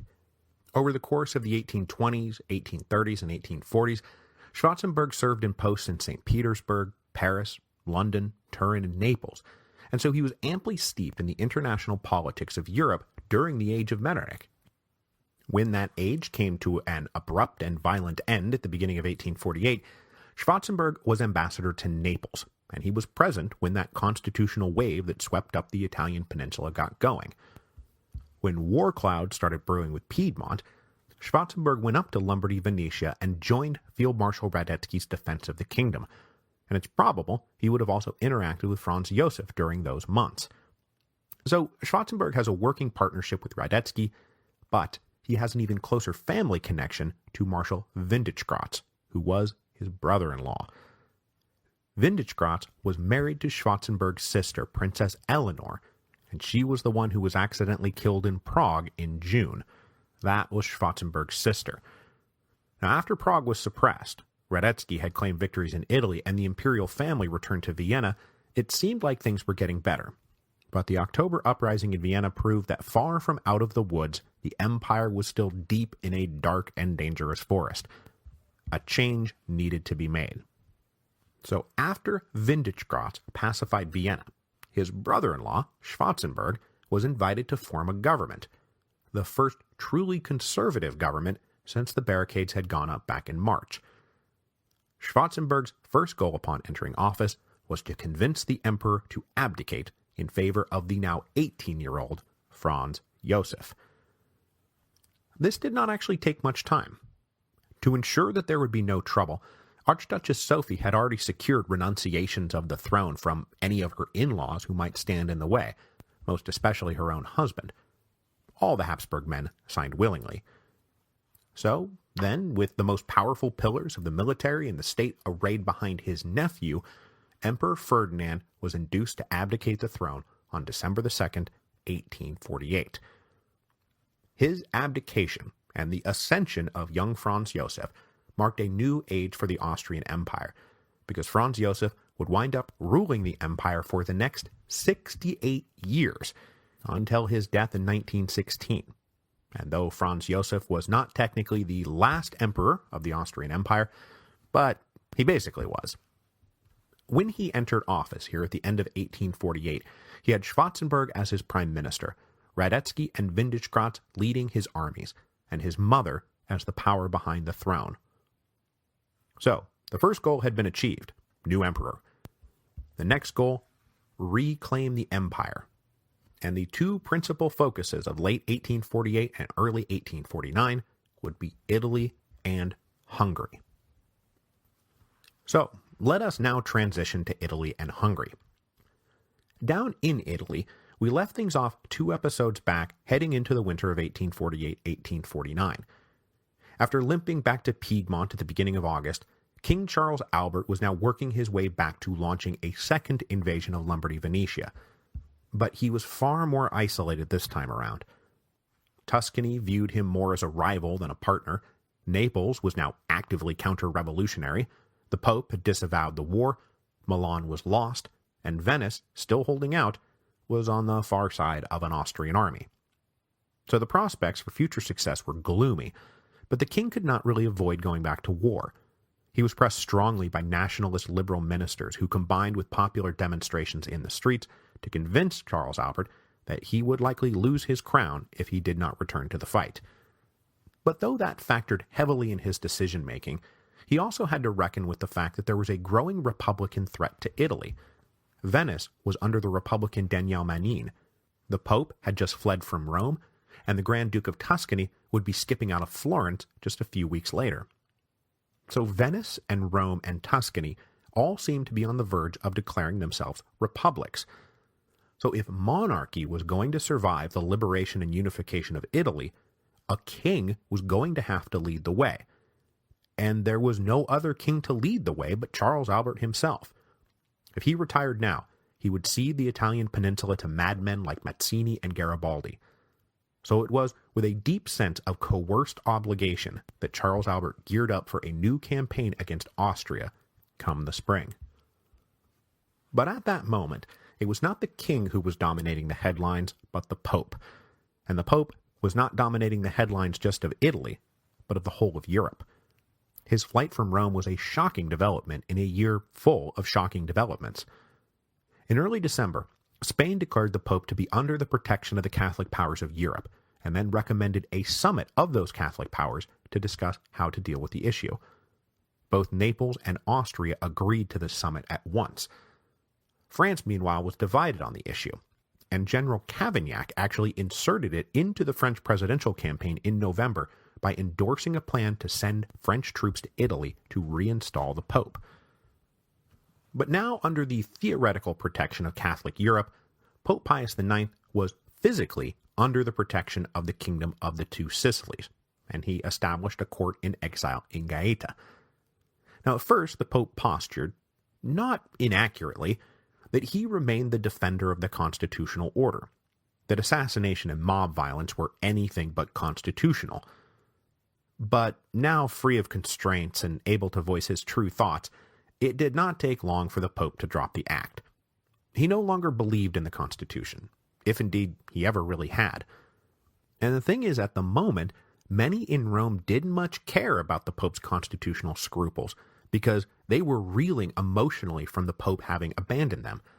I mean, it's hard to think of a deeper connection between a leader and a city in like all of human history than the connection between the Pope and Rome. The two are so closely connected that they're practically synonyms. So the flight of the Pope had spooked a lot of the leaders, including many of the liberal leaders, and they were eager to negotiate the Pope's return to Rome. But now, taking advice from conservative cardinals who had followed him to Gaeta, the Pope disavowed the government in Rome and refused all overtures. The Pope's refusal to negotiate discredited the liberals in Rome, and it left the radicals' ascendant. Having been blocked by Daniele Manin in Venice, Giuseppe Mazzini's crew of revolutionary Republicans moved now to Rome and hoped that it would become the basis of Republican expansion. And having driven the Pope from the Eternal City, these Republicans aimed at restoring that most glorious of all glories, the Roman Republic. So through November and December, they agitated for elections for a new democratic assembly, a democratic assembly that would almost certainly declare Rome a republic as soon as it convened. From his exile in Gaeta, the Pope tried to use his temporal authority as sovereign of Rome to order them to desist. But when the Romans persisted, the Pope massively upped the ante. His temporal authority ignored, he deployed his spiritual authority. On December the 26th, the Pope ordered the formal dissolution of the Roman Parliament and threatened preemptive excommunication for anyone who participated in the organization and convening of any new assembly, which means that everyone in Rome, many of whom were sincere Catholics whatever their politics, now had to choose between representative government and, their immortal souls. On December the 29th, Rome defiantly decided to go forward with the election. So having now spent all his authority, the Pope turned to a more powerful friend. Right at the end of the year, Pius sent a very nice note to his, quote, very dear son, the new Emperor Franz Joseph. So at the beginning of 1848, the general consensus was that Pope Pius IX was on board for liberation and unification, that he would be a leader in a war against Austria. And now here at the end of 1848, he is begging the Austrian army to steamroll its way down the peninsula. There would not be any immediate intervention, however, because as the Pope was sending off this note to young Franz Joseph, not quite 3 weeks on the job, there was already a far more important operation underway, the reconquest of Hungary. The new leadership of the empire was planning to maintain their aggressive momentum. So, as Schwarzenberg was setting up a new ministry and pressuring the emperor to abdicate, Marshal Windischgratz was preparing a full-blown invasion of Hungary. When Franz Joseph ascended to the throne in the first week of December, Windischgratz was ready to go. And upon ascending to the throne, Franz Joseph did what Windischgratz had wanted all along. The 18-year-old emperor repudiated all the oaths and promises made to the Hungarians by his uncle over the past year. Franz Joseph declared the government in Budapest to be rebels, and he outlawed the lot of them.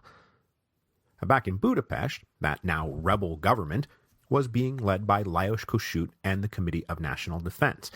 They took the emperor's declarations as an announcement that the Austrian army was about to come knocking on their door. But as Kossuth scrambled a response, he was not able to mass the whole of the Hungarian national defenses in the west to block the Austrians, in part because at that moment he was also dealing with simultaneous uprisings from the Serbs and the Romanians.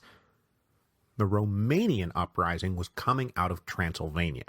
And remember, Transylvania is a mess. The minority Magyar had voted for fusion with Hungary, and the majority Romanians were not happy about it, especially when Magyar recruiters came round to conscript Romanian peasants into the Hungarian army. Recognizing an opportunity here was the commander of the imperial forces out on the Transylvanian military border. Remember, those military borders are the bands on the outskirts of the Austrian Empire that lived under permanent martial law. The Austrian general von Pucher cast himself as the friend and defender of the Romanian people. He did not lift a finger to prevent a mass meeting of the Romanians in September to protest Hungarian conscription. When Austria formally declared war on Hungary on October the 3rd, von Pucher resolved to claim executive authority over all of Transylvania, not just the military border, and prevent its reunion with Hungary. Then, on October the 18th, as all the armies in the west were congregating around Vienna, von Pucher issued a proclamation in Transylvania that openly called for the Romanians to rise up against the rebel Magyar. But the Magyar population was, of course, going to fight back, so the declaration marks the beginning of a very bitter and bloody civil war inside of Transylvania.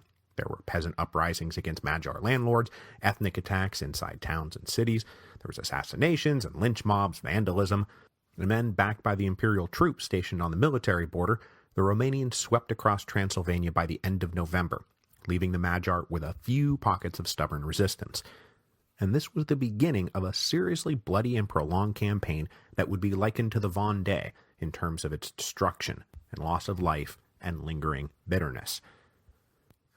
Meanwhile, down in the south, the minority Serbs were also rising up, opening another vein of brutal ethnic conflict in the crown lands of Hungary, as the uprising and attacks on Magyar neighbors and representatives would lead to retaliation by the Magyar. Some might say over-retaliation, and the whole region was soon engulfed in atrocities and counter-atrocities. There was starvation and privation, ruined villages, assault, rape, vandalism, murder, skirmishes, and massacres. From mid-December to late February, so running concurrently to the fighting in Transylvania and the fighting against the Austrians, Hungarian forces chased after rebel Serbs, sometimes burning entire villages to the ground. It was all very brutal business, and as we're talking about the Romanians and the Serbs rising up, I should also mention that the Croatians are still out there. I mean, Ban Jelačić is himself heavily involved in the preparations for the looming Austrian invasion of Hungary. So, from the Magyar perspective, Hungary was currently on fire. And then the Austrian army invaded. The winter campaign of what was about to become the Hungarian War of Independence started when Marshal Windisch-Gratz led his army down the Danube and across the border into Hungary. He crossed that border in the third week of December 1848. Having suppressed both Prague and Vienna, Windisch-Gratz was now looking to add Budapest to the necklace he was making of the skulls of dead rebel capitals. But though the neo-absolutist cabal now in charge of Austria planned to force the Hungarians back into line, it was going to be a lot harder to take down the Kingdom of Hungary than it had been the cities of Prague and Vienna. But he had every right to expect victory. Windisch-Gratz was leading about 50,000 men and 200 guns. Meanwhile, the scrambling Hungarians could concentrate only about 30,000 men with 80 guns. And that didn't even begin to tell the story of the discrepancy. The Hungarian army was currently in a terrible state. After failing to relieve Vienna, they were now retreating back down the Danube, and as they moved away from the Austro-Hungarian border, they had been forced to abandon critical supplies and tents. They were poorly armed, they were cold, they were hungry, and they were demoralized.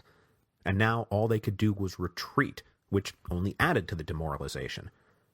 Into this mess rose a new dynamic force inside the Hungarian national defense. 30-year-old General Artur Gergely. Gergely was the son of poor common nobility. He had joined the army as a teenager but could not afford life as an officer. There are stories of him eating only bread and water for breakfast and frequently skipping dinner. This unsustainable lifestyle led him to resign from the army and instead try out life as a poor student, eventually taking a degree in chemistry. His passion and military talent did not wane, though, and when the revolutions of 1848 broke out, he was among the first to join the patriotic Honved battalions, entering service at the rank of captain.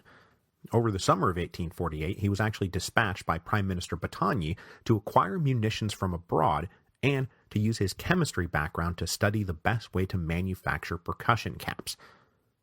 By the time Jelačić invaded in September, Gergely was a major, and he turned heads immediately. He was the one who had successfully maneuvered that 10,000-man Croat army into being surrounded and captured. Gergely also got a reputation for ruthlessness. He hanged a local magnate for possessing some of Jelačić's proclamations. But he was promoted to general, and then played a prominent role in the campaign to relieve Vienna, and it was said that Gergely was one of the few officers to emerge from that disaster with a decent reputation. And with Lajos Kossuth himself racing back to Budapest, Gergely was left in charge of the army, and the unenviable task of halting the inevitable Austrian counter-invasion. But as soon as he took the job, Gergely determined that he would not be able to halt the inevitable Austrian counter-invasion. A Hungarian standing their ground would be suicide. So, as Windisch-Gratz pushed down the Danube and crossed the border, Gergely operated a fighting retreat, or at least a harassing retreat. He never let the Austrians forget that the invasion was contested, but he also never really contested it. Lajos Kossuth grew frustrated with Gergely's retreat and sent dispatches imploring the general to stand his ground. I mean, at least for the politics of the thing. If Hungary was going to survive, the Hungarians needed to see their army standing firm. But from Gergely's perspective, that was Looney Tunes stuff. He had looked a few moves ahead and concluded that there was no stopping the Austrians from capturing Budapest. Now, losing the capital would of course be a devastating political setback, But Görgey looked a few moves even beyond that and concluded that while Austria would be able to take Budapest, they wouldn't really be able to advance any further. If Vindisch-Gratz tried to move further into the Hungarian interior, his supply lines would be overextended and open to attack. So losing Budapest would be far from the end of the war. Kossuth and the political leaders in Budapest were not happy about any of this, but unable to get Görgey to change his mind, they sent a more aggressive general with 6,000 men on a direct assault of one of the advancing Austrian columns, the one that just so happened to be led by Ban Josip Jelačić. But this 6,000-man Hungarian army was mauled into a chaotic retreat, and they lost just shy of half their army to casualties and capture, which frankly only proved Görgey's point. With the capital deemed indefensible, Lajos Kossuth and the Committee of National Defense announced that the parliament would be reconvening 140 miles further into the interior of Hungary, in the very small town of Debrecen. If General Görgey was right, and he was, the Austrians would not be able to reach them there, and they could safely plan a national defense. So packing up the state treasury, including the crown of St. Stephen, which was the ancient symbol of Hungarian sovereignty, Kossuth and his comrades fled to Debrecen, just days ahead of Vindisch-Gratz's army. Not everyone followed, though. Now ex-Prime Minister Battagny resolved to stay to try to negotiate leniency or terms or something. But his overtures to Vindisch-Gratz came back with that same reply: "We do not treat with rebels." Battagny was arrested, and on January the 5th, 1849, the Austrians captured Budapest. The Hungarian parliament reconvened on January the 9th in Debrecen. Of the 415 delegates, only 145 were present for this first session, but that number would eventually rise to over 300. But even among those who reconvened, many still wanted to negotiate. The parliament was stacked with the kind of guys who wanted the April laws and autonomy for Hungary, but inside the empire. They didn't want to be at war with Austria. But Kossuth and his allies knew all too well that this was no longer the basis for any settlement. There could be no settlement. There was victory, or there was defeat. There was nothing in between.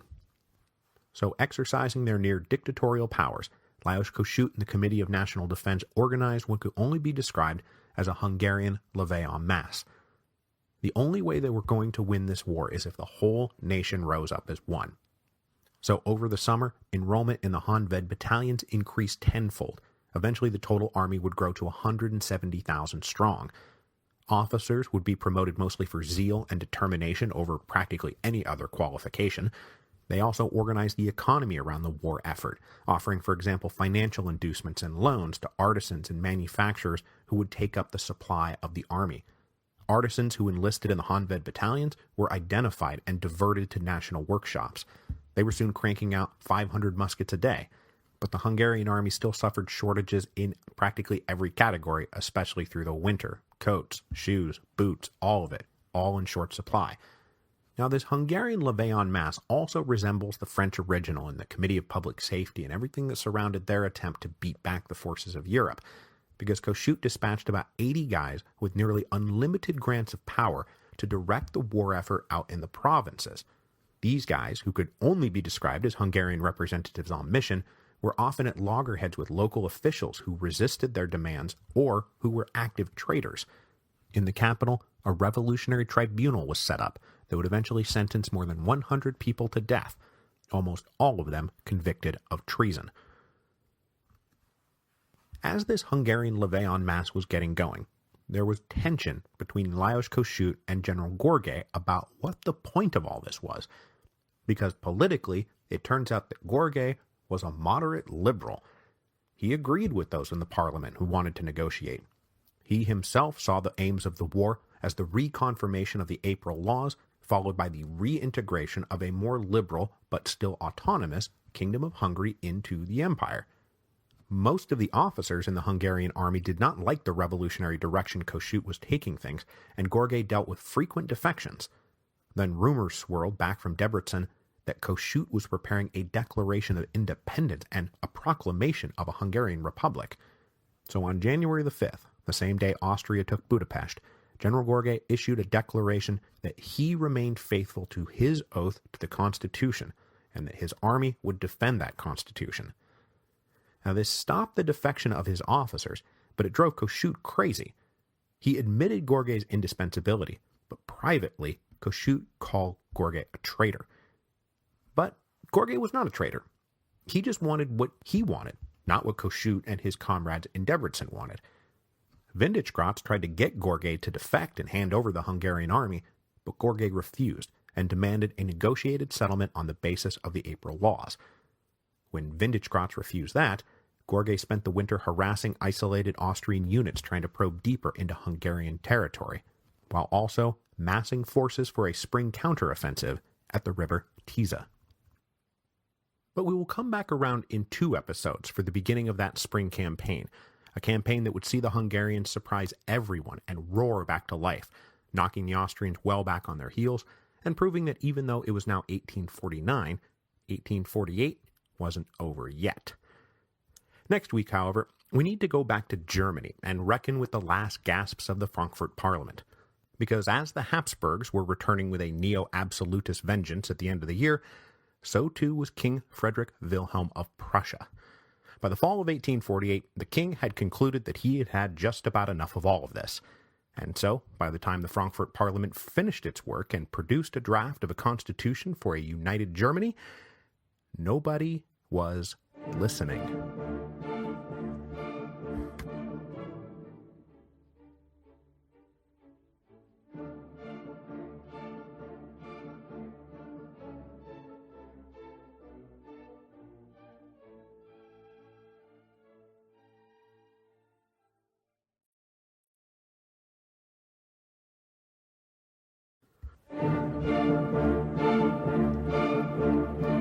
Hello, and welcome to Revolutions.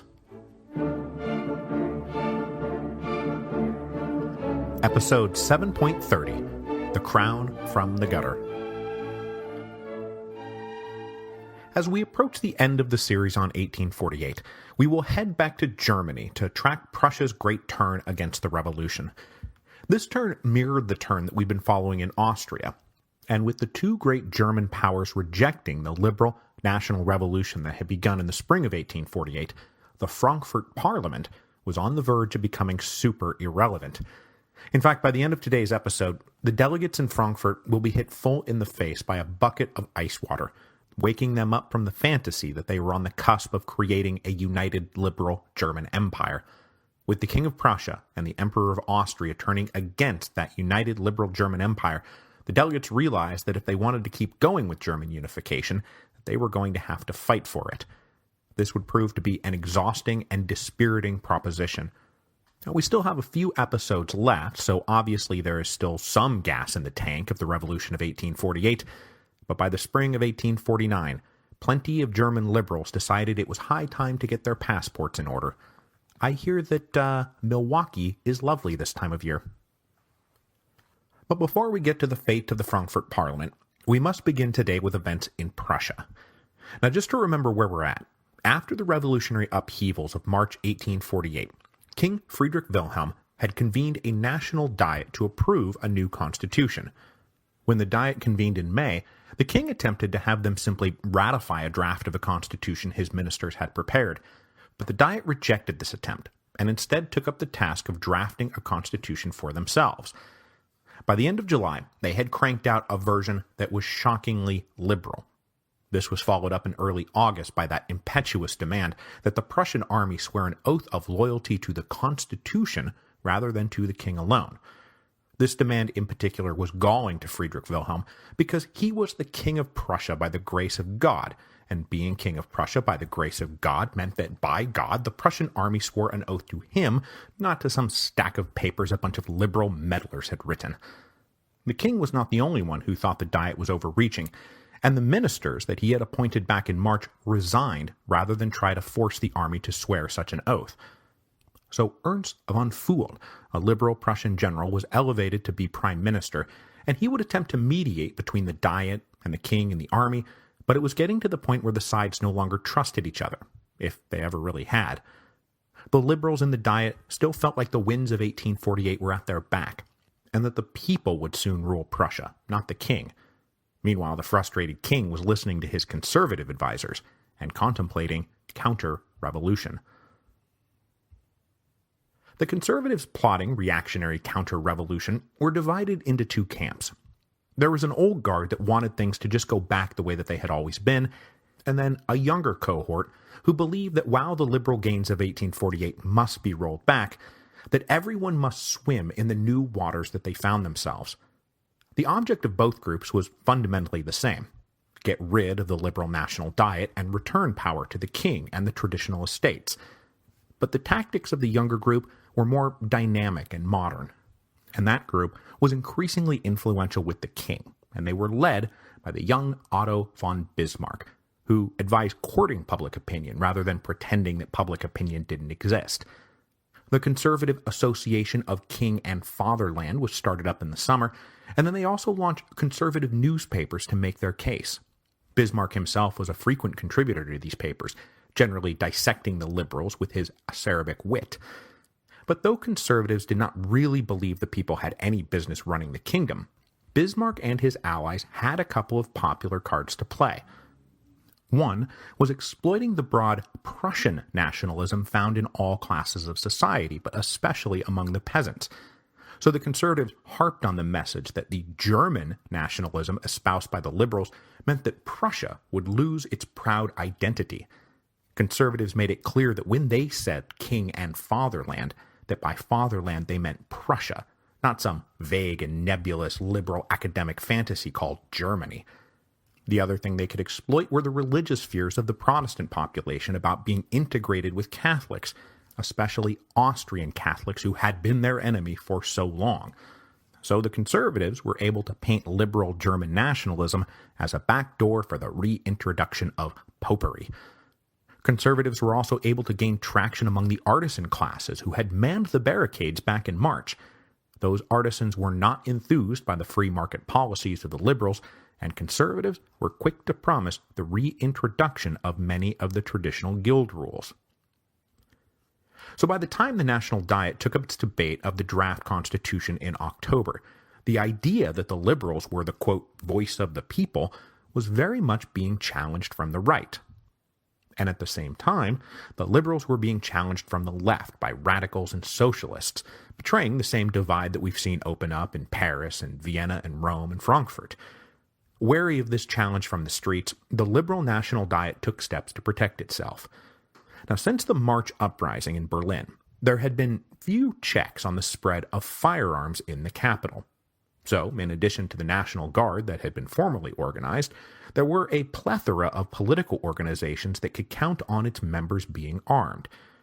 With news of the riots in Frankfurt in September, and then yet another uprising in Vienna in early October, the National Diet passed a law on October the 13th that said that only the National Guard would be allowed to go around armed in Berlin.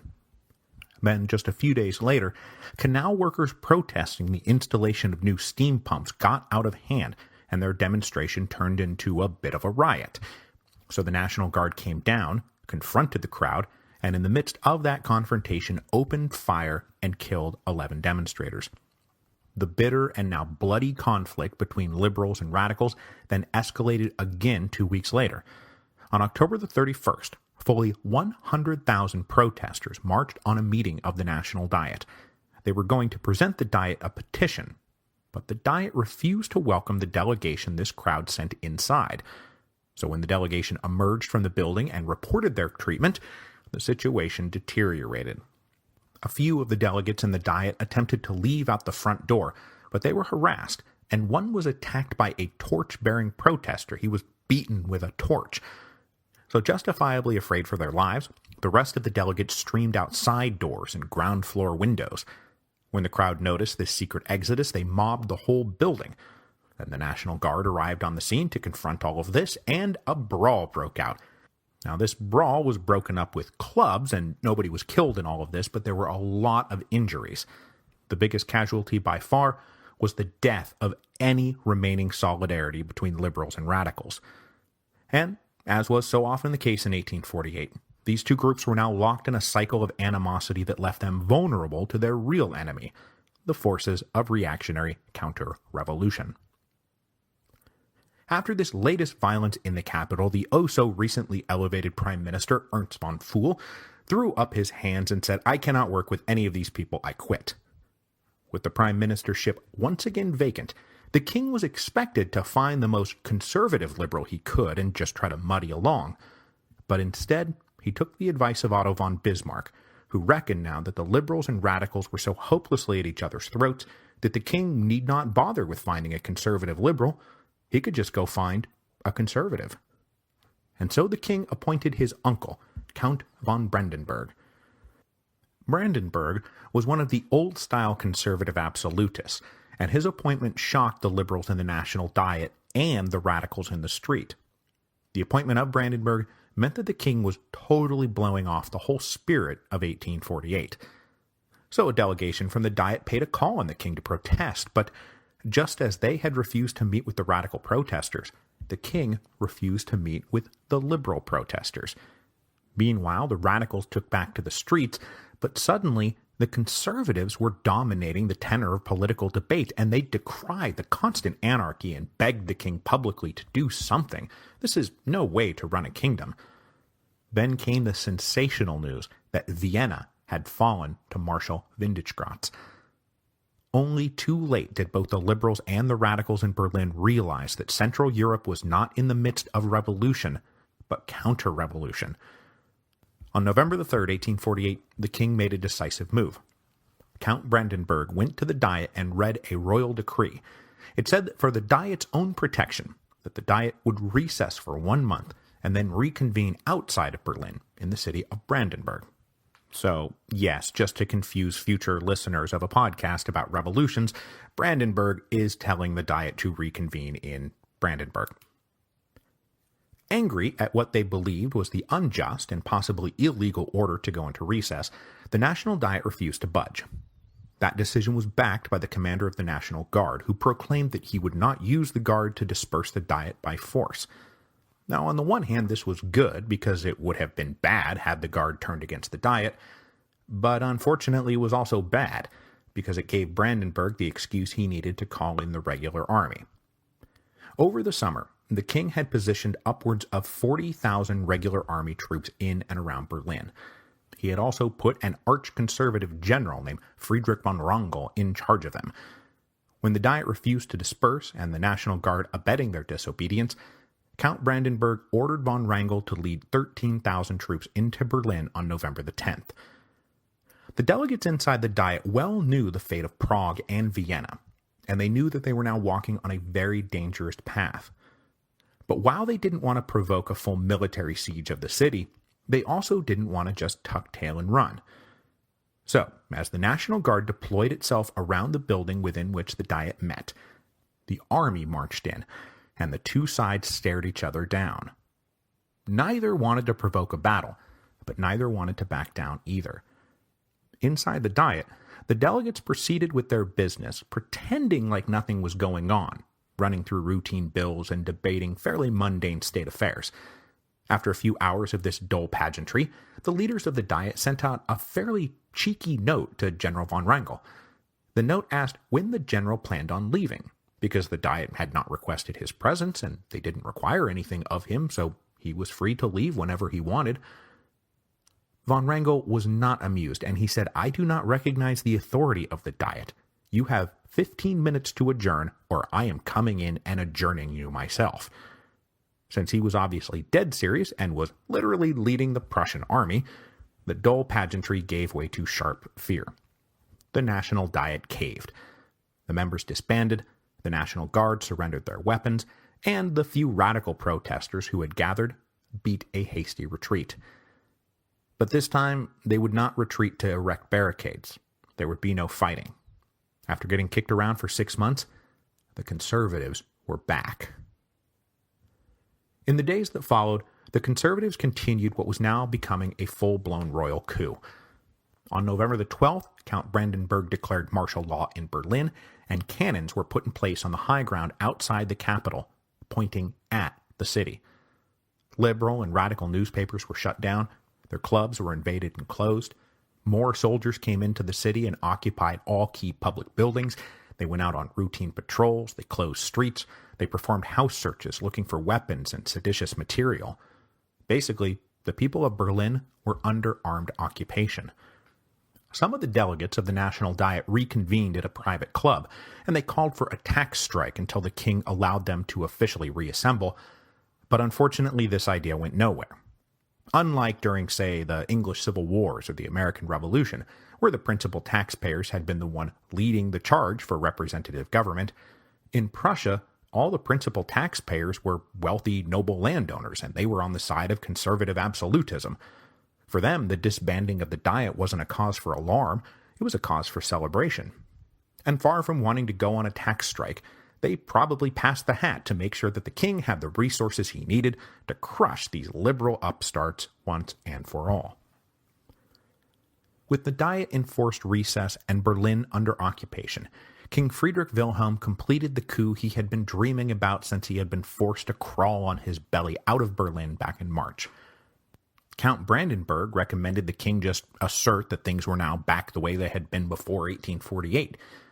But the king's other advisors were concerned that being that obvious about it would lead to new rounds of unrest and revolution. So the younger guard of conservatives, Bismarck among them, said, let the people have a constitution if they want one so bad, but let it be drafted by us, not them. So as much as he hated even the idea of a constitution, Friedrich Wilhelm did not want to risk crawling on his belly a second time, and so he agreed. On December the 1st, the king proclaimed a new constitution for Prussia. It did not look anything like what had been produced by the National Diet, and instead looked a lot like France's charter of government from the days of the Bourbon Restoration. First, this constitution was being handed down from above, from God to the king, to you, my happy and loyal subjects. It included a two-house legislature, and even mostly democratic elections for the lower house, but nearly all real power would be concentrated in the hands of the king and his ministers. In terms of its immediate practical effect, the new constitution meant that the National Diet was no longer in recess, it was just abolished. It had been pushed into the dustbin of history by Otto von Bismarck and a reflourishing forest of bayonets. Elections for a new parliament were scheduled for January. So, though the revolution in Prussia had not taken its final breath, it was on life support, and the plug was about to be pulled. Now the funny thing is, down in Frankfurt, plenty of delegates to the Frankfurt Parliament were not outraged by the events in Berlin, and actually applauded the king for taking prudent steps to restore order. Remember, these guys were just coming off a major riot in Frankfurt in September that had left 60 dead, and led directly to Gustav Struve's uprising down in Baden. Then in October, they had read news of the uprising in Vienna and further clashes in the streets of Berlin. So while the left wing of the Frankfurt Parliament was appalled by the counter-revolution in Prussia, a healthy contingent of delegates from the center and the right nodded along and said, yes, that was all fine and good and proper. The very thin thread they clung to was that the King of Prussia had accepted the principle of constitutional government, that there were limits to his authority. These guys wanted to put the happiest face on the coup in Berlin, in part because most of them still wanted Prussia to lead the united German state they were in the process of constructing. The argument over whether the new united Germany would be a monarchy or a republic was by now decisively settled in favor of a monarchy, and the argument about whether it would be a unitary state or a confederal system built from the existing German states had been mostly settled in the favor of a confederal system. But the big question, the biggest question of all, still lurked out there. Who would be in and who would be out of what they were now styling the German Empire? So we've touched on this question before, as we talked about the Duchy of Posen and the Kingdom of Bohemia, to say nothing of the intractable problem that was Schleswig-Holstein. But those were problematic areas because of their ethnically mixed populations. The real question, though, was not what to do with the peripheral territories, but what to do with a country that was at the heart of Germany. Austria.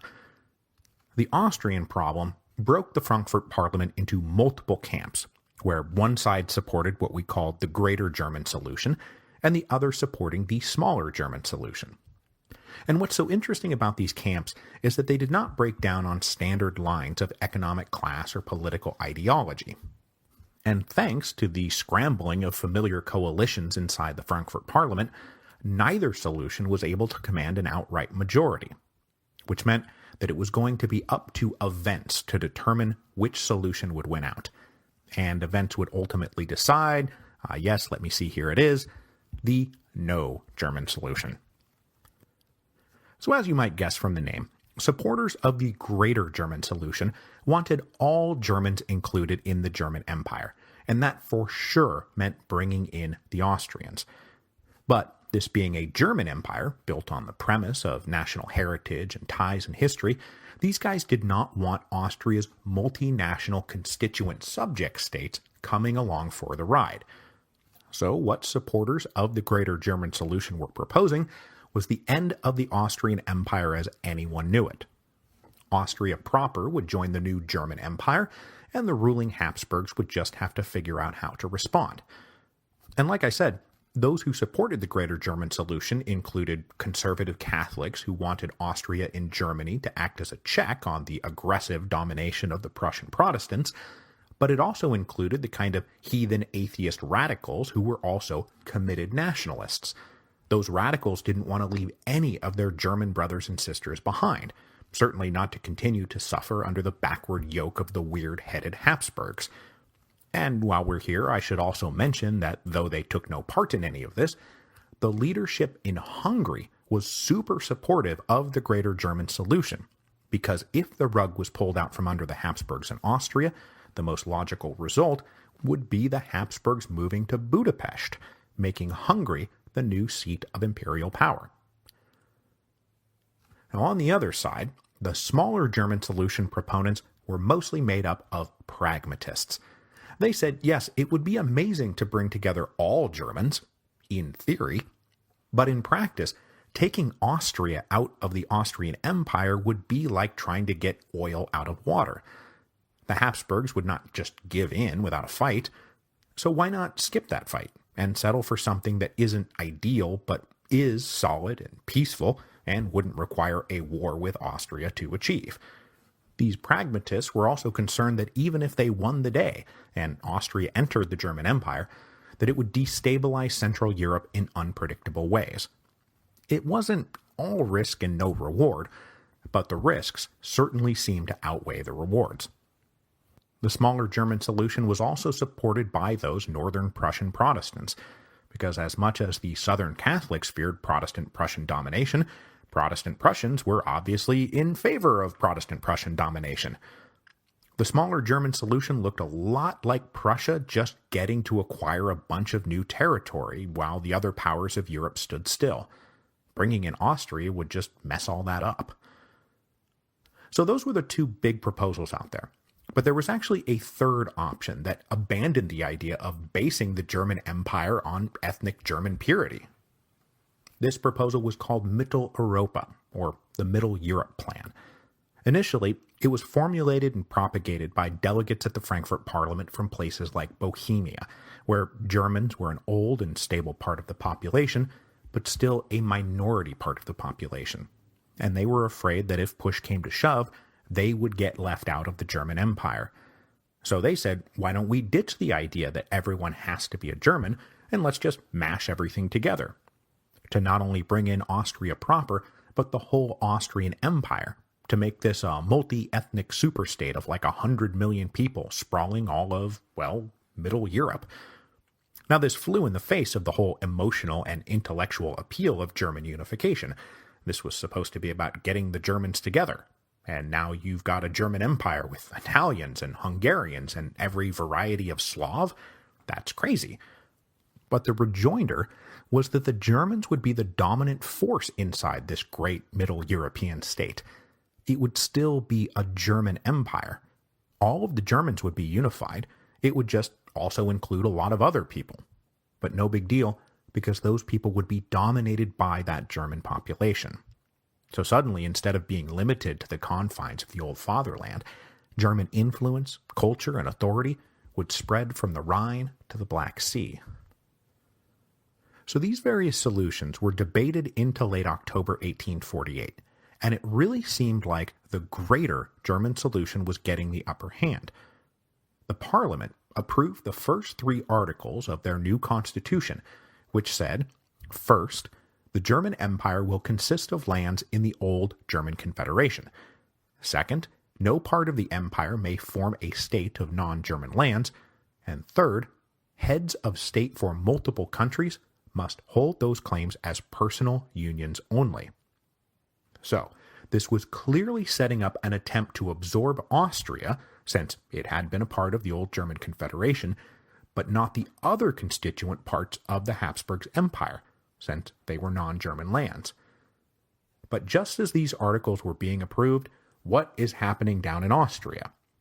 Correct, the crushing of the Vienna Uprising and the arrival of a neo-absolutist cabal led by Prime Minister Schwarzenberg, Field Marshal Windischgratz, and Archduchess Sophie, and that crew was well on their way to restoring central imperial authority over the Habsburg dominions, once they got a new emperor, that is. So, to detour very briefly back to Austria, because this is important, this neo-absolutist cabal came to power with a pretty clear plan of action. They were going to reverse all the trends that had been kicked off in March of 1848. After the upheavals of that spring, it looked like the Austrian Empire would be forever changed in the following ways. First, more authority, dignity, and self-determination for the minority nationalities against previous Austro-German domination. Second, a decentralized empire made of nearly autonomous constituent parts, united only by a shared Habsburg sovereign, and then third, those Habsburg sovereigns constrained by liberal reforms, constitutions, elected assemblies, and individual civil rights. Meanwhile, Schwarzenberg's three principal goals were first, restore Habsburg authority, second, centralize power, and third, increase German authority inside the empire. But since this is neo-absolutism rather than just plain old traditional absolutism, they plan to co-opt many of the forms and functions and language of the liberal revolutionaries and bend them right back around on themselves. So on November the 27th, in part in response to calls from the Frankfurt Parliament to get on board with the Greater German Solution, Schwarzenberg announced that the Austrian Empire was in fact a single unitary state, that it was free, indivisible, indissoluble, that it was a constitutional hereditary monarchy. It was not a confederation. There would be no dividing it. There would be no shared sovereign with a Habsburg ruler holding things in personal union. Borrowing liberal language, he also said that all Habsburg subjects enjoyed equality before the law. But rather than this language being deployed towards liberal ends, it was now deployed to destroy claims for national autonomy, rights, and privileges. We'll talk a bit more about this next week when we talk about the new constitution for the Austrian Empire, but for the moment, this was all meant most especially to shut down any attempt by the Frankfurt Parliament to take Austria out of the Austrian Empire. So, just as they were settling on the Greater German Solution, the Greater German Solution was taken off the table. So, setting aside that big question for the moment, the Frankfurt Parliament instead tried to establish that whatever form the United Germany took, that it would be based on liberal civil rights. So on December the 1st, they rolled out what's known as the 50 Articles. Those articles included equality before the law, freedom of worship, freedom of the press, an end to discrimination due to class, habeas corpus, free movement, no death penalty, the abolition of noble privilege, secular education, and strong private property rights. And in keeping with the liberal worldview of the Frankfurt Parliament, the 50 Articles almost uniformly addressed the political question and left the social question unaddressed. There would not be a right to work in the Frankfurt Constitution. The only things that really addressed the social side of the question were guarantees of liberal economic principles like freedom of movement, freedom of employment, freedom of trade, and those strong private property rights. I think the general consensus was that liberating the economy from its feudal shackles would create enough general prosperity that the social questions would just sort of resolve themselves. Now, this is not a surprising attitude, and certainly German radicals and socialists were not surprised. Most of them had long since given up on Frankfurt. Some had gone into exile, some had risen up with the likes of Friedrich Hecker and Gustav Struve, Others had long since set themselves up as a permanent left-wing opposition, hopefully laying the groundwork for some future day when they could capture power from the hated liberals. But it was the promulgation of the 50 Articles that revealed to the world that the liberals in Frankfurt didn't actually have any power. The 50 Articles were meant to apply to all Germans everywhere, and while the governments of a few of the middle-sized German states accepted them, the biggest powers did not. After the royal coup in Prussia and the neo-absolutist coup in Austria, the Frankfurt Parliament was no longer speaking for Germany. It was just talking to itself.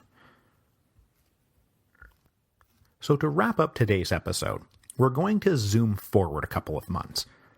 As we discussed last time, the winter campaign was underway in Hungary in the first few months of 1849, and as we will discuss next week, Italy was about to be dealing with the revival of the Roman Republic. But this week, I want to get to the climax, or rather the severe anticlimax, of the Frankfurt Parliament. With Austria rejecting the Greater German solution, the fate of united Germany rested on Prussia accepting the smaller German solution. By the end of March, the Frankfurt Parliament was finished debating its constitution, and they had settled finally on a mixed federal system of unification defined by a two-chambered legislature. It would have a lower House of the People that would be elected along generally democratic lines, and then an upper House of States, whose members would be appointed by the monarchs and princes and assemblies of the various constituent German states. The Frankfurt Parliament also now voted decisively in favor of an executive emperor who would be a hereditary monarch, rejecting once and for all the other proposition that it might be an elected monarchy, and certainly rejecting the idea that the German Empire would be a republic. On March the 27th, 1849, the Frankfurt Parliament voted in favor of the final draft of what history has dubbed the Frankfurt Constitution. The next day, the Parliament gathered to elect an emperor, with everyone knowing that it had to be King Friedrich Wilhelm of Prussia. But many delegates were still not thrilled by that idea. So the vote was very close. It was 267 to 263, with the majority simply abstaining rather than marking down the king's name. Now, in the days and weeks that followed, 28 of the German states accepted the Frankfurt Constitution. But just as had happened with the 50 Articles, the largest and most powerful German states did not. Hanover, Bavaria, and Saxony all rejected it, at least until they could figure out what Prussia was going to do. So, is Prussia going to accept the Frankfurt Constitution? In the first week of April, the king met with a delegation from the Frankfurt Parliament, formally inviting him to become Emperor of the Germans. Now, you or I might think, wow, that sounds like a pretty amazing job offer. I mean, as much as we might aspire to in life, I doubt Emperor of the Germans is something we can reasonably put on the list. And here's a delegation straight up offering King Friedrich Wilhelm this amazing once-in-a-lifetime job. But he hated the very idea of it. He hated the Frankfurt Parliament. He hated the Frankfurt Constitution. He hated that they were trying to drag him into their gross and sordid liberal fantasy world. He called this imperial crown offered up to him by men, rather than handed down to him by God, a crown from the gutter. He said it would be a dog's collar. He wasn't even going to be Emperor of Germany. He was going to be Emperor of the Germans. I mean, what was he? French? Ew. But plenty of his advisors, even the conservative ones, saw enormous advantages to the King of Prussia also being Emperor of the Germans, especially with the Habsburgs on the outside looking in. Again, this was practically an offer for the rest of Germany to annex itself into Prussia. So joining in the chorus of those advocating for the king to become emperor was that new Prussian parliament that had convened under the new constitution the king had promulgated back in December. Though this parliament was supposed to be more quiescent, on April the 21st, both houses voted in favor of accepting the Frankfurt Constitution and making the king emperor. The king was furious, and this was the last straw. He dissolved the parliament, and then announced that he rejected the offer of an imperial crown. He would not take this crown from the gutter. he would not wear a dog's collar. Now this was all bad news for the Frankfurt Parliament, but then the king went one step further. He promised military aid to any German state that chose to reject the Frankfurt Constitution. The king's repudiation shocked the Frankfurt Parliament. They thought they were on the verge of wrapping things up, putting a bow on the liberal revolution of 1848 and celebrating a glorious new era of German unity. Now, they were being tossed back into the revolutionary cockpit.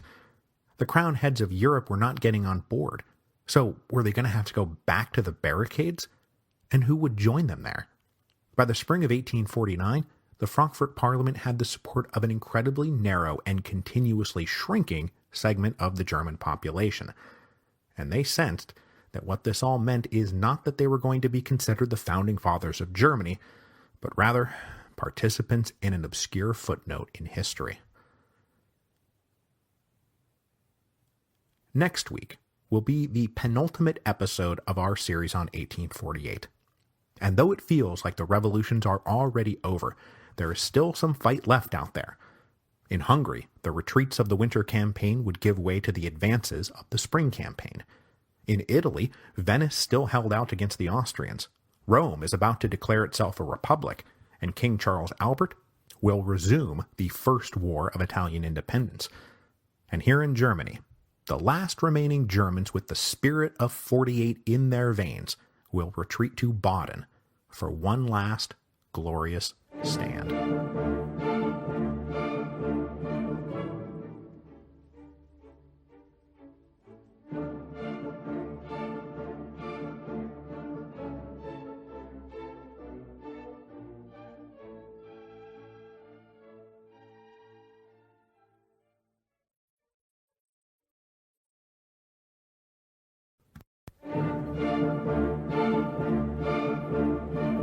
Hello, and welcome to Revolutions. Episode 7.31, The Assembly of the Damned. Welcome to the penultimate episode of our series on 1848. It is, of course, ridiculous that we are now past 30 episodes and have managed to cover just 15 months worth of events, but that's why you come to the Revolutions podcast, right? You want to know what happened, I want to tell you what happened, and my goodness, did a lot happen in 1848. But it's now time to move into the endgame and tie up all the final loose ends into very bitter knots. By the spring of 1849, the counter-revolutionary turn was crushing the revolutions of 1848 like so many grains of wheat. But there were a few handfuls of wheat left in Italy, Hungary, and Germany that had yet avoided the reactionary millstones. But even as those areas held out, there was a distinct sense setting in that they were not fighting for the present, but for the future. They were fighting to stamp a new memory of old concepts like liberty and equality and fraternity as the walls closed in, that from the ashes of the extinguished volcano, they could create fertile soil for the next generation to plant new trees of liberty. So, just to make sure that we've mixed these metaphors properly, as the walls are closing in, the final loose ends will be ground up by millstones, but hopefully stamp the future with fertile soil to grow new liberty trees. Writing is fun. We begin today in Italy, where at least on paper the revolution was still going strong. Yes, Naples was now firmly counter-revolutionary, but Sicily remained free, Venice remained undefeated, Rome had driven out the Pope and was preparing to declare a republic, Tuscany was about to drive out their Grand Duke and similarly declare a republic. And up in Piedmont, King Charles Albert was preparing to relaunch the war with Austria. But unlike in the spring of 1848, when all the Italian revolutionary forces of liberation and unification were pushing in the same direction, 1 year later, they were really super not. And we can point to two major cleavages that undermined Italian unity. The first was the political split between monarchists and republicans.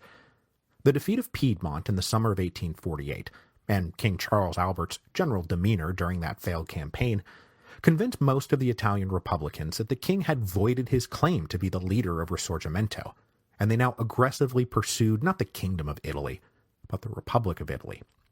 As for the monarchists, One of the reasons Charles Albert planned to relaunch the war with Austria was that if he didn't, Italy would fall into the hands of madmen like Giuseppe Mazzini. The other cleavage was ancient parochial rivalries. Despite the flowery rhetoric and red, white, and green tricolor flags, the Italian peninsula was still made up of Romans and Florentines and Venetians and Genoese and Neapolitans. There was not really an Italian anywhere to be found. So, as we're about to see with the Papal States in Tuscany, they're both about to declare themselves republics and then fail to unify even with each other. No unity, no unification. No unification, no liberation. In Rome, we left things off at the end of December 1848. The self-exiled Pope had ordered the Romans to stop organizing their new assembly, and when they ignored him, he promised excommunication for anyone who participated. The threat of excommunication did not stop the election, but it did significantly alter its outcome. Fearing for their souls, all conservatives and most moderate liberals stayed away from the polls, leaving the election dominated by committed radical Republicans. Now, what bums me out here is that though history is often very good at slapping poetic and evocative names on things, so far as I can tell, nobody calls the Roman Assembly elected in January of 1849 the Assembly of the Damned, which I think is a huge missed opportunity. So, from here on out, you should all call the Roman Assembly that was elected in January of 1849 the Assembly of the Damned. And until someone shows me otherwise, I'm going to go ahead and take credit for coining the term. The Assembly of the Damned convened on February the 5th, and despite pleas from moderates to please not depose the Pope, on February 9th they voted to depose the Pope, which meant that they also declared themselves a republic. And not just any republic. They announced that they would be, quote, a pure democracy that will take the glorious name of the Roman Republic. Those are pretty big shoes to fill. The original Roman Republic lasted 500 years. This new Roman Republic would last not quite 100 days. Among those elected to the Assembly of the Damned were Garibaldi and Giuseppe Mazzini. Neither were Roman, but both were exactly the sort of men needed to restore the Roman Republic to life. Garibaldi had been wandering around Italy for the past few months, and now found a home in Rome. Meanwhile, Mazzini was in Switzerland when he got the news of the declaration of a republic and his election to the Assembly of the Damned. He hustled down into Italy, and on his way to Rome he passed through Florence. Now, ever since the summer of 1848, just after the defeat at the Battle of Custoza, a radical democratic ministry had been running the show in Tuscany. And though they weren't wild about the idea, this ministry had allowed a special election in Florence in late January to send Tuscan delegates to the Assembly of the Damned in Rome, possibly as a precursor to declaring a unified Italian republic. That election had been the moment that the Grand Duke of Tuscany decided he was out of here. Sensing that the general counter-revolutionary turn was diverging from the radical turn in his own capital, the Grand Duke decided to wash his hands of the whole thing. On the night of January the 31st, he slipped out of Florence. He then bounced around for 2 weeks before accepting an invitation to join the Pope in his exile in Gaeta. With the Grand Duke having skipped town, the radical government in Florence took what seemed to them to be the next logical step. On February the 18th, they declared themselves a free and independent republic. But when Mazzini passed through town on his way from Switzerland to Rome, they refused to take what he thought should be the next logical step, which was fusion with Rome. Thanks in part to those ancient regional rivalries I just mentioned, the Florentines were not thrilled at the idea of union with the Romans. They said it was because the Romans were too radical and were going too far. But let's face it, Rome had always tried to lord it over the rest of Italy, and Florence was not eager to make itself subservient to the Eternal City. So, despite all Mazzini's patriotic pleading, the leaders of now Republican Florence resisted joining Republican Rome. So Mazzini moved on, I think probably already suspicious that the writing was on the wall. And if that writing wasn't on the wall just yet, it sure was about to be. It would be written about 3 weeks later by the Austrian army at the town of Novara, which was just about 20 miles west of Milan. As we've discussed, King Charles Albert had spent the winter of 1848-1849 being pressured to go back to war with the Austrians. Fearing both for his own crown and for the fate of Italy should it fall into the hands of the frothing radical Republicans, Charles Albert spent the winter conscripting a new army, and he resolved to resume the war come the spring. And so, on March the 12th, 1849, citing technical violations of the armistice he had signed with Field Marshal Radetzky back in August, Charles Albert renounced the peace. Now, to their credit, those frothing radicals down in Rome offered 15,000 troops to support the king's war against Austria.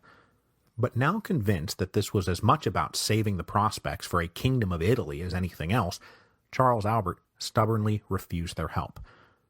Now, I'm not sure if those 15,000 troops would have made a difference, but probably not, because it's unlikely they would have even gotten there in time to help, because Piedmont's second invasion of Lombardy lasted not quite a week and a half. King Charles once again led an army of about 50,000 men, but most of them were new recruits, neither experienced in war nor particularly well trained, and they faced an Austrian army occupying Lombardy Venetia to the tune of 70,000 men. It took exactly one battle to decide the war. The two sides met on the morning of March the 22nd at Novara, which, as I said, was about 20 miles west of Milan. They fought all day and into the night, but the Piedmontese were outmatched and they just couldn't catch any breaks. Routed on multiple fronts, the Piedmont War Council concluded on the dawn of March the 23rd that they had not only lost the battle, but they could not even continue the war. A new armistice would have to be signed. Having been oh so recently reignited, the First War of Italian Independence was now over.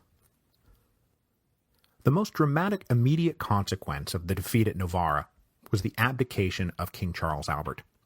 He had now taken two big bites at the apple and choked on it both times. He concluded, not unreasonably, that the only way to save the Savoy monarchy in Piedmont, and get decent terms from the Austrians, was to abdicate in favor of his 29-year-old son, Victor Emmanuel. Worried about fanning the flames of democratic revolution, and worried about accidentally provoking French intervention in Italy, the victorious Field Marshal Radetzky struck a deal with the new King Victor Emmanuel.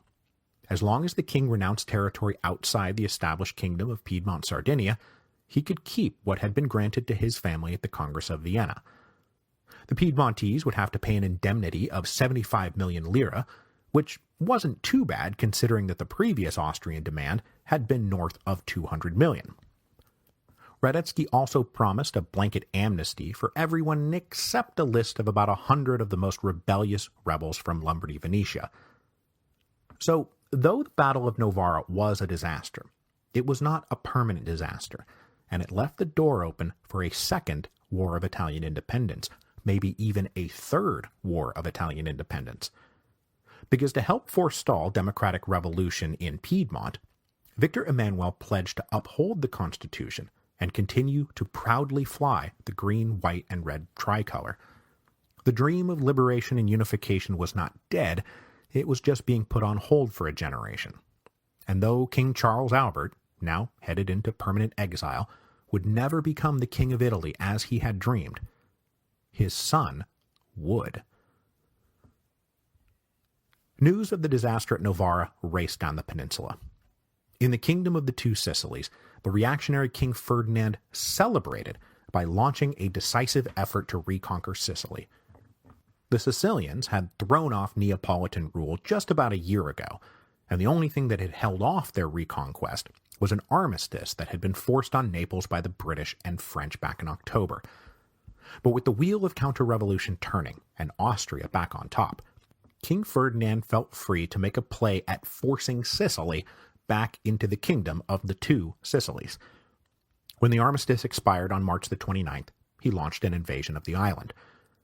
Arrayed against the tens of thousands of Neapolitan soldiers sent by the king were just about 7,000 Sicilians led by the most ubiquitous supporting actor in the revolutions of 1848, Ludwik Mieroslawski. Now, you probably don't even remember him at this point, but Mieroslawski was a Polish revolutionary who had led the ill-fated armies during the Greater Polish Uprising. Having fled into exile, he wound up offering his services to the Sicilians, and they put him in charge of their defenses, even though he didn't speak a lick of Italian. So, Mieroslawski got the opportunity to lead his second ill-fated army of the Revolution of 1848. The Neapolitans simply stormed their way down the east coast of Sicily with ease, and within days the road to Palermo lay wide open. Recognizing that they were basically helpless, moderates in Palermo attempted to negotiate, but it was too late for that. On April the 26th, the Neapolitan fleet arrived in the harbor of Palermo.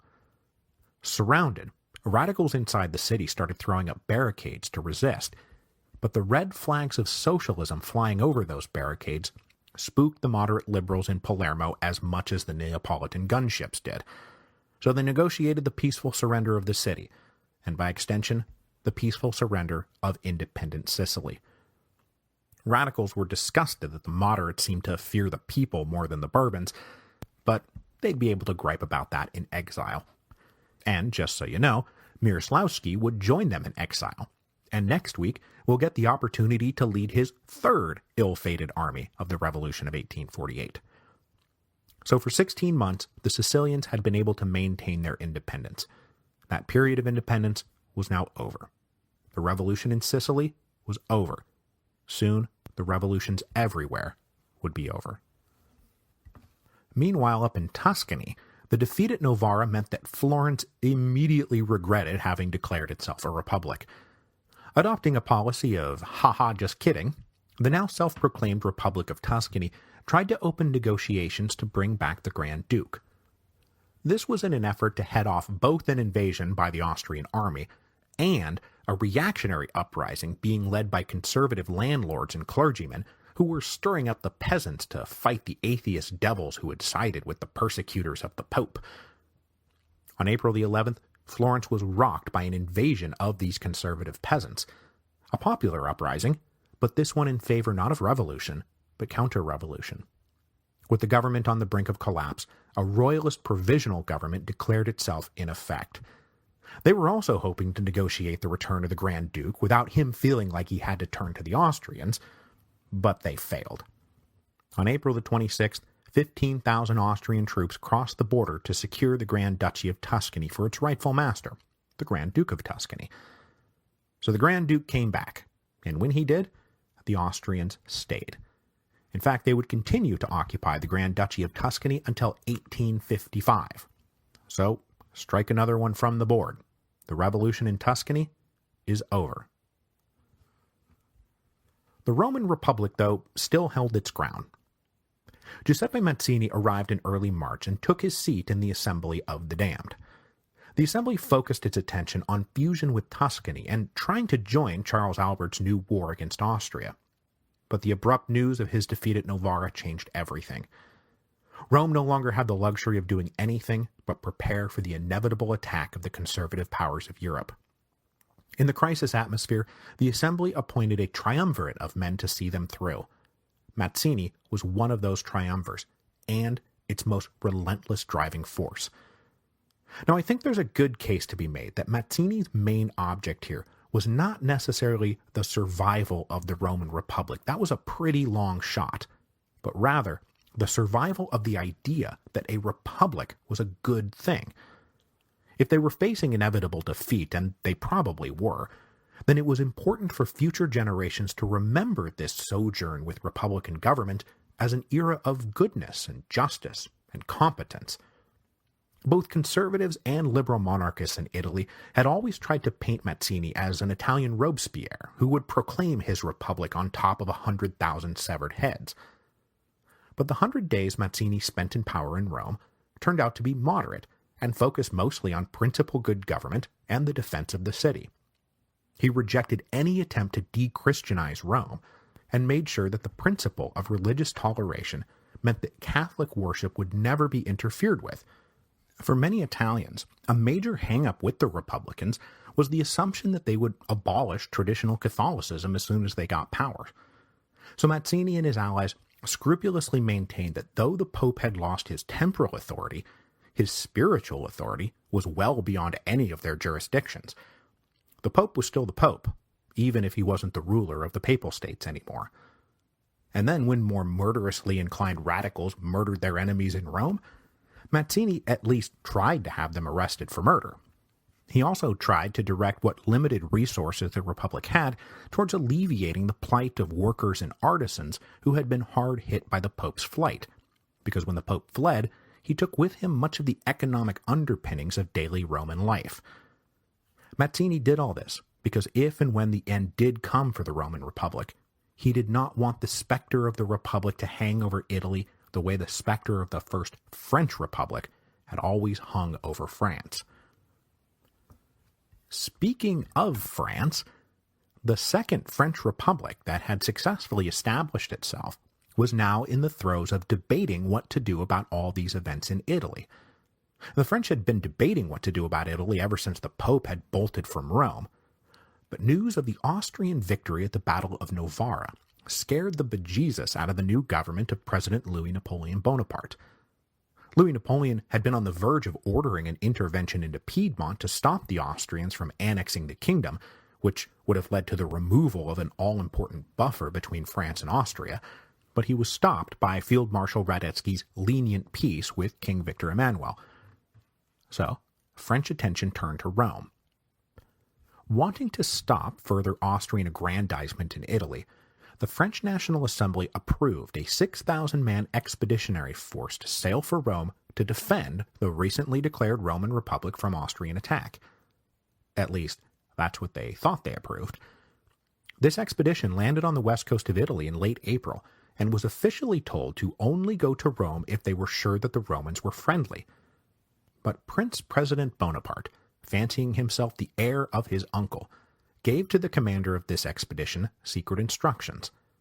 Crush the Roman Republic so France can get credit for reinstalling the Pope, and also remind the Austrians that there's more than one great Catholic power in the world. But these secret instructions paved the way for an embarrassing debacle. The French expedition marched on Rome, but when they reached the Eternal City on April the 30th, they were met by 9,000 committed Roman fighters, led by, among others, Garibaldi. The French were driven off after suffering nearly 500 casualties.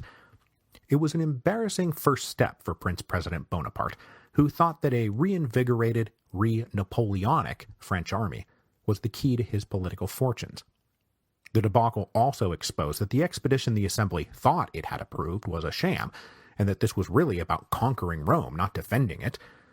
But Prince President Bonaparte blew off their concerns, believing, not incorrectly, that Catholic France backed his attempt to assert French power in Rome. With Spain gathering a navy to go to the relief of the Pope, the Kingdom of Naples now massing an army on its border with the Papal States, and Austria moving into Tuscany, it seemed that a race had begun to conquer Rome and get credit for reinstalling the Pope. The Catholic powers converging on Rome helped President Bonaparte continue to sell the military campaign as a defense of Rome against the evil reactionary powers of Europe. And so it was with broad public support that the French government ramped up their efforts. Soon, the 6,000-man force in Italy would be jacked up to 30,000. But the last stand of the revolution in Italy must wait until next week, because I also need to set up the last stand of the revolution in Germany. So let's now hop back north through the Alps into Germany, where liberal Germans are themselves trying to fight for the last remaining embers of their own revolution. Last time, of course, we saw a furious King Friedrich Wilhelm of Prussia reject an offer to become the Emperor of the Germans, and then he encouraged the other crown heads of Germany to repudiate the Frankfurt Constitution. The Frankfurt Parliament tried to fight the tide of counter-revolution, and they issued a proclamation on May the 2nd demanding the governments of Germany accept the constitution that they had written. The Parliament of Professors also said that if the King of Prussia refused to be Emperor of the Germans, fine, they would just go find another emperor. And while the political and moral authority of the Frankfurt Parliament had been wobbly for months, the King of Prussia's abrupt rejection of the Constitution jump-started an extinction burst of German liberal nationalism called the May Rebellions. So as I've said, the Frankfurt Parliament was mostly talking to itself by the spring of 1848, and this is mostly true. Conservatives gloried in Frankfurt's humiliation, and, well, so did left-wing radicals and socialists. But some people still cared. The forces that had driven the convening of the Frankfurt Parliament in the first place did still exist out there.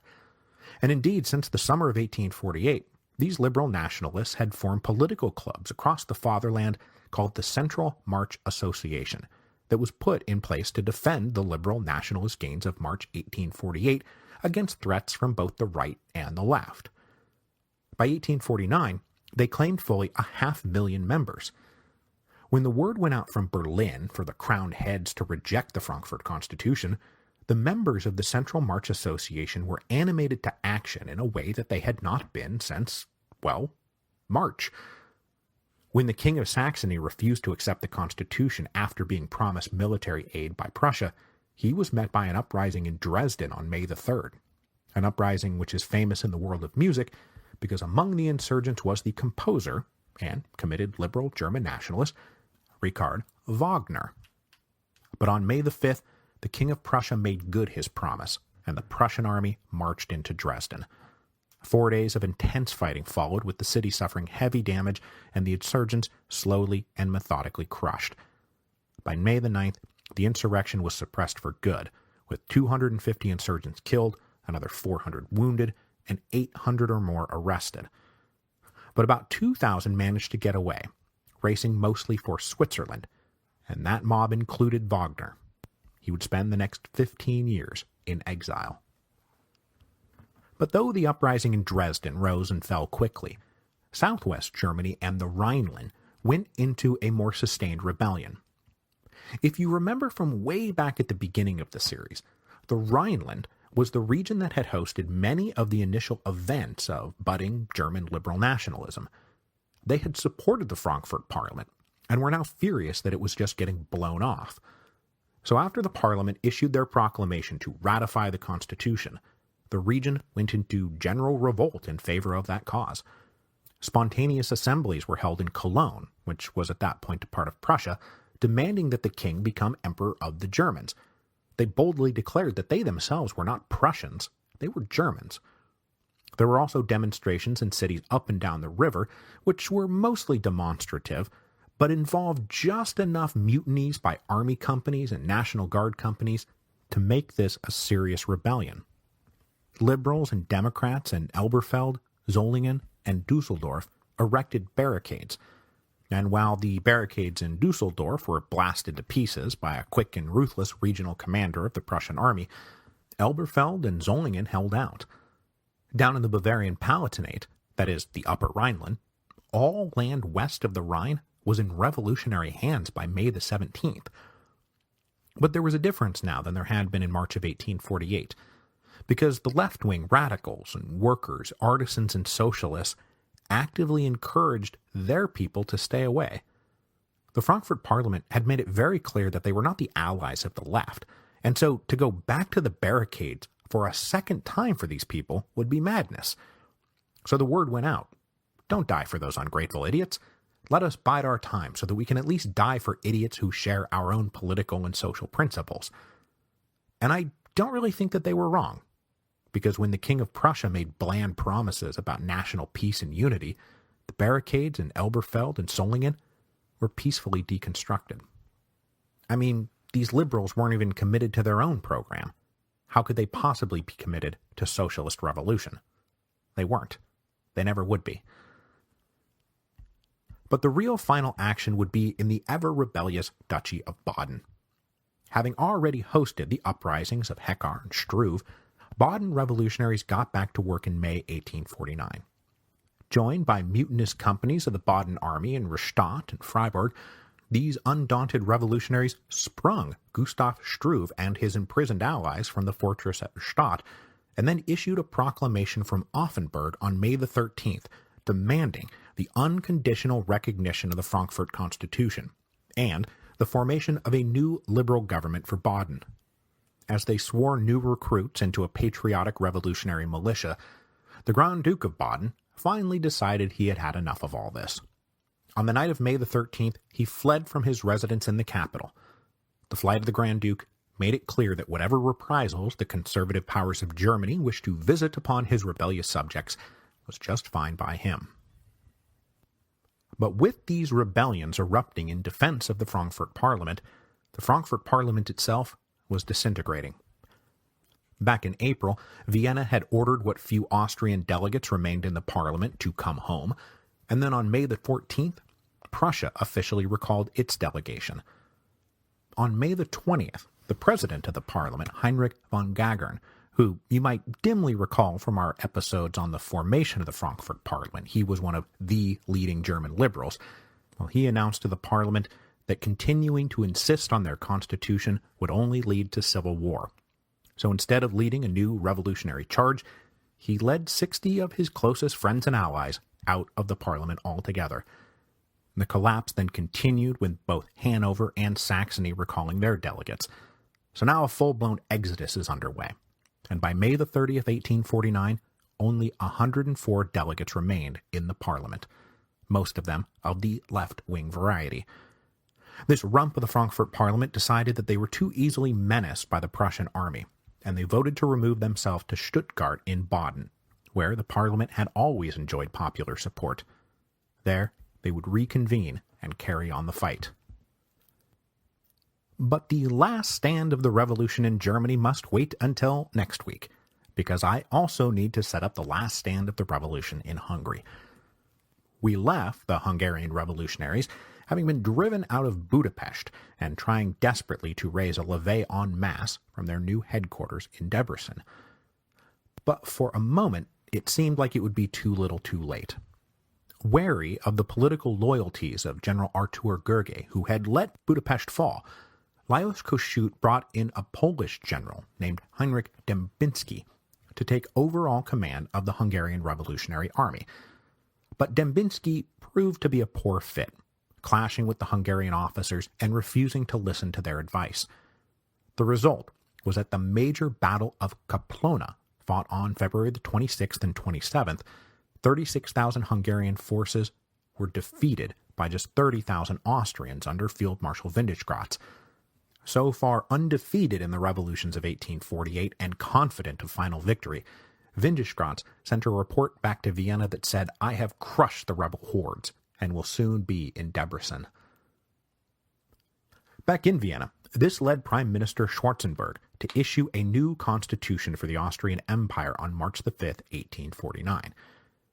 This being neo-absolutism, rather than just absolutism, a constitution for the empire would be fine, as long as it was written and promulgated by the emperor. By far the biggest change to the Austrian constitution was that it eliminated all national distinctions and declared universal equality before the law. This is part of the process of neo-absolutism using the language of liberalism to its own ends. And remember, the point here is to reverse the course of 1848. The assumption had long been that the restored Austrian Empire would be heavily decentralized, with lots of power for constituent nationalities. But Schwarzenberg's constitution promised the opposite. It promised centralized rule over a single unitary state. All the ancient rights and privileges of the various nationalities were abolished, and this was obviously aimed primarily at the Hungarians, who had spent the last year thinking that they were on the brink of being a self-governing kingdom. And this was a bit of an ironic result of the revolutions of 1848, because the Hungarians now faced the same legal evaporation of their rights that Magyarization had promised to the minority nationalities in Hungary. But back in Hungary, the rebel hordes had not in fact been crushed yet, and Windischgratz was not about to be in Debrecen. As General Gergely had predicted, the Austrians faced difficulties pushing further into Hungary beyond Budapest. In part, this was because they had not yet captured the fortress at Komárom, which lay further upriver. With this strong point in his rear, Windischgratz could not risk overextension. Plus, he was having a lot of difficulty with intelligence, in that he didn't have any. The next 6 weeks would be defined by an Austrian blindness about where the Hungarian forces were and how many of them there were out there. And this is a good time for me to footnote that when I say Hungarians and Austrians, neither army was made up of some pure national character. The Austrians had 55,000 men that obviously had major components of Croatians and other Slavic groups, while the Hungarian forces numbered about 47,000. They were divided up into 4 corps that included volunteer Polish legions, revolutionary Italians, Saxon Germans, and even plenty of Slovaks and Romanians who chose loyalty to the Magyar crown. So it's just for simplicity's sake that I'm saying Austrians and Hungarians. Anyway, after his victory at the end of February, Field Marshal Windischgratz spent all of March standing still, just unwilling to plunge deeper into Hungary. Meanwhile, Lajos Kossuth was forced to finally recognize that Görgey was the best man for the job, if the job was now simply to beat the Austrians. But that was a month's worth of confusion about the chain of command, so it was not until April of 1849 that both sides were actually ready to do battle for the fate of the Kingdom of Hungary. The spring campaign of the War of Hungarian Independence played out in 3 phases. In the first phase, General Görgey took advantage of Windischgratz's blindness and tried to secretly encircle the main body of the Austrian army and cut off their secure line back to Budapest. This operation depended on moving stealthily and was almost blown when one subordinate Hungarian general attacked and drove off an Austrian corps led by Ban Josip Jelačić. But rather than sounding the alarm, the embarrassed Jelačić reported victory back to Windischgratz, and he was ordered to pursue the rebels and run them to ground. Instead, mostly out of nowhere, the Hungarians converged on Windischgratz's very spread-out lines on April the 6th, and they decisively won the Battle of Isazeg. With the Austrians knocked back on their heels, the Hungarians pushed forward, opening the second phase of the campaign, which was aimed at relieving the besieged fortress of Komárom. Opening this phase with a victory at the First Battle of Vach on April the 10th, Vienna suddenly decided that Field Marshal Windischgratz's now 6 weeks of inert defeats meant that though he may excel at repressing rebellious cities, a full-blown field campaign was not exactly his forte. So on April the 12th, Windischgratz was unceremoniously removed from his command and ordered to return to Vienna. Meanwhile, the surging Hungarians took this as an opportunity to make a major political statement. On April the 14th, 1848, Lajos Kossuth read a Declaration of Independence to the Hungarian parliament. Now, this Declaration of Independence was obviously going to rankle General Görgey and his fellow officers, who were, remember, still fighting for a negotiated settlement on the basis of the April laws. But at least everyone could agree that driving the Austrian army out of Hungary was a prerequisite for both of their aims, and so they would fight on together. Görgey brought the second phase of the campaign to a speedy and successful conclusion, blocking an Austrian attempt to reinforce the siege of Komárom on April the 19th. This not only opened Komárom to Hungarian relief, but made holding Budapest untenable for the Austrians. So, leaving 5,000 men behind in the fortified castle of the city, the Austrians evacuated the capital of Hungary. Komárom was then duly relieved after a pitched battle on April the 26th. So far from crushing the rebels, the Austrian army was now in full retreat. By the end of April, they had pulled back all the way to the very western fringes of Hungary. So Kossuth and General Görgey now had a decision to make. Keep pushing forward and fight their way all the way to Vienna until Austria sued for peace, or turn their attention to the holdouts in the Budapest castle.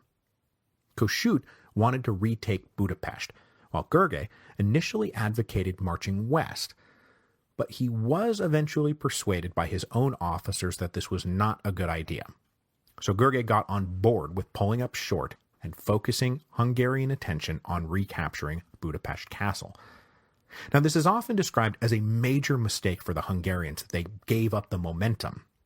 But I can understand the logic here. Marching on Vienna might have forced the Austrians to the negotiating table, but it might also have been Hungarian suicide. The capital was heavily defended, boasted probably 70,000 men in the area, and had already once before been the site of a major Hungarian defeat. Plus, rumors were already swirling that the emperor was going to invite the Russians into the war. So, all the empire would have to do was hold out long enough for the Russians to come pouring in from the east. So instead, on May the 4th, Görgey ordered 40,000 troops to surround the Budapest castle. This siege would continue for the next 2 weeks, and while it did so, Emperor Franz Josef paid a visit to the city of Warsaw, where he met with Tsar Nicholas I of Russia. The rumors were true. Admitting that he did not believe the Austrian army could subdue Hungary without help, the emperor invited the Russian army to intervene. The Tsar agreed to come to the emperor's aid, believing that when he did, that Russia would get full credit for finally ending these interminable revolutions. So, please join me next week as the Russians march into Hungary, the French march on Rome, and the Prussians march into the Duchy of Baden to end, once and for all, these interminable revolutions.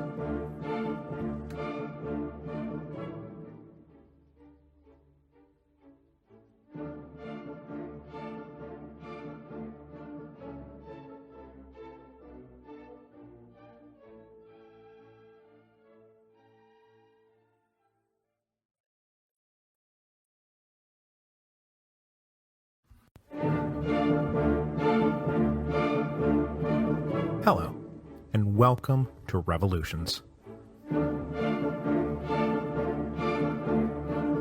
Episode 7.32, The Bitter End. So, my friends, we come to the final episode of our series on 1848. But before we launch into the various last stands that were staged in the summer of 1849, I will begin today with some announcements concerning the Revolutions podcast and adjacent activities. First, after this episode airs, I will be taking a 5-week hiatus to get ready for our next series, which will focus on the Paris Commune. That next series, though, will necessarily begin with a big roundup episode that will review the seminal events of 1848, discussing what was supposed to happen, what really did happen, and what happened in the aftermath. So, please temper your expectations about this episode providing that grand summation. That grand summation will come, just not yet. Remember when the French Revolution retrospective took me a while to get released? This is a little like that. But looking a bit beyond that, for reasons I will get into after we're back from the hiatus, Series 8 of Revolutions will run for just 9 episodes. Then I will take another 5-week hiatus before returning for a prolonged plunge into the Mexican Revolution that will likely take us to the end of 2018. So that's going to be the schedule going forward. 5-week hiatus, then 9 episodes, then another 5-week hiatus. Then we will come back to get blasted full in the face by the winds that swept Mexico. But wait, there's more. Remember the other day when I said to keep your ears open about news of another fundraiser? Well, here comes that news. Coinciding with my return on April the 29th and running concurrently with the Paris Commune episodes will be a new fundraiser, which means a new opportunity to support the show and get cool stuff. This new fundraiser will run like the previous 2. There will be 4 t-shirts available. 2 of them will be brand new additions to the lineup, but after talking to a lot of people online and during the book tour, I have also decided to re-release 2 classics, the Livia Did It shirt and the Gentleman Johnny's Party Train shirt. These will be released on different colored shirts, so if you have an original, it will still be a classic collector's item, but if you did not get the chance to pick up one of those 2 popular shirts at the time, now is your chance. Same great design, same great art, just a slightly different colored shirt. Those will be joined by 2 new additions to the t-shirt family that I will reveal when the fundraiser launches on April the 29th, 2018. And as if that wasn't exciting enough, I will also be dropping for the fundraiser a new set of History of Rome appendices. That's right, new History of Rome content is on the way. The first set of appendices, the one covering the ancient historians, will of course still be available for purchase, and if you haven't purchased that yet you should, but these new episodes will cover the absolutely fascinating history of the Spanish Wars. Now, I'm doing the Spanish Wars for 2 big reasons. First, as with the episodes on the ancient historians, this comes from material that informed the storm before the storm and served as a backdrop for the first few chapters, but was just enough outside the scope of the book that I couldn't really fit it in. But the other big reason is that looking back over the history of Rome, I was pretty silent about events in Spain.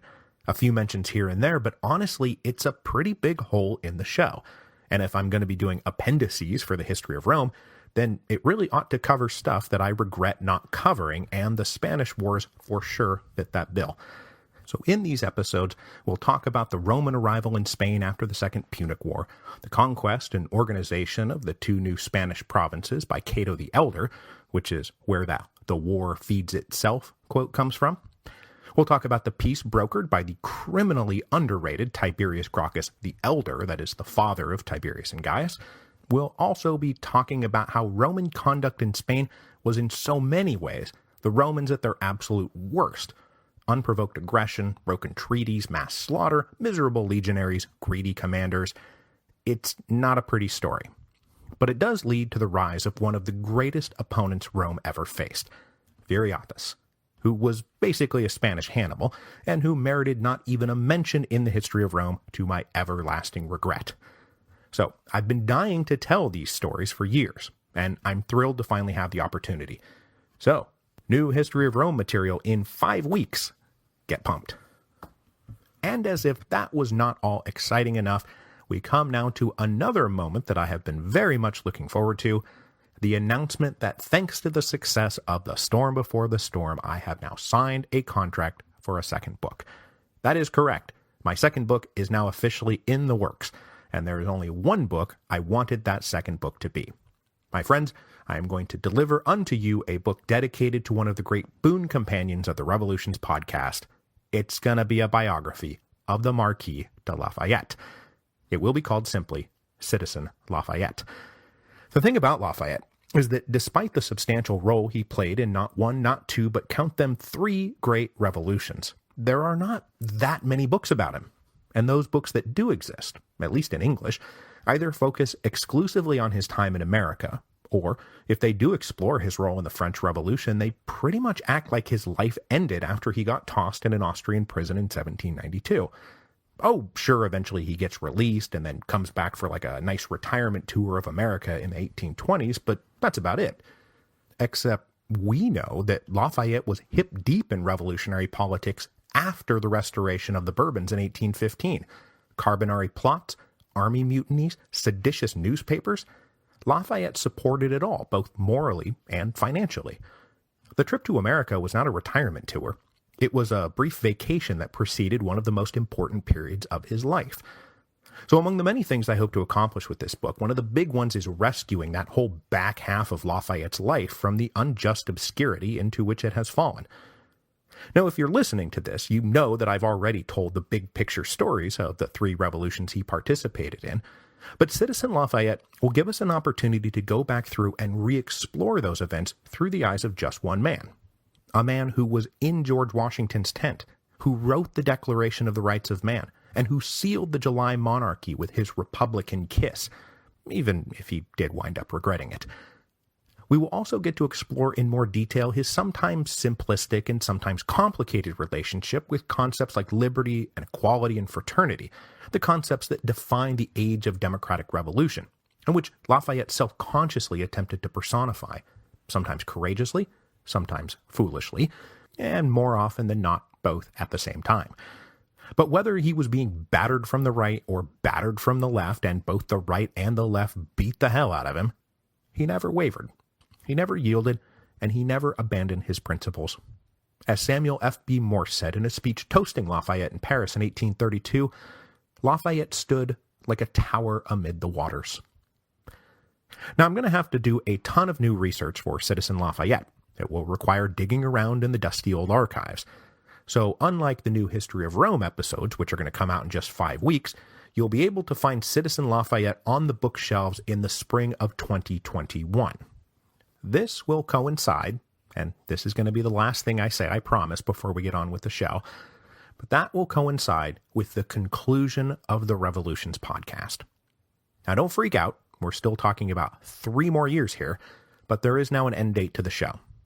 So in the spring of 2021, we'll all get together and have a big fond farewell celebration with the end of the podcast and the publication of Citizen Lafayette, and then I will move on to whatever my next big project is. What will that next project be? Hell, I don't know. I've still got 3 more years of Revolutions to produce and a book about the Marquis de Lafayette to write. And as I famously predicted back in 2009, podcasts probably still won't even be a thing after about 2012 or so. And so, as I said then, it doesn't pay to look too far into the future. Okay, so that is quite enough of all that. It is time now to get to the bitter end of the revolutions of 1848, which, as we've established, did not actually come until the summer of 1849.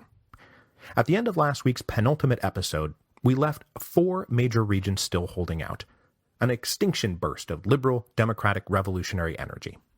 Those areas were, in order of their final capitulations, Rome, the Grand Duchy of Baden, Hungary, and finally, Venice. Today, we are going to kill them off in order, one by one. But we do have to start with the last one first, just to catch them up. So we begin today in Venice, where the inhabitants were forced to watch helplessly as the great project of Risorgimento circled the drain all around them. Now, Venice had been continuously besieged by the Austrian imperial army all through the winter of 1848-1849. But thanks to the threat posed by Piedmont in the west and God knows what was happening in the Kingdom of Hungary, Field Marshal Radetzky never committed to a full-blown attempt to capture Venice. The Venetians and their leader, Daniel Manin, hoped against hope that when King Charles Albert recommenced the war, which he surely must, it would give them the opportunity to break out. But on April the 2nd, Venice was hit with the devastating news. Charles Albert and the Piedmontese had been defeated by the Austrians at Novara. Piedmont was in full retreat. The king himself had abdicated the throne. Now, personally, I can't imagine wanting to go on after this. The hopelessness must have been oppressive. But the ever-energetic and ever-resilient Venetians instead decided to rally. Manin himself refused to give up, and he gave public speeches rallying the flagging spirits of the population. Venice was isolated and without allies, but the Austrians were going to have to spend a lot of blood and treasure if they wanted to crack Venice's network of fortresses. Blood and treasure they might prefer not to waste, and so come to terms with Venice, on Venice's terms. So for the rest of April, the Venetians further reinforced their network of fortresses, most especially the great Fort Marghera, which stood on the mainland side of the lagoon and would be the principal rock against which the Austrians would have to throw themselves if they wanted to crack Venice. And again, brief reminder that when I say the Austrians, I'm talking about the Austrian Imperial Army. The rank-and-file soldiers are mostly Croatian and Hungarians. But now free of the threat from Piedmont, Field Marshal Radetzky himself spent April reinforcing the siege lines around Venice. He too knew that Fort Marghera would be the principal rock against which his men would have to throw themselves. So, first things first, he would blast that rock to smithereens. The Austrians were finally ready to begin their assault by the end of April, and on May the 4th, they began a sustained artillery bombardment of Fort Marghera that would continue for the next 3 weeks. As the Venetians endured this assault, they finally got some good news for a change. Hungarian envoys slipped through the naval blockade to talk about an alliance. As we saw last week, the Hungarian defeats in the winter campaign had given way to the Hungarian successes of the spring campaign. These Hungarian envoys said that things were going so well that they were eyeing an attack on Trieste to take out the Austrian naval port. The Hungarian envoys promised money, supplies, and whatever else the Venetians wanted if they launched a simultaneous offensive to bog down potential Austrian reinforcements in Venetia. Thankful to have anyone on the outside offering them assistance, Daniel Manin readily agreed to an alliance with the Hungarians on May the 20th. Now, given that Venice is presently enduring a sustained artillery barrage, it's tough to imagine what the Venetians would have been able to do, really, especially when, just a few days later, Fort Marghera fell. After 3 weeks of sustained assault that saw something like 60,000 cannonballs and rockets fired at the fort, that's 60,000, it was now little more than a pile of barely defensible rubble. A third of the defenders had been killed, and the Austrian siege trenches had been built practically up to the base of the walls. The final attack came on May the 25th, when fully 15,000 of those 60,000 projectiles were launched in one day. Recognizing that they could not hold the fort any longer, the Venetians withdrew, blowing up all bridges behind them as they fled back to the city. But even though they were now confined to the island itself, the Venetians still refused to give up. Radetzky was going to have to do better than just take Fort Marghera, and so Radetzky had to spend all of June resting his troops and placing new artillery batteries to rain destruction down on the city of Venice proper. The Venetians, meanwhile, battened down the hatches. So that means that things went temporarily quiet in Venice in June of 1849, which is pretty perfect timing for us, because it coincides with the resumption of hostilities around Rome. Now, when we last left the Romans, the invading Gauls had landed 6,000 warriors and made one ill-advised attempt to capture the city, but they were now reinforced to the tune of 30,000, and the invading Gallic tribe was poised for a second attempt to capture the Eternal City. Okay, I'm not going to beat that into the ground, but the Romans were up against it, because in addition to the invading French army, a Neapolitan army of about 10,000 men, now freed from having to worry about Sicily, invaded the Papal States in early May. Garibaldi, now one of Rome's leading generals, sallied forth to drive the Neapolitans away, and he did a pretty dang good job of it, beating the Neapolitans at the Battle of Palestrina on May the 9th, and then at the Battle of Velletri on May the 19th.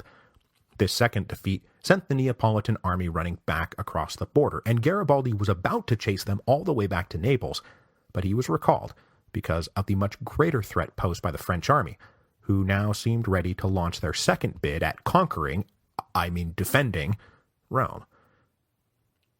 By the 1st of June, the French army numbered 30,000, and they carried plenty of siege equipment and heavy guns, which they started rolling slowly towards Rome.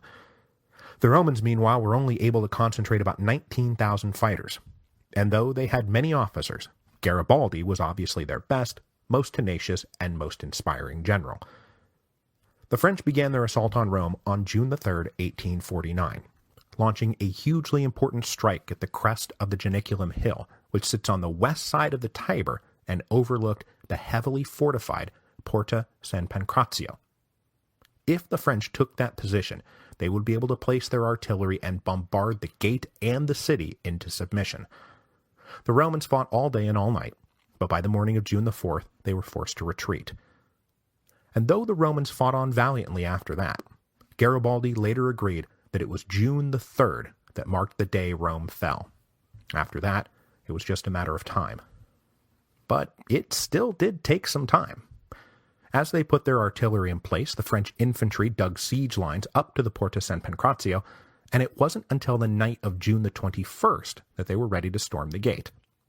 This attack drove the Romans back again, but Garibaldi and his fighters refused to yield more than a couple of hundred yards. Refusing to just run away, they pulled back to a reinforced palace called the Via Spada, which is like a 1-minute walk from the Porta San Pancrazio. There, they withstood constant bombardment and firing for another full week, and it wasn't until the night of June the 29th that the French were in a position to launch one last full-blown assault. The Romans were forced to retreat again, but they could take some grim satisfaction in having forced the French to take an entire month to move about 500 yards. So even though looking back at things, Garibaldi pinpointed June the 3rd as the big day, it was really June the 29th that spelled the end of the revolution in Rome. Both Mazzini and Garibaldi argued that the Romans should keep fighting, but the rest of the Assembly of the Damned, the men who were actually Roman citizens rather than dedicated Republican revolutionaries, decided it was high time to raise the white flag. On June the 30th, they voted to end the Mazzini-led executive triumvirate, symbolically ratify a new constitution for the Republic of Rome, and then surrender to the French.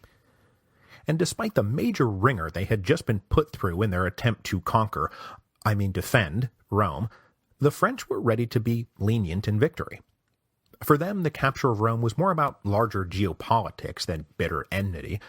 It was, at its core, a power move by Prince President Bonaparte to block the Austrians from getting credit for putting the Pope back in Rome, and maybe also preserve some of the liberal gains the Romans had been granted. So Mazzini was allowed to hang around town for a week tying up loose ends before receiving permission to depart on a ship bound for Marseille, and from there he headed back to exile in Switzerland. Garibaldi, meanwhile, led 3,000 dedicated fighters out of Rome up into the Apennines with a plan to make for Venice. But the dedication of these 3,000 holdouts did not last for very long. By the time Garibaldi got to the Adriatic coast, only about 200 remained. This small crew commandeered a ship, which they pointed at Venice, but they were spotted by the Austrian navy, forced to land and go hide in the forest. While in hiding, Garibaldi and the cause of Risorgimento was dealt a cruel blow. His pregnant wife Anita, who had fought by his side since they had first met all the way back in South America, succumbed to a fever, and she died. Forced to leave his beloved behind, Garibaldi made his way through Tuscany to Genoa. There he was arrested and temporarily detained by the authorities until he too was allowed to leave for exile. He spent the next 10 years abroad, much of it in New York City, where he nursed the still not dead dream of one day completing the great project that was the liberation and unification of Italy. With the hardline Republicans out of Rome, the French declared papal rule back in effect, giving authority to what the Romans later dubbed the Red Triumvirate, 3 conservative cardinals sent by the Pope to take power. But they were not called the Red Triumvirate just because of the red robes they wore, because unlike the more lenient attitude of the French themselves, or say Field Marshal Radetzky, whose position was usually everyone gets amnesty except for a few exceptions, the Red Triumvirate wanted amnesty for no one except a few exceptions. So while it was Mazzini who was so often painted as an Italian Robespierre, it was the Red Triumvirate who literally brought out the guillotine, a real guillotine, and then went out hunting for men and women to cram into it. But the Romans refused to rat each other out, and the Red Terror never really got going the way that the cardinals had planned. Meanwhile, in correspondence with the Pope, Prince President Bonaparte tried to convince Pius to keep some of the liberal reforms that had been enacted in 1848, but by now the Pope was just super-duper pissed. He refused. He refused to even return to his rebellious capital until the spring of 1850. And from now on, he's going to be an avowed opponent of liberalism and nationalism and liberation and unification and Risorgimento. Indeed, the next time Rome finds itself besieged, it would not be the last stand of revolutionaries, but the last stand of the Pope's stubborn absolutism. But that would be 22 years in the future. For now, the revolution of 1848 in Rome is over. With Rome off the board, that leaves 3 last stands to go. And the next last stand followed just a few weeks later up in Germany. Now last week, we took events in Germany through the May rebellions in the Prussian Rhineland, the Bavarian Palatinate, and the Grand Duchy of Baden, rebellions that coincided with the disintegration of the Frankfurt Parliament. But though the Frankfurt Parliament was mostly disintegrated, the 100 or so delegates that refused to quit departed Frankfurt for the relative safety of Stuttgart, which I must apologize for the slip of the tongue at the end of last week's episode when I said that Stuttgart was in Baden. It was not. It was next door in the Kingdom of Württemberg. Sorry about that. The King of Württemberg would have very much preferred these refugee radicals go to Baden, especially because Stuttgart was one of those cities with a high concentration of support for the Frankfurt Parliament. The members of this rump parliament were cheered upon entering the city, and the liberal government of Württemberg made public that even if no one else was going to accept the Frankfurt Constitution, that they were going to accept the Frankfurt Constitution. So, like the Grand Duke of Baden, the King of Württemberg said, "Screw this, I'm out of here," and he departed the city in a huff, signaling that if the Prussians wanted to, make good on their promise of military intervention, he was all good with that. And King Friedrich Wilhelm of Prussia was very serious about making good on his promise. With the Prussian Rhineland having gone down mostly without a fight in May, the Prussian army marched south into the Bavarian Palatinate on June the 12th. It was then strongly hinted to the liberal government in Württemberg that they would be next if they continued to shelter the rump of the Frankfurt Parliament. So on June the 17th, the government ordered units of their infantry and cavalry to lock down Stuttgart to prevent any further meeting of the Parliament, no matter how small, even blocking access to private locations that the remaining delegates might even informally use. And that, my friends, is that. The Frankfurt Parliament, which had convened with such high hopes and broad claims to being the moral and political voice of Germany, was now dead, Like a sand castle that had been blown apart by the wind, the final grains of sand separated and flew off into the dustbin of history. The last stand of the German Revolution, though, was in Baden. This was now the third armed rebellion that had rocked the Grand Duchy in the last year, though this one was driven not by rage at the Frankfurt Parliament's weak-willed liberalism, but rather rage at the King of Prussia's crushing absolutism. Since the King of Prussia had refused the crown from the gutter, and the Grand Duke had subsequently fled, the radicals and Democrats in Baden had been furiously organizing, forming a Republican provisional government and inducting volunteers into a defensive militia. Reinforced by outsiders looking for a safe haven, and joining with rebels in the Bavarian Palatinate, they swelled an army up to 20,000 men. In early June, this growing army was put under the command of, you guessed it, Ludwik Mieroslawski. Fresh off his defeat in Sicily, and a little less fresh off his defeat in Poland, this non-stop revolutionary general was given command of the Palatinate Baden forces. Now, I never really see Mieroslawski criticized for being a bad general as a way of explaining his constant defeat. Mostly it's just that he kept being dealt really bad hands. And this was no different, because even 20,000 new recruits aren't going to match up against the cream of the Prussian army. And they weren't even going to have very much time to train either. The rebels that had seized control of the Bavarian Palatinate in May made a nice show of resistance to the Prussian army, but come on, it's the Prussian army. So those who wanted to keep up the fight retreated to Mannheim on the Rhine River, and after failing to hold Mannheim, they ditched across the river. On June the 20th, the Prussians followed. The next day, June the 21st, 1849, the Prussians were met by Mieroslawski and his roughly 20,000-man army at Voghuisel. And, as you might have seen coming, since this is our last episode of the series on 1848, the Prussians blew these Baden forces to pieces, sent them running in all directions. Now, despite this pretty major defeat, men like Gustav Struve said we need to keep fighting. But by now, most everyone was giving up or fleeing into exile. Only about 5,000 or 6,000 were left defending the fortress in Rastatt, though these guys were not very happy about their situation. They had been waiting for the news that Mieroslawski's army would soon be on the way to shore up their numbers, and instead got word that he had no army left. In the first week of July, the Prussians identified Rastatt as the last remaining outpost of the Revolution of 1848, and they moved in for the final kill. After being surrounded for 3 weeks, and with utterly no hope of relief, none, the Guardians of Rastatt elected to surrender. In the chaos of that surrender, many made good their own individual escapes, but the rest became prisoners of war. Any Prussian citizen that was detected by the Prussian army was executed on sight, and as for the rest, the rather harsh Prussian general brought back decimation. Literal decimation. He hauled up 1 out of every 10 prisoners and had them summarily shot. The third and final insurrection in Baden was over. The Revolution of 1848 in Baden was over. The Revolution of 1848 in Germany was over. When the unification of Germany was finally achieved, it was not through the fancy speeches of liberal Democrats. It was through the blood and iron of Chancellor Otto von Bismarck. So 2 down, 2 to go.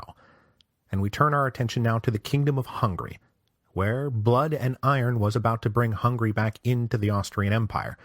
And not just any blood and iron, Russian blood and iron. The spring of 1848 had gone very well for the Hungarians.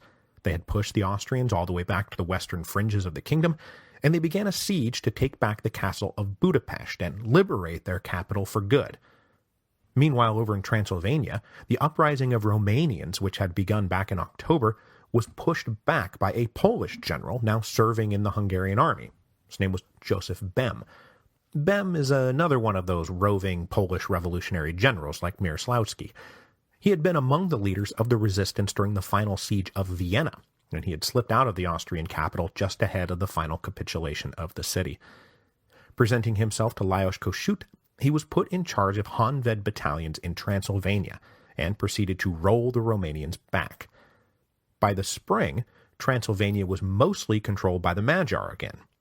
though something like 50,000 Romanian guerrillas made the region a source of permanent strife and forced Kossuth to keep a lot of troops tied down in Transylvania.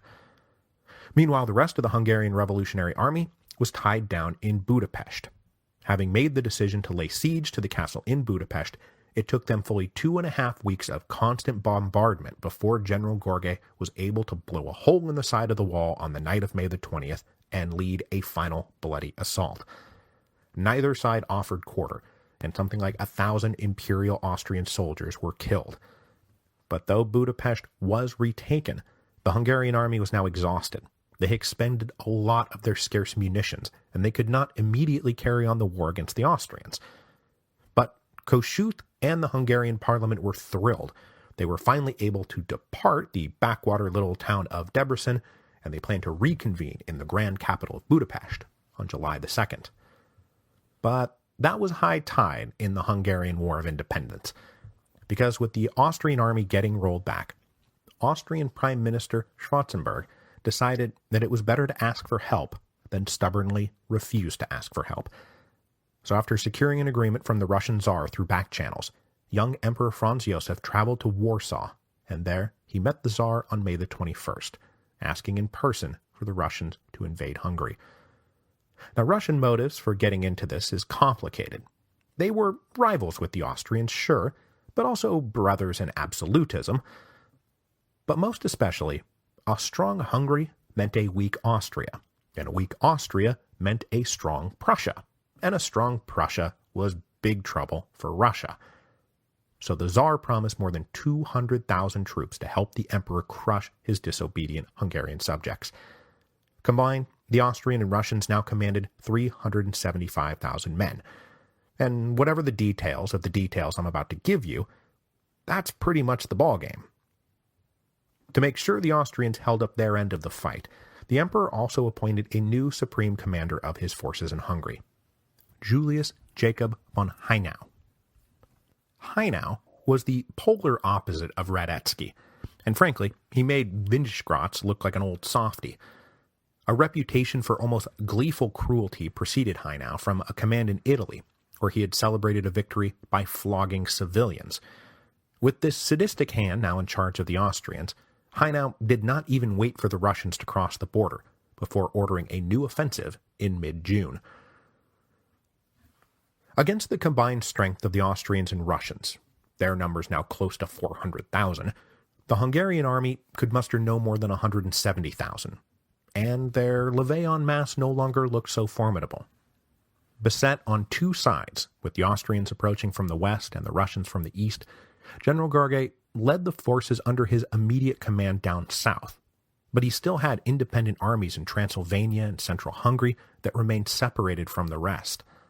With the Austrians fast approaching and Gheorghe heading south, Lajos Kossuth and the recently reconvened parliament had to abandon Budapest again on July the 8th. The Austrians retook the capital on July the 13th. This is partly why historians point to the decision to get bogged down taking the Budapest castle a mistake. They wound up giving it back 6 weeks later. Having fled from Budapest, the final session of the Hungarian parliament convened in a tiny random city from July the 21st to July the 28th. In this final session, it belatedly dawned on them that maybe they had made a huge mistake alienating the minority nationalities of the Kingdom of Hungary. So, trying to rally everyone now to see the Austrians and Russians as a common enemy, the parliament proclaimed all kinds of things. They said recognition of national rights and language and culture and dignity if the Croats and the Serbs and the Romanians and the Jews, if you all join us in a great patriotic resistance. But seriously, it's a little late for that, guys. That ship sailed like a year ago. It was frankly Fantasyland nonsense to think that after getting treated with an awfully high hand during peacetime and an awfully brutal hand during the fighting of the last 9 months, that these minority nationalities would just switch sides. And that's to say nothing of the fact that they would have been agreeing to switch to the losing side. I mean, the Austrians and Russians are about to win. Needless to say, this last-ditch effort to form an international revolutionary coalition went exactly nowhere. And speaking of Fantasyland nonsense, General Gheorghe was still holding out hope that this would all end with a settlement on the basis of the April laws. But my man, that ship has sailed too. He opened a line to the Russians to try to get them to support this initiative, but after no doubt laughing hysterically, they sent back a note that said, unconditional surrender. Those are the terms. After a few more defeats for the Hungarians, the last staggering blow came at Timișoara, where, on August the 9th, 1849, about 50,000 Hungarians, led by Joseph Bem, were finally caught by about 90,000 Austrians under Haynau. The Hungarians fought for their lives all day, but the weight of the numbers and a few bad breaks were too much for them to overcome. This defeat at Timișoara snuffed out any last lingering hope of salvaging an independent Hungary. Lajos Kossuth got the news on August the 11th, and he did what any right-thinking revolutionary facing inevitable execution would do. He resigned his position, he shaved off all his trademark facial hair, and fled the country. First he headed for Constantinople, and then eventually to the United States. General Gergely was vested with all military authority, but that military authority was only there for him to choose who to surrender to. He determined that the best way to save himself, his men, and his officers would be to surrender not to the sadistic Haynau, but to the far more temperate Russians, who were not here to extract bitter reprisals, just to restore order in Central Europe. On August the 13th, 1849, General Artur Gergely surrendered to the Russian army at Világos. The revolution of 1848 in Hungary was over. So we now turn to the last of our last stands, the last of the 1849 holdouts, Venice. As you may have gathered by now, the alliance with the Hungarians that Daniel Manin had so readily agreed to at the end of May didn't much bear any fruit, what with the Hungarians being conquered and all. After the Austrians took Fort Marghera, Radetzky tried to induce a surrender, and Manin said, sure, we'll stop fighting, but we want autonomous rule inside the empire. Radetzky scoffed at this and said, well, how about this? I offer everyone inside the city amnesty, and won't stand in the way of anyone who wants to go in exile. Nothing more. So that's a pretty big gap in the negotiations, and the siege of Venice continued. And while the siege continued, the Austrians were placing artillery for a massive barrage of Venice.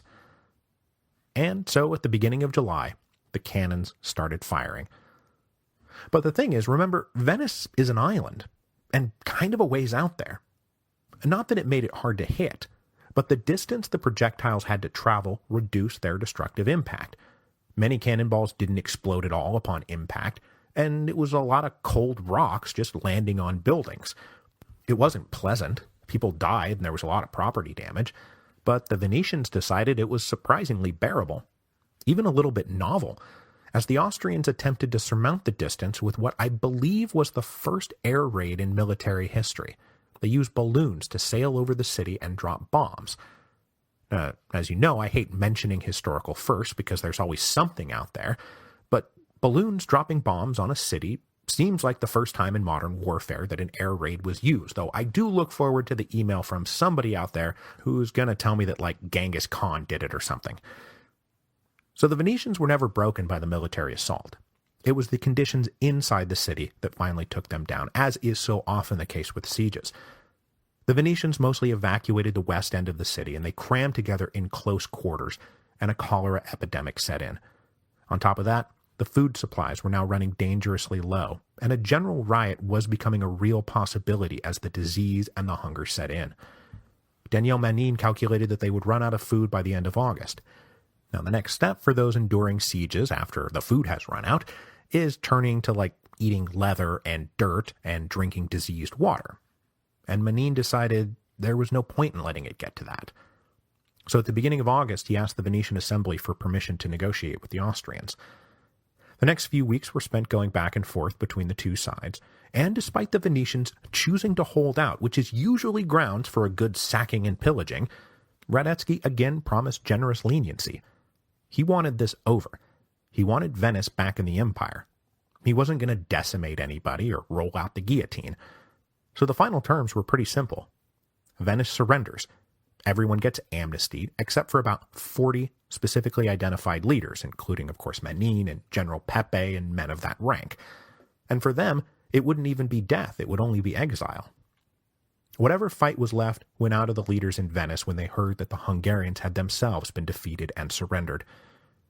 So, Manin boarded a ship provided by the French resident consul, and he sailed for exile.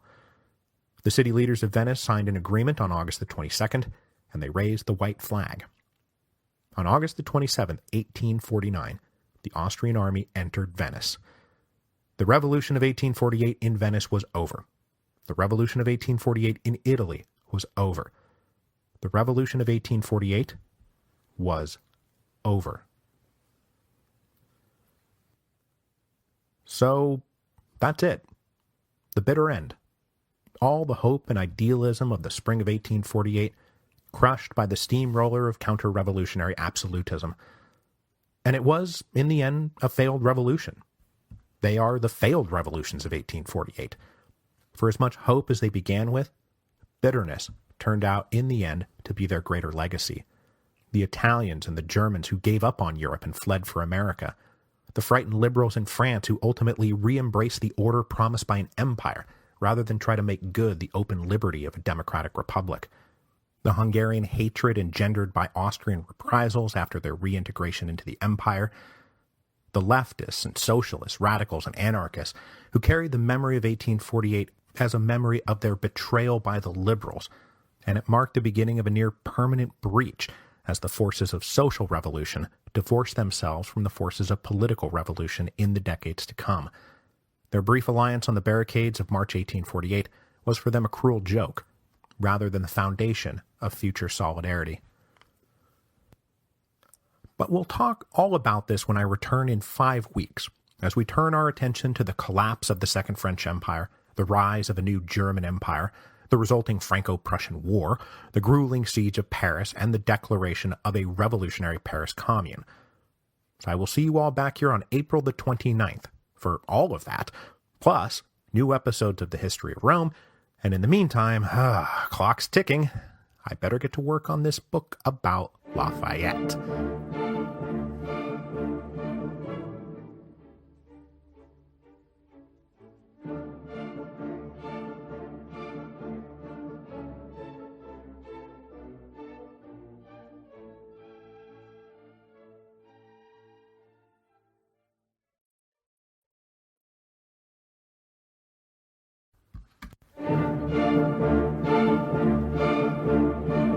Hello, and welcome to Revolutions. Episode 7.33, What the Heck Just Happened?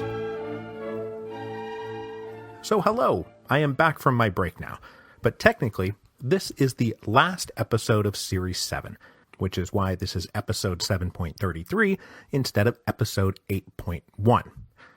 What I want to do today is mimic the retrospective I did on the French Revolution, because if any revolution needs one last final pass to try to figure out what the heck just happened, it's the revolutions of 1848.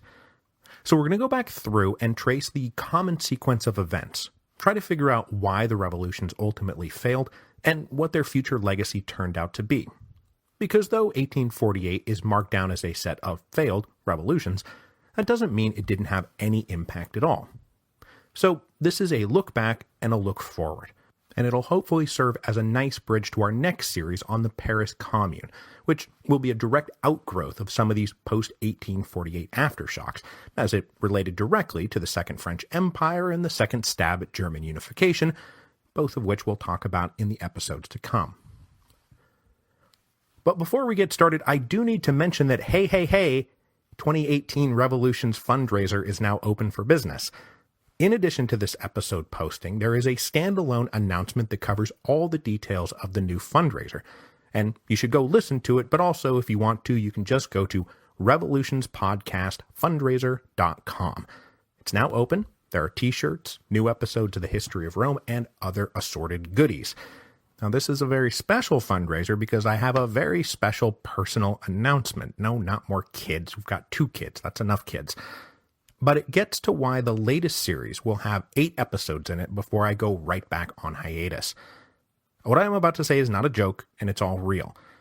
I have for some time known that Citizen Lafayette was going to be my next book. and I knew that to write that book, I would need access to the French National Archives in Paris. Well, Mrs. Revolutions and I started talking through the cost and logistics of me taking extended trips to France, and then she quite rightly said, well, you're not taking extended trips to France and leaving me behind. So that meant bringing the kids, and then we just kept talking and realized both our jobs are portable, and the next thing you know, we're moving to Paris. So that's going to happen in July. We'll be there in time to celebrate Bastille Day. Now, I'm not sure how long we're going to live there yet, but it'll be a year at minimum while I dig deeply into the life and times of the Marquis de Lafayette. So this here fundraiser is in part about smoothing through the cost and logistics of moving a family of 4 halfway across the world. It's going to be crazy.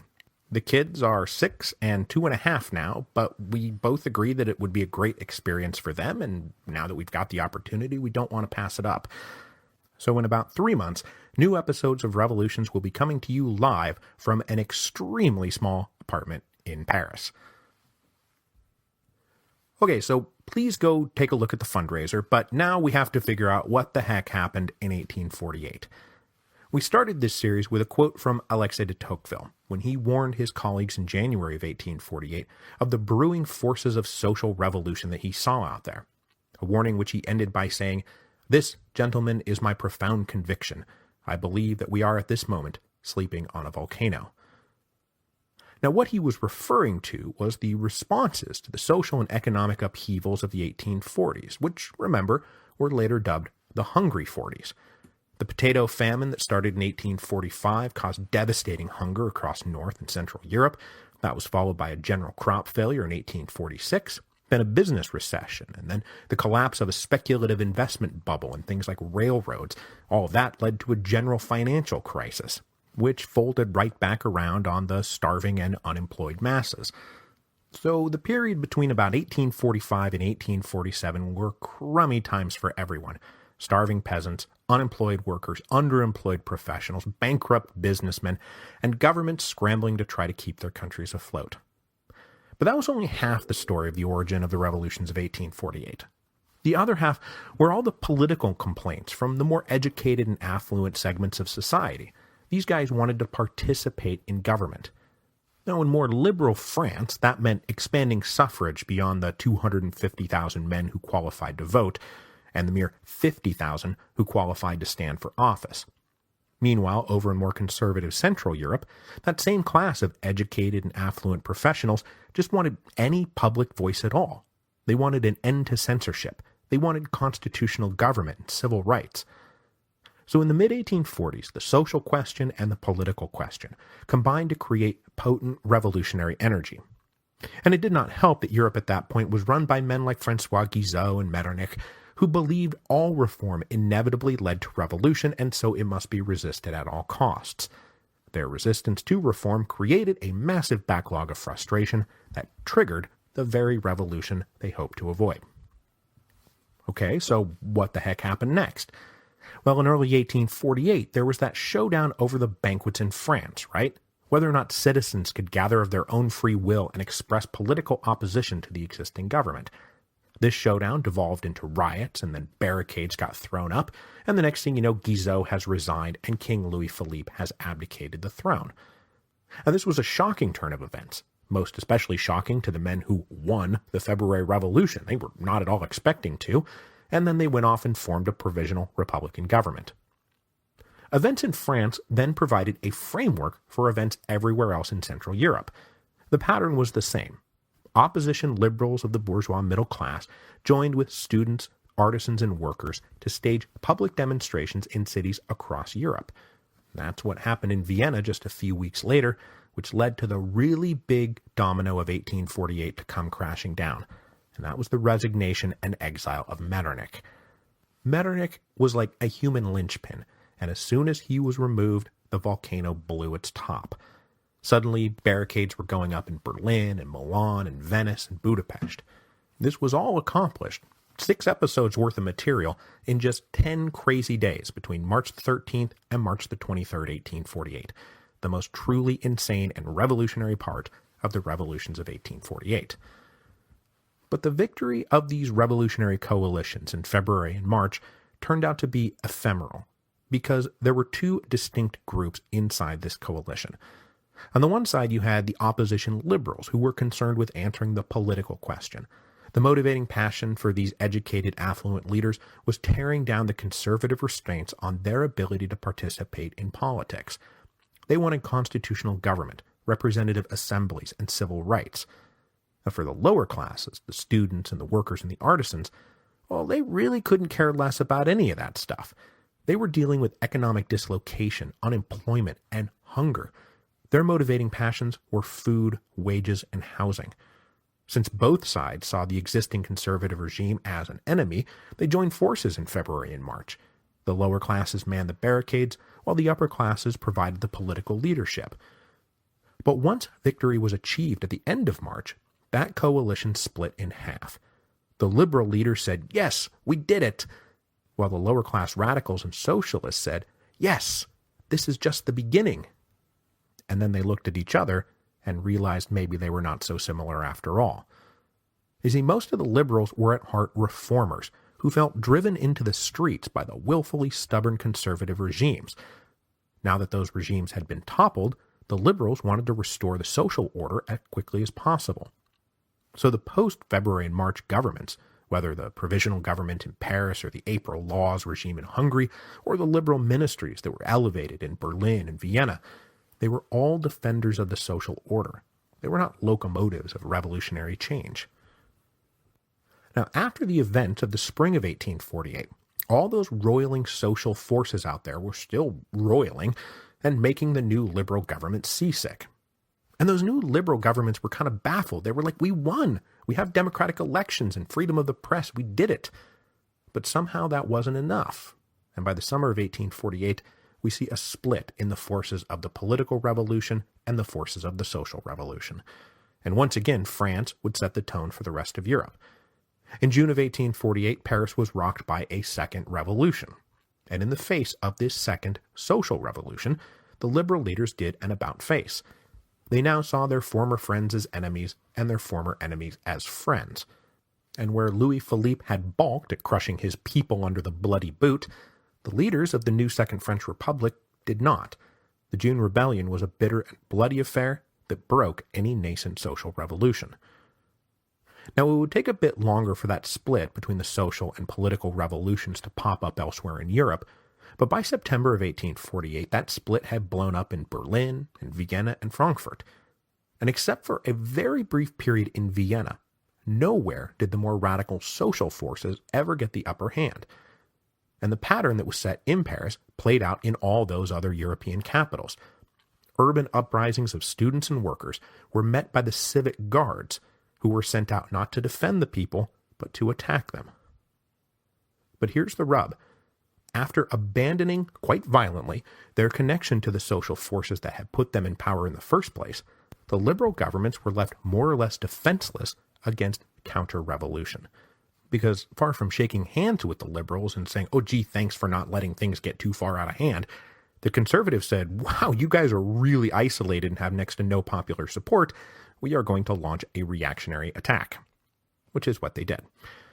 Across Europe in the autumn of 1848, you start to see a withdrawal of the concessions that had been made in the spring, and when the liberals protested, the conservative leaders said, "Yeah, well, what are you going to do about it?"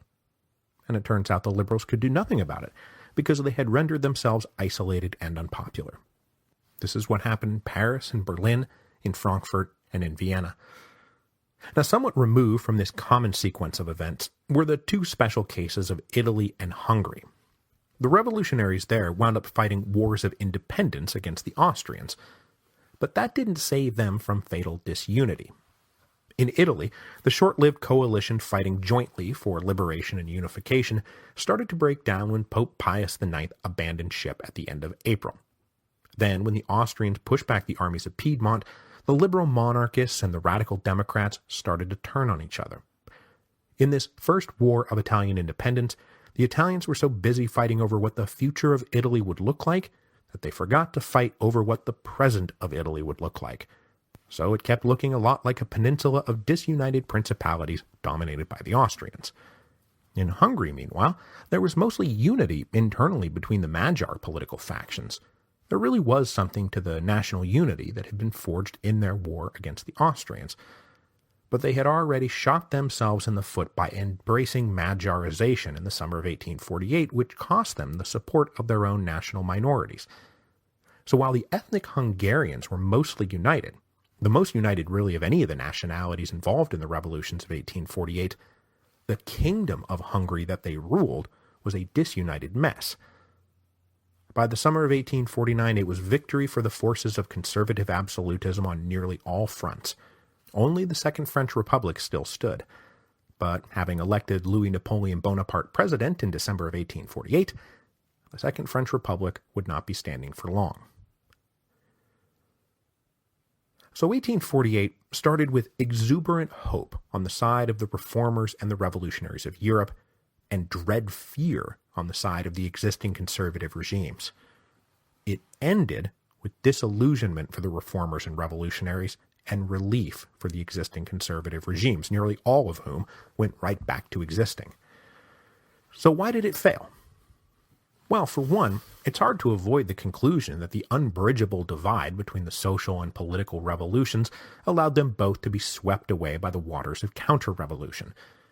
In the aftermath of the failures of 1848, for decades to come, hell, right down to the present day, there were mutual recriminations among the radical socialists and the conservative liberals. The liberals blamed the radicals for being too hostile to the new constitutional regimes while they were still in their infancy. Rather than celebrate civil rights and democratic government, the left-wing leaders launched broadsides at the new governments. If the radicals and socialists had just been patient, everyone would have eventually gotten everything they wanted. But the hostility from the left made a functioning, non-conservative, non-absolutist government all but impossible. And so the liberals blamed the radicals. The radicals, meanwhile, blamed the liberals. They said that the liberals were never going to pursue further social reform, that while sharing with the left an opposition to political absolutism, liberals shared with the right a firm commitment to the existing social order. And liberal principles that trumpeted free trade and capitalist industry were diametrically opposed to radical socialist ends. So the socialists later said, don't pretend like if we had supported you fully in 1848 that you would then have turned around and adopted our program. That's bullcrap. And besides, why is it that our program is the one that needed to wait? We were the ones talking about issues at the very bottom of the hierarchy of needs, like food and shelter and water. You liberals were talking about whether or not somebody could publish an article in a newspaper that nobody was going to read anyway, as if that was the central issue of our time. To this, the liberals would say, you should get down off your high horse. You don't really speak for the people you claim to represent. You're just a clique of coffeehouse intellectuals trying to graft yourselves onto a working class that you don't even understand. You wouldn't know how to work a mechanical loom if I threatened to smother you with a cholera-ridden blanket. To which the socialist would say, hey, it's not like you guys are any better. You talk about democratic government, but you only get votes from a narrow constituency of comfortable bourgeois scum.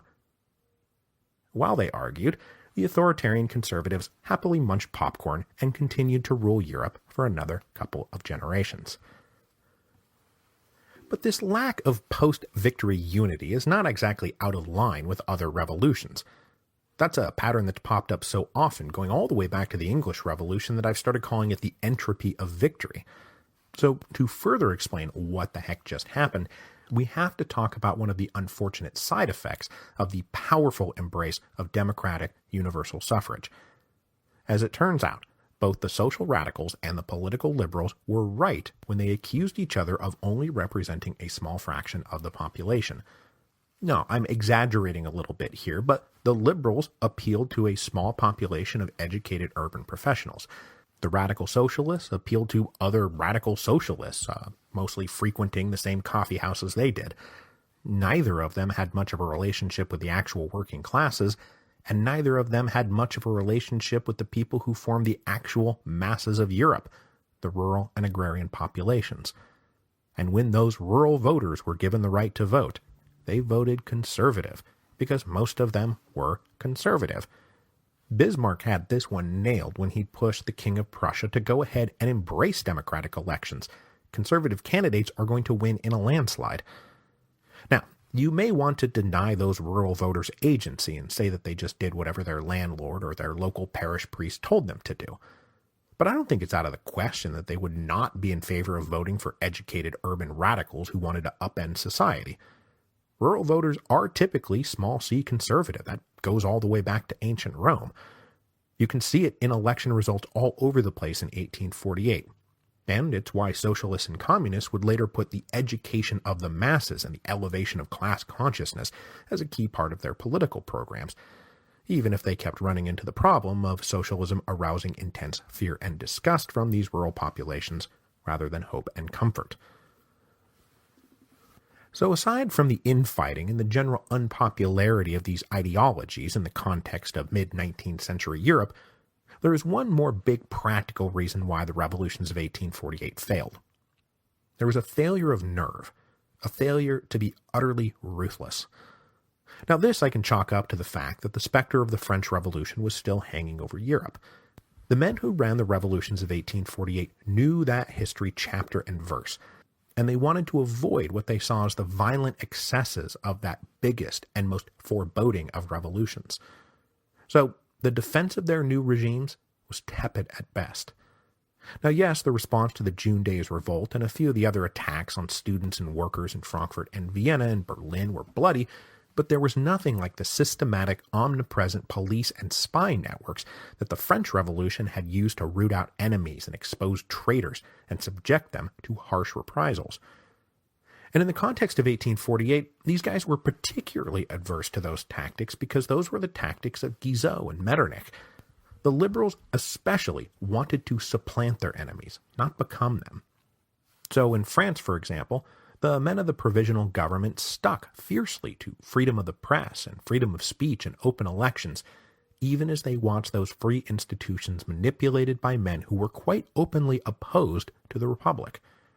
The Frankfurt Parliament, meanwhile, never made any move to seize the real levers of power, to demand control of the German armies, to forcefully root out reactionary threats. Instead, everywhere you looked, these guys abolished police state tactics and the death penalty.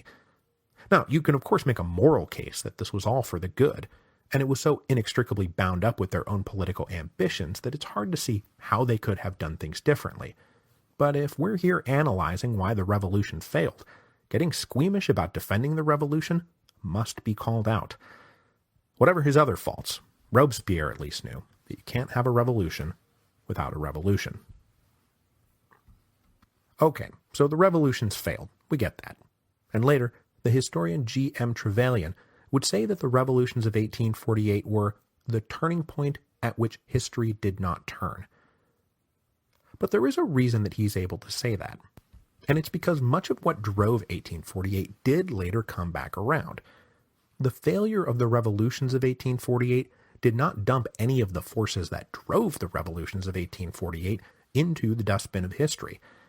And if you look at post-World War II Europe, it looks a lot like a collage of the issues and policies from 1848. So in hindsight, the revolutions of 1848 look a lot like they are anticipating the direction of history, but then not turning down that path for another century. And that particular century, between 1848 and 1948, were super not great for Europe, and many people have asked if the failure to turn at that turning point of 1848 didn't cost Europe a lot of blood and treasure. But 1848 did plant some permanent seeds, at least on the political front. After 1848, the principles of constitutional government, equality before the law, and civil rights had all taken root.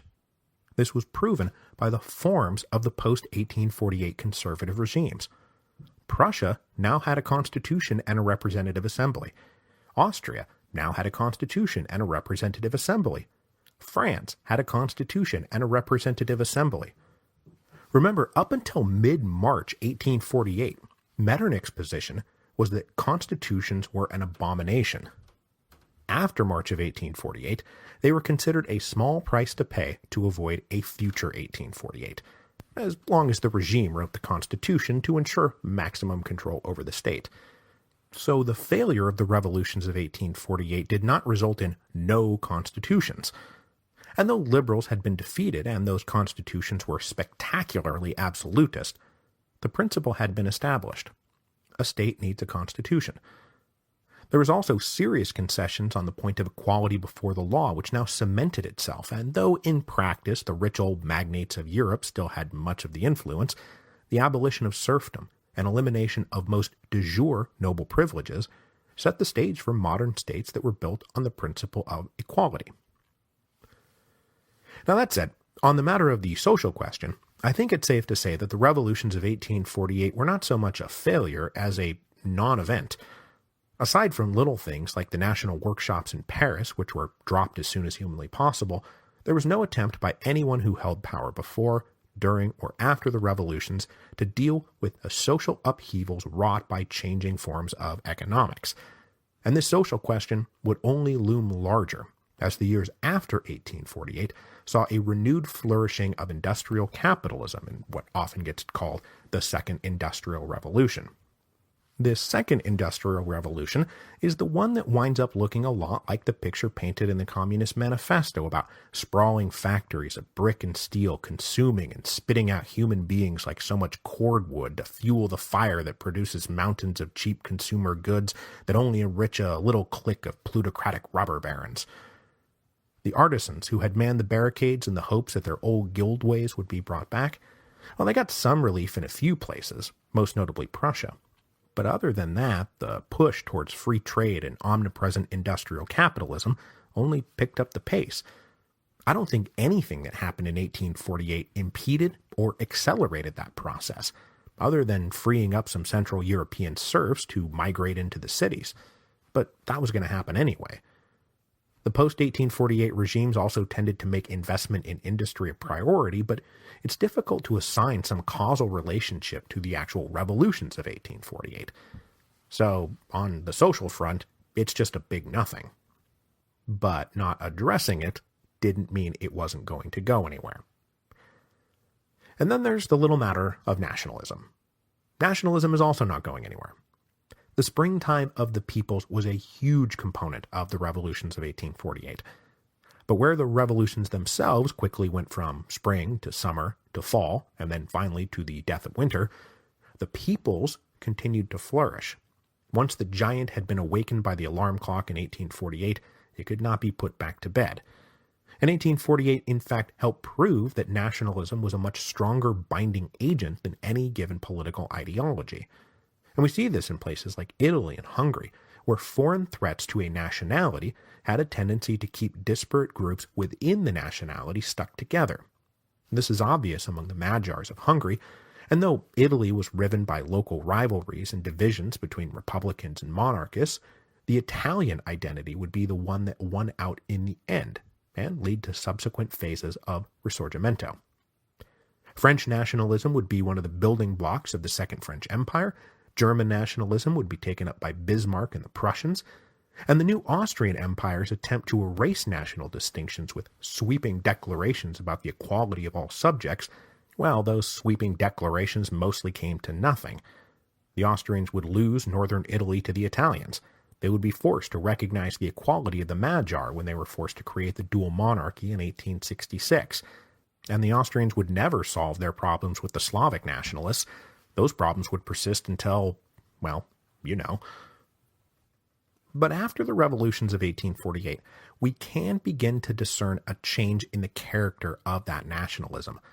After 1848, there was a turn away from the inclusive phase of Romantic nationalism, where politicians and scholars and artists were discovering and celebrating common threads of culture and music and folklore and declaring new national families.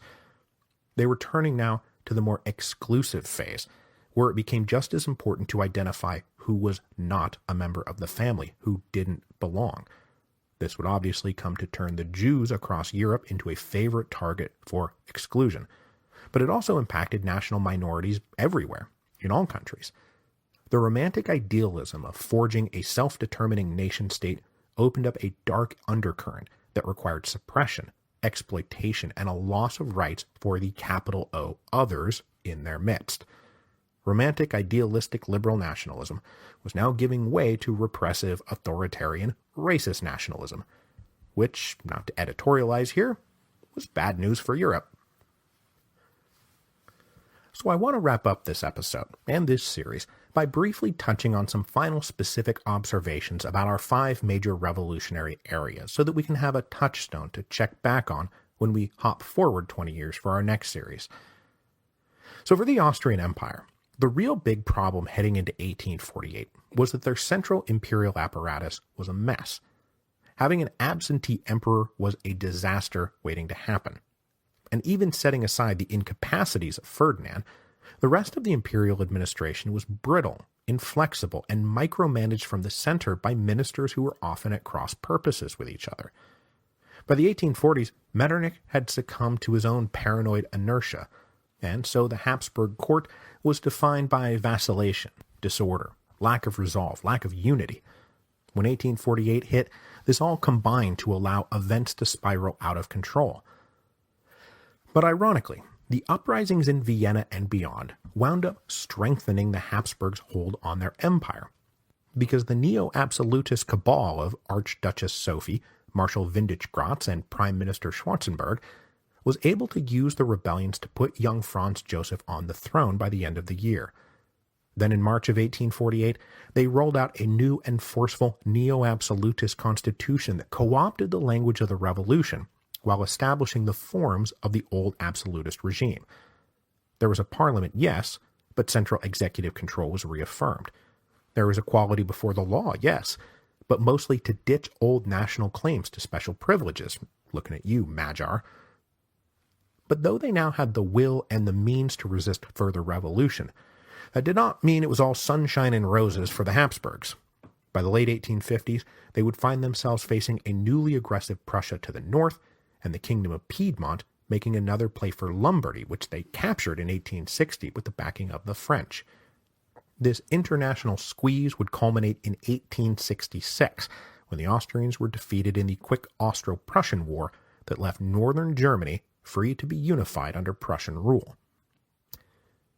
In fact, 1866 in many ways brought Austria right back to 1848, especially when it came to their relationship to Hungary. After their defeat in 1849, the Hungarians slipped back into being mere subjects of the Habsburgs, and were now facing the elimination of all their ancient national privileges and a number of other repressive policies. But oddly enough, the minority nationalities that had helped the Austrians reconquer the Magyar, the Croatians and Romanians and Serbs, found themselves in the same boat, and one Croatian complained to a Magyar friend that the Habsburgs had given the Croatians as a reward the same things that they had given the Magyar as a punishment. Hungarian national resolve, though, was only briefly set back, and Hungarian leaders were clearly just biding their time until they had another chance to assert their equality.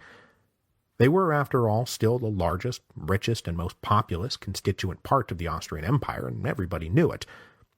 They were finally able to leverage this to their advantage after the Austrian military defeats in 1868, defeats that saw them outclassed by the Prussians and losing their lucrative province of Venetia to the Piedmontese.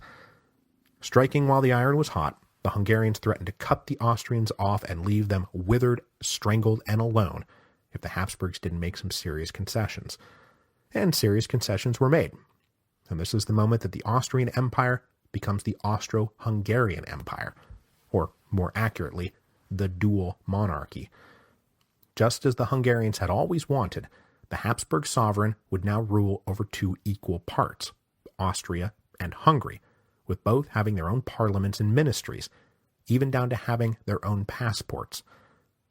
Now, this is a massive oversimplification of a complex process, but the point is that 20 years after their defeat in 1848, the Hungarians got what they had originally been fighting for: self-determination and sharing with Austria only a sovereign.